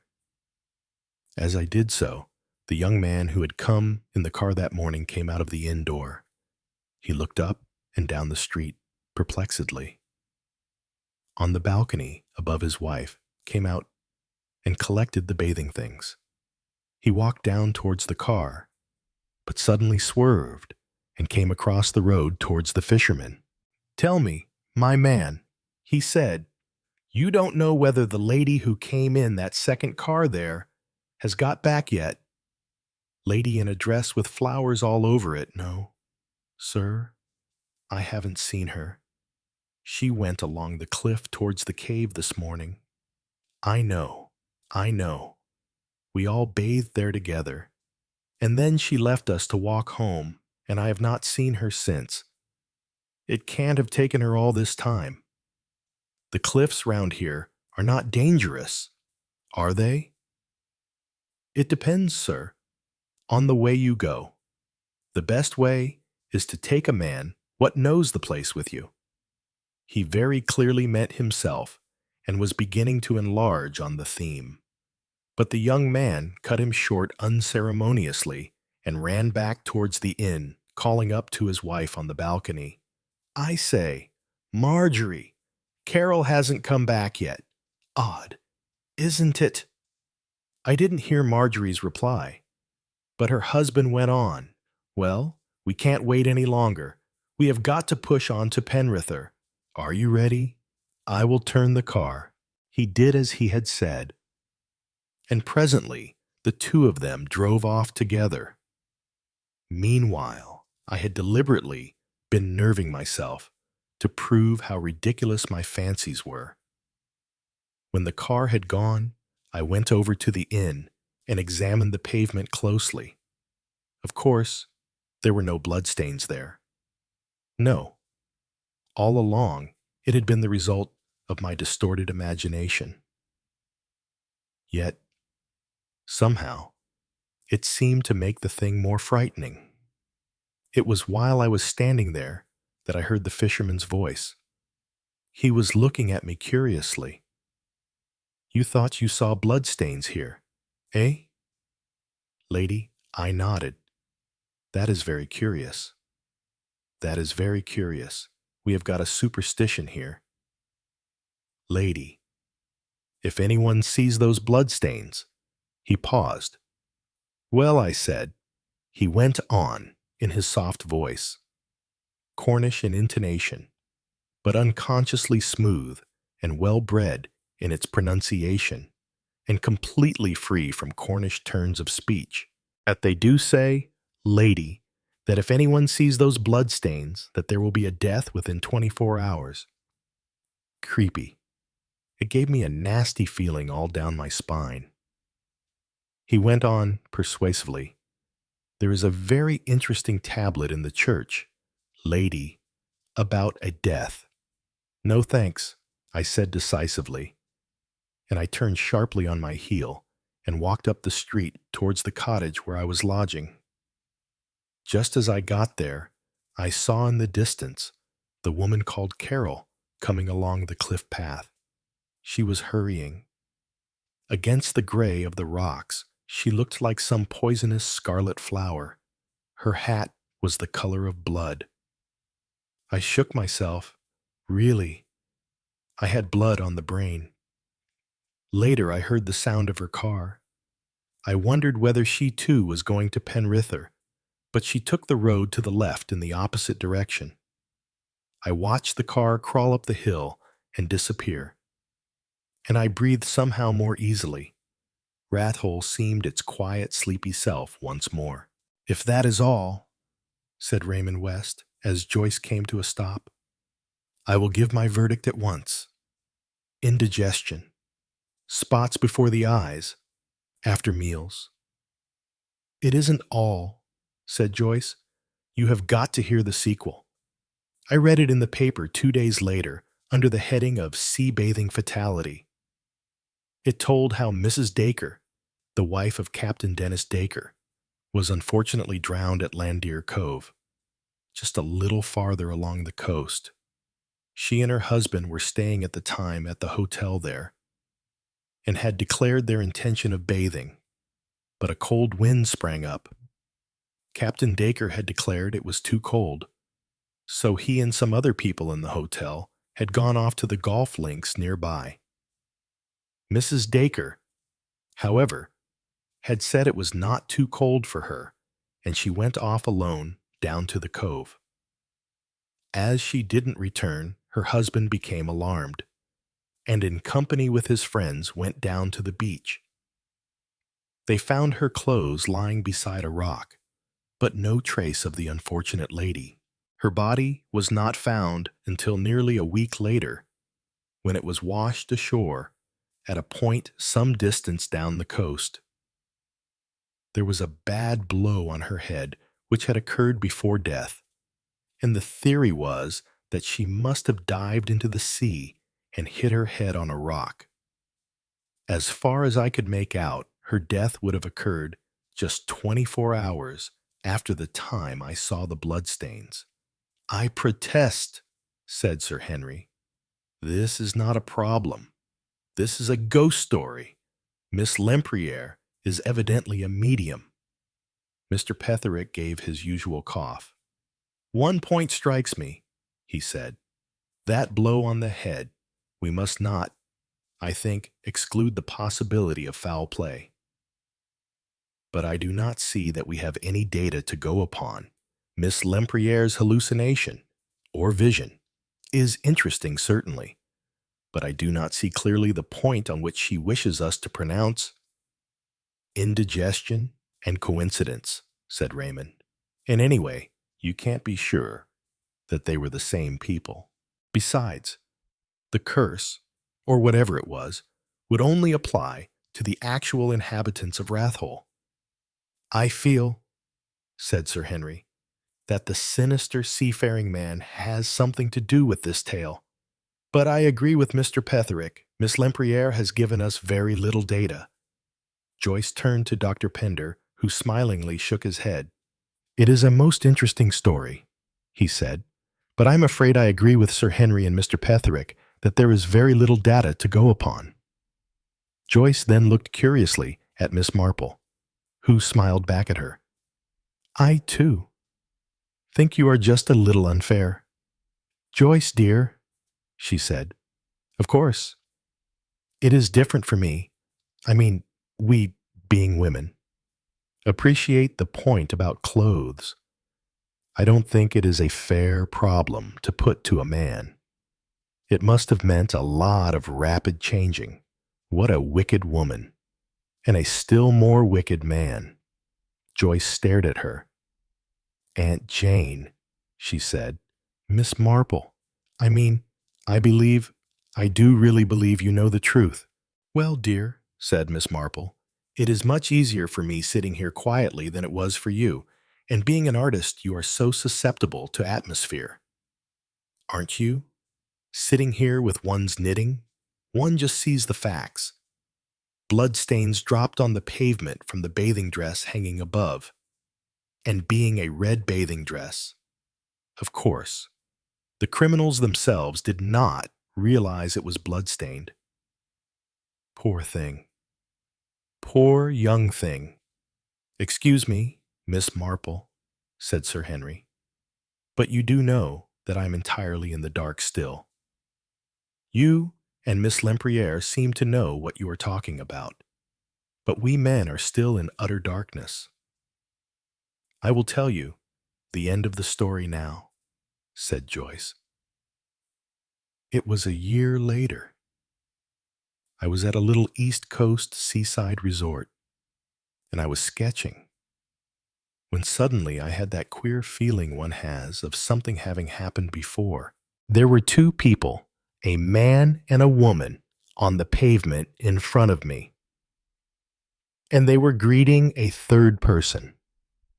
A woman dressed in a scarlet poinsettia chintz dress. Carol, by all that is wonderful! Fancy meeting you after all these years. You don't know my wife, Joan. This is an old friend of mine, Miss Harding." I recognized the man at once. It was the same Denise I had seen at Rat Hole. The wife was different. That is, she was a Joan instead of a Marjorie, but she was the same type, young and rather dowdy and very inconspicuous. I thought for a minute I was going mad. They began to talk of going bathing. I will tell you what I did. I marched straight then and there to the police station. I thought they would probably think I was off my head, but I didn't care.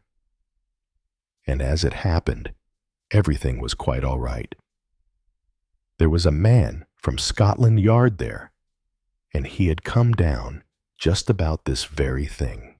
It seems, oh, it's horrible to talk about, that the police had got suspicions of Dennis Docker. That wasn't his real name. He took different names on different occasions. He got to know girls, usually quiet, inconspicuous girls without many relatives or friends. He married them and insured their lives for large sums, and then, oh, it's horrible, the woman called Carol was his real wife, and they always carried out the same plan. That is really how they came to catch him.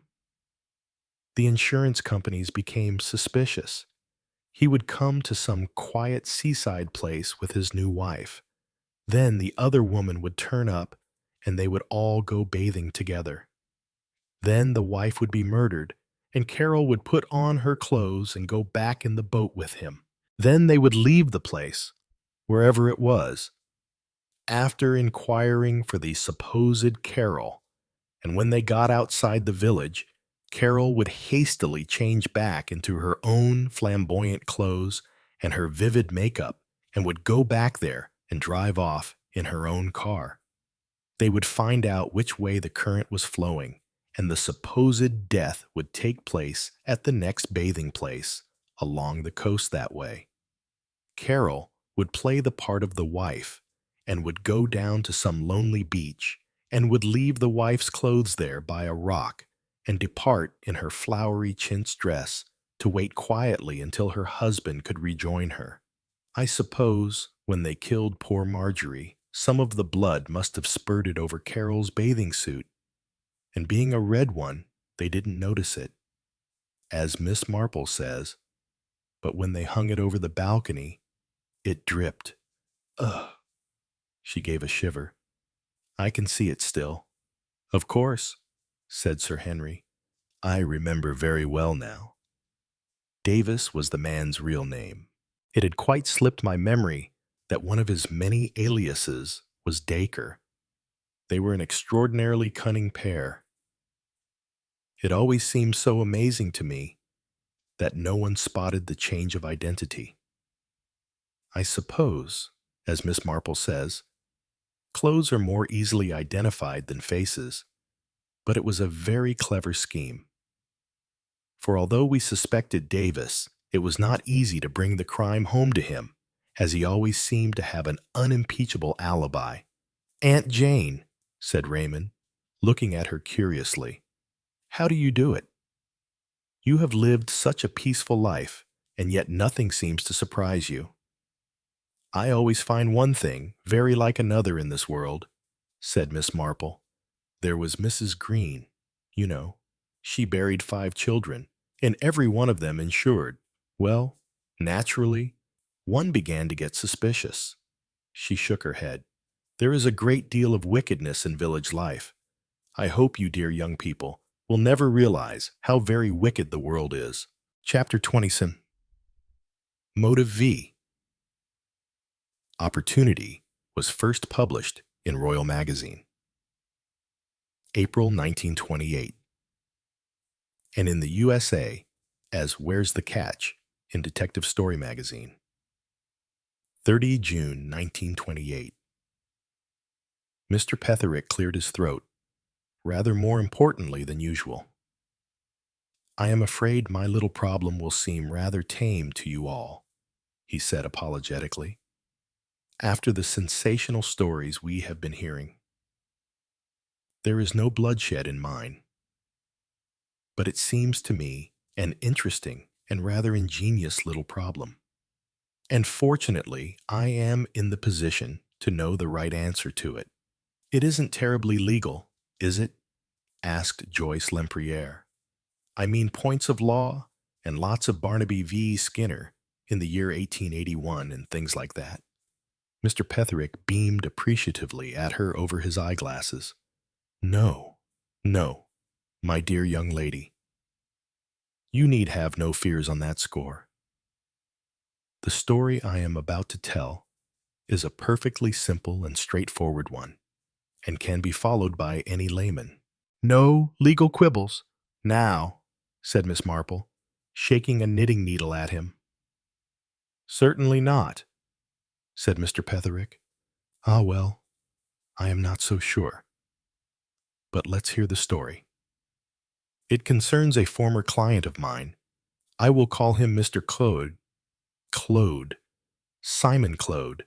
He was a man of considerable wealth and lived in a large house not very far from here.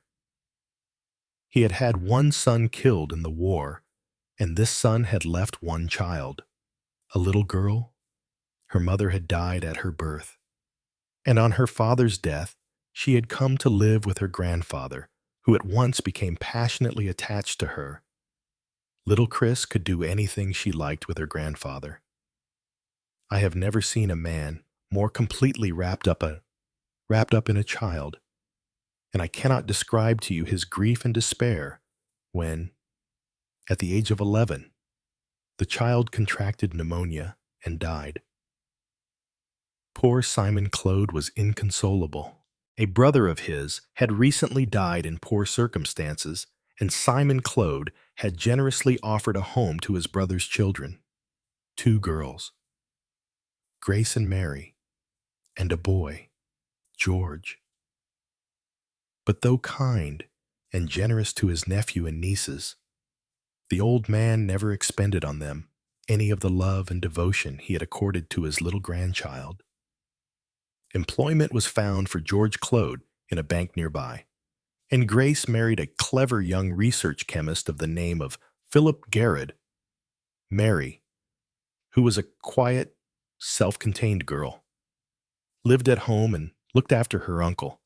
She was, I think, fond of him in her quiet, undemonstrative way. And to all appearances, things went on very peacefully. I may say that after the death of little Christabel, Simon Clode came to me and instructed me to draw up a new will. By this will, his fortune, a very considerable one, was divided equally between his nephew and nieces, a third share to each. Time went on. Chancing to meet George Clode one day, I inquired for his uncle, whom I had not seen for some time. To my surprise, George's face clouded over. "I wish you could put some sense into Uncle Simon," he said ruefully. His honest but not very brilliant countenance looked puzzled and worried. "This spirit business is getting worse and worse." "What spirit business?" I asked, very much surprised. Then George told me the whole story, how Mr. Clode had gradually got interested in the subject and how on the top of this interest he had chanced to meet an American medium, a Mrs. Eurydice Spragg. This woman, whom George did not hesitate to characterize as an out-and-out swindler, had gained an immense ascendancy over Simon Clode. She was practically always in the house, and many séances were held in which the spirit of Christabel manifested itself to the doting grandfather. I may say here and now that I do not belong to the ranks of those who cover spiritualism with ridicule and scorn. So I am, as I have told you, a believer in evidence. And I think that when we have an impartial mind and weigh the evidence in favor of spiritualism, there remains much that cannot be put down to fraud or lightly set aside. Therefore, as I say, I am neither a believer nor an unbeliever. There is certain testimony with which one cannot afford to disagree. On the other hand, spiritualism lends itself very easily to fraud and imposture. And from all young George Clode told me about this Mrs. Eurydice Spragg, I felt more and more convinced that Simon Clode was in bad hands and that Mrs. Spragg was probably an impostor of the worst type. The old man, shrewd as he was in practical matters, would be easily imposed on where his love for his dead grandchild was concerned. Turning things over in my mind, I felt more and more uneasy. I was fond of the young Clodes, Mary and George, and I realized that this Mrs. Spragg and her influence over their uncle might lead to trouble in the future. At the earliest opportunity, I made a pretext for calling on Simon Clode. I found Mrs. Spragg installed as an honored and friendly guest. As soon as I saw her, my worst apprehensions were fulfilled. She was a stout woman of middle age, dressed in a flamboyant style, very full of cant phrases about our dear ones who have passed over, and other things of the kind.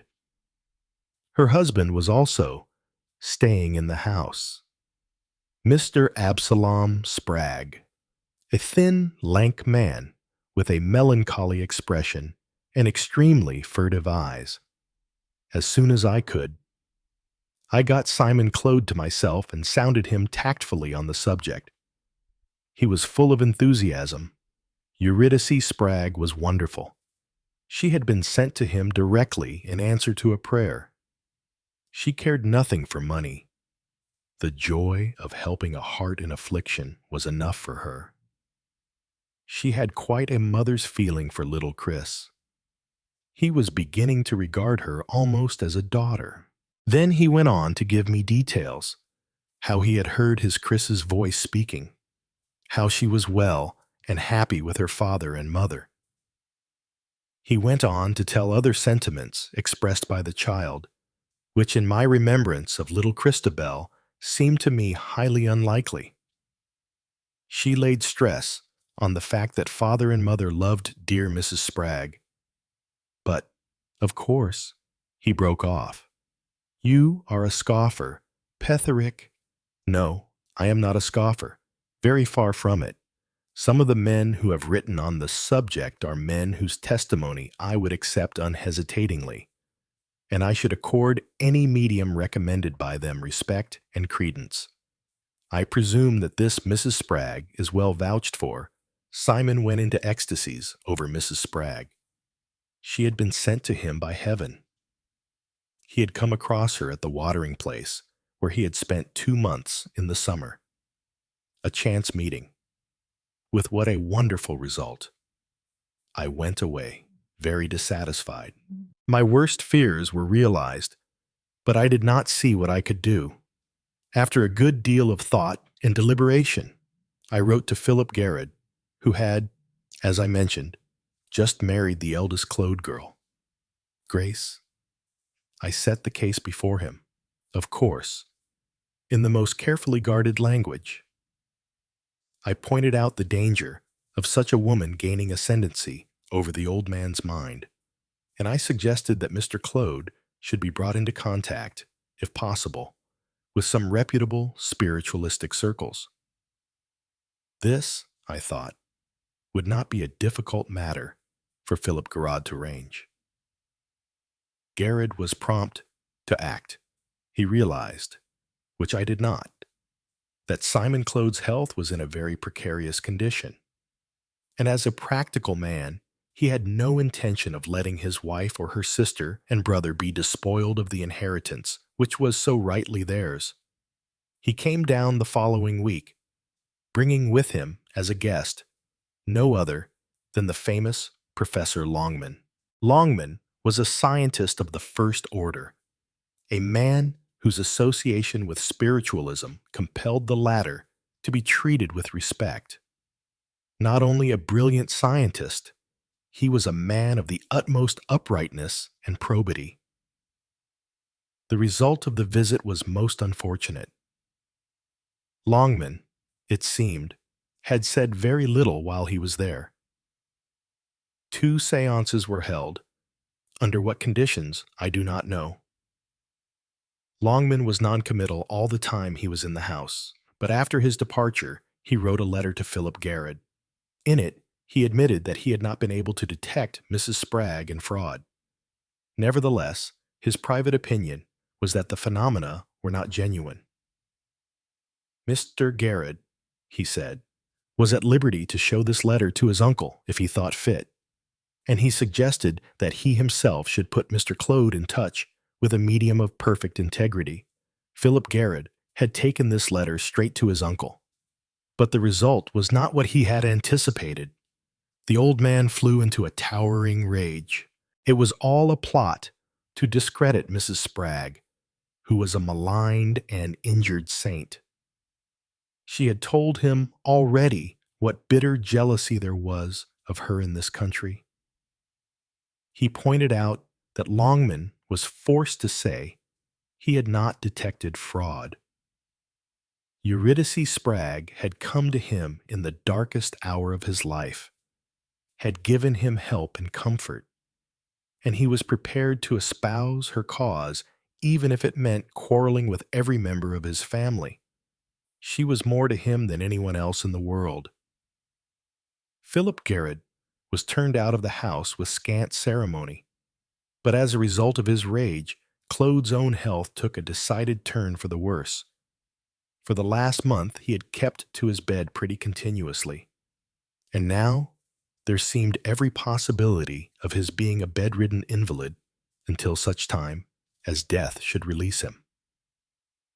2 days after Philip's departure, I received an urgent summons and went hurriedly over. Claude was in bed and looked, even to my layman's eye, very ill indeed. He was gasping for breath. "Isham, this is the end of me," he said. "I feel it. Don't argue with me. Petherick. But before I die, I am going to do my duty by the one human being who has done more for me than anyone else in the world. I want to make a fresh will." "Certainly," I said. "If you will give me your instructions now, I will draft out a will and send it to you." "That won't do," he said. "Why, man, I might not live through the night. I have written out what I want here." He fumbled under his pillow, "And you can tell me if it is right." He produced a sheet of paper with a few words roughly scribbled on it in pencil. It was quite simple and clear. He left 5,000 hands to each of his nieces and nephew, and the residue of his vast property outright to Eurydice Spragg in gratitude and admiration. I didn't like it, but there it was. There was no question of unsound mind. The old man was as sane as anybody. He rang the bell for two of the servants. They came promptly. The housemaid, Emma Gaunt, was a tall, middle-aged woman who had been in service there for many years and who had nursed Claude devotedly. With her came the cook, a fresh, buxom young woman of 30. Simon Claude glared at them both from under his bushy eyebrows. "I want you to witness my will, Emma. Get me my fountain pen." Emma went over obediently to the desk. "Not that left-hand drawer, girl," said old Simon irritably. "Don't you know it is in the right-hand one?" "No, it is here, sir," said Emma, producing it. "Then you must have put it away wrong last time," grumbled the old man. "I can't stand things not being kept in their proper places." Still grumbling, he took the pen from her and copied his own rough draft, "Amended by me," onto a fresh piece of paper. Then he signed his name, Emma Gaunt, and the cook, Lucy David, also signed. I folded the will up and put it into a long blue envelope. It was necessarily, you understand, written on an ordinary piece of paper. Just as the servants were turning to leave the room, Claude lay back on the pillows with a gasp and a distorted face. I bent over him anxiously, and Emma Gaunt came quickly back. However, the old man recovered and smiled weakly. "It is all right, Petherick. Don't be alarmed. At any rate, I shall die easy now, having done what I wanted to." Emma Gaunt looked inquiringly at me as if to know whether she could leave the room. I nodded reassuringly, and she went out, first stopping to pick up the blue envelope which I had let slip to the ground in my moment of anxiety. She handed it to me, and I slipped it into my coat pocket, and then she went out. "You are annoyed, Petherick," said Simon Claude. "You are prejudiced, like everybody else." "It is not a question of prejudice," I said. "Mrs. Spragg may be all that she claims to be. I should see no objection to you leaving her a small legacy as a memento of gratitude, but I tell you frankly, Claude, that to disinherit your own flesh and blood in favor of a stranger is wrong." With that, I turned to depart. I had done what I could, and made my protest. Mary Claude came out of the drawing-room and met me in the hall. "You will have tea before you go, won't you? Come in here." And she led me into the drawing-room. A fire was burning on the hearth, and the room looked cozy and cheerful. She relieved me of my overcoat just as her brother, George, came into the room. He took it from her and laid it across a chair at the far end of the room. Then he came back to the fireside, where we drank tea. During the meal, a question arose about some point concerning the estate. Simon Claude said he didn't want to be bothered with it and had left it to George to decide. George was rather nervous about trusting to his own judgment. At my suggestion, we adjourned to the study after tea, and I looked over the papers in question. Mary Claude accompanied us. A quarter of an hour later, I prepared to take my departure, remembering that I had left my overcoat in the drawing room. I went there to fetch it. The only occupant of the room was Mrs. Spragg, who was kneeling by the chair on which the overcoat lay. She seemed to be doing something rather unnecessary to the cretonne cover. She rose with a very red face as we entered. That cover never did sit right, she complained. I could make a better fit myself. I took up my overcoat and put it on. As I did so, I noticed that the envelope containing the will had fallen out of the pocket and was lying on the floor. I replaced it in my pocket, said goodbye, and took my departure. On arrival at my office, I will describe my next actions carefully. I removed my overcoat and took the will from the pocket. I had it in my hand and was standing by the table when my clerk came in. Somebody wished to speak to me on the telephone, and the extension to my desk was out of order. I accordingly accompanied him to the outer office and remained there for about 5 minutes, engaged in conversation over the telephone. When I emerged, I found my clerk waiting for me. "Mr. Spragg has called to see you, sir." I showed him into your office. I went there to find Mr. Spragg sitting by the table. He rose and greeted me in a somewhat unctuous manner, then proceeded to a long discursive speech. In the main, it seemed to be an uneasy justification of himself and his wife.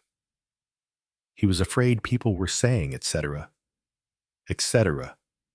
His wife had been known from her babyhood upwards for the pureness of her heart and her motives, and so on, and so on.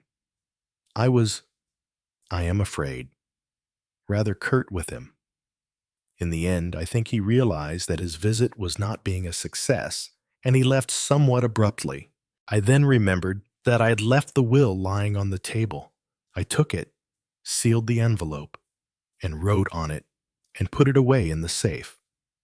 Now I come to the crux of my story. 2 months later, Mr. Simon Claude died. I will not go into long-winded discussions. I will just state the bare facts. When the sealed envelope containing the will was opened, it was found to contain a sheet of blank paper. He paused, looking round the circle of interested faces. He smiled himself with a certain enjoyment. You appreciate the point, of course. For 2 months, the sealed envelope had lain in my safe. It could not have been tampered with then. No. The time limit was a very short one. Between the moment the will was signed and my locking it away in the safe. Now, who had had the opportunity, and to whose interests would it be to do so? I will recapitulate the vital points in a brief summary. The will was signed by Mr. Claude, placed by me in an envelope. So far, so good. It was then put by me in my overcoat pocket. That overcoat was taken from me by Mary and handed by her to George, who was in full sight of me whilst handling the coat. During the time that I was in the study, Mrs. Eurydice Spragg would have had plenty of time to extract the envelope from the coat pocket and read its contents, and, as a matter of fact, finding the envelope on the ground and not in the pocket seemed to point to her having done so. But here we come to a curious point. She had the opportunity of substituting the blank paper, but no motive. The will was in her favor, and by substituting a blank piece of paper, she despoiled herself of the heritage she had been so anxious to gain. The same applied to Mr. Spragg. He, too, had the opportunity. He was left alone with the document in question for some 2 or 3 minutes in my office. But again, it was not to his advantage to do so. So we are faced with this curious problem. The two people who had the opportunity of substituting a blank piece of paper had no motive for doing so, and the two people who had a motive had no opportunity. By the way, I would not exclude the housemaid, Emma Gaunt, from suspicion. She was devoted to her young master and mistress and detested the Spraggs. She would, I feel sure, have been quite equal to attempting the substitution if she had thought of it. But although she actually handled the envelope when she picked it up from the floor and handed it to me, she certainly had no opportunity of tampering with its contents, and she could not have substituted another envelope by some sleight of hand, of which, anyway, she would not be capable because the envelope in question was brought into the house by me, and no one there would be likely to have a duplicate. He looked round, beaming on the assembly. Now, there is my little problem. I have, I hope, stated it clearly. I should be interested to hear your views. To everyone's astonishment, Miss Marple gave vent to a long and prolonged chuckle. Something seemed to be amusing her immensely. "What is the matter, Aunt Jane? Can't we share the joke?" said Raymond. "I was thinking of little Tommy Simons, a naughty little boy. I am afraid, but sometimes very amusing. One of those children with innocent childlike faces who are always up to some mischief or other. I was thinking how last week in Sunday school he said, 'Teacher, do you say yolk of eggs is white or yolk of eggs are white?' And Miss Durston explained that anyone would say yolks of eggs are white, or yolk of egg is white. And naughty Tommy said, 'Well, I should say yolk of egg is yellow.' Very naughty of him, of course, and as old as the hills. I knew that one as a child. Very funny, my dear Aunt Jane," Raymond said gently. "But surely that has nothing to do with the very interesting story that Mr. Petherick has been telling us." "Oh, yes, it has," said Miss Marple. "It is a catch. And so is Mr. Petherick's story. A catch. So like a lawyer. Ah, my dear old friend." She shook a reproving head at him.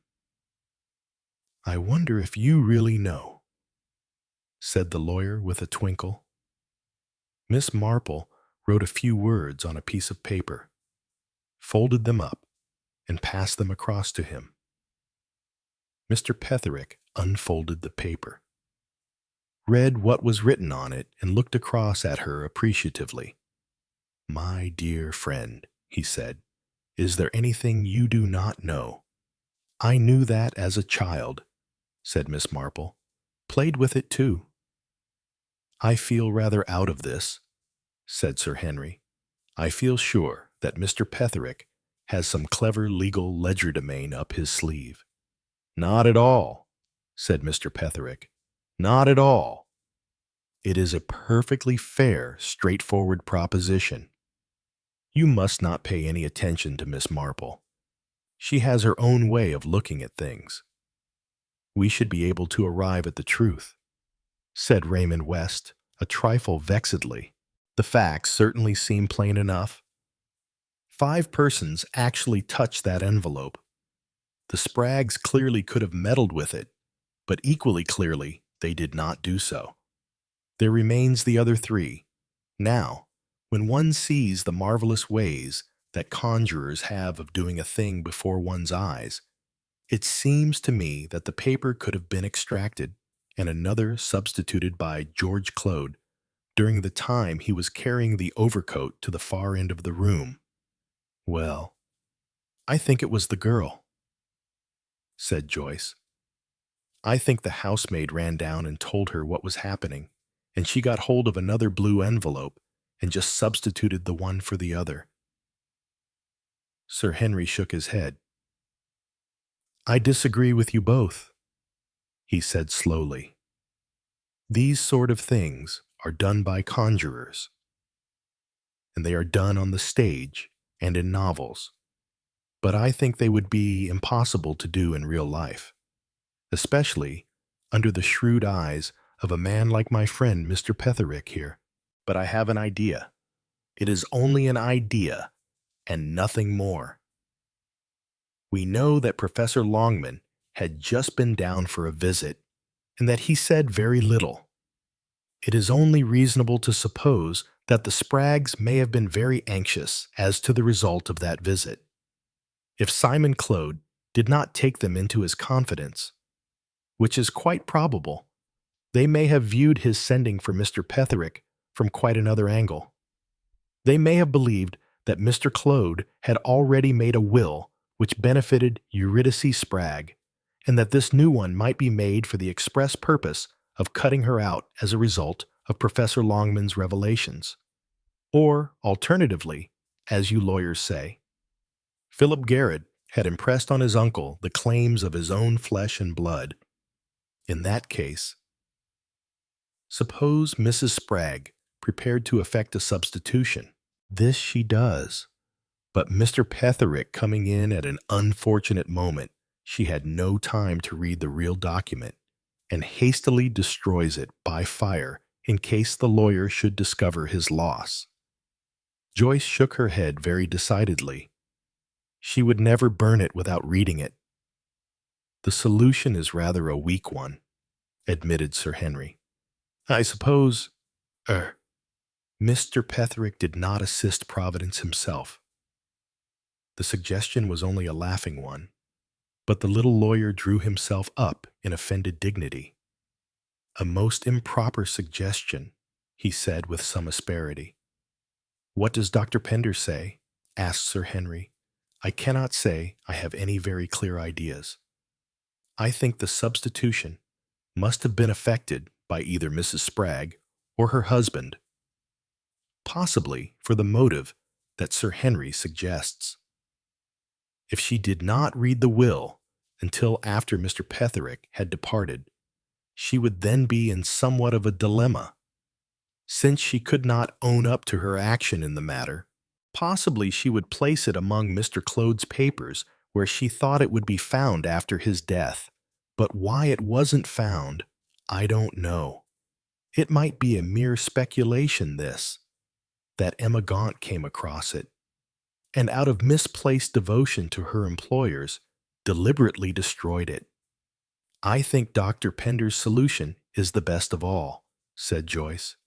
Is it right, Mr. Petherick? The lawyer shook his head. I will go on where I left off. I was dumbfounded and quite as much at sea as all of you are. I don't think I should ever have guessed the truth. Probably not. But I was enlightened. It was cleverly done, too. I went and dined with Philip Garrett about a month later, and in the course of our after-dinner conversation, he mentioned an interesting case that had recently come to his notice. I should like to tell you about it, Petherick, in confidence, of course. Quite so, I replied. A friend of mine, who had expectations from one of his relatives, was greatly distressed to find that that relative had thoughts of benefiting a totally unworthy person.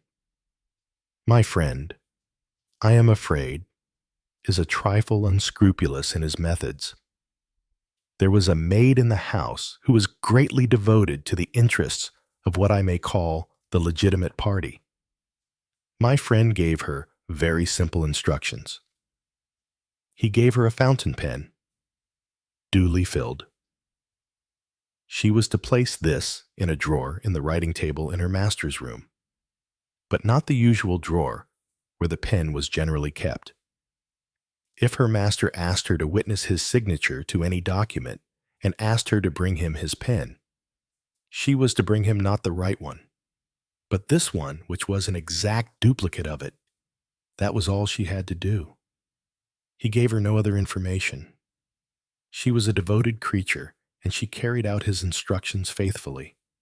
He broke off and said, I hope I am not boring you, Petherick. Not at all, I said. I am keenly interested. Our eyes met. My friend is, of course, not known to you. He said, Of course not, I replied. Then, that is all right, said Philip Garrett. He paused, then said smilingly, You see the point? The pen was filled with what is commonly known as evanescent ink, a solution of starch and water to which a few drops of iodine has been added. This makes a deep blue-black fluid, but the writing disappears entirely in 4 or 5 days. Miss Marple chuckled. Disappearing ink, she said. I know it. Many is the time I have played with it as a child. And she beamed round on them all, pausing to shake a finger once more at Mr. Petherick. But all the same, it's a catch. Mr. Petherick, she said, just like a lawyer.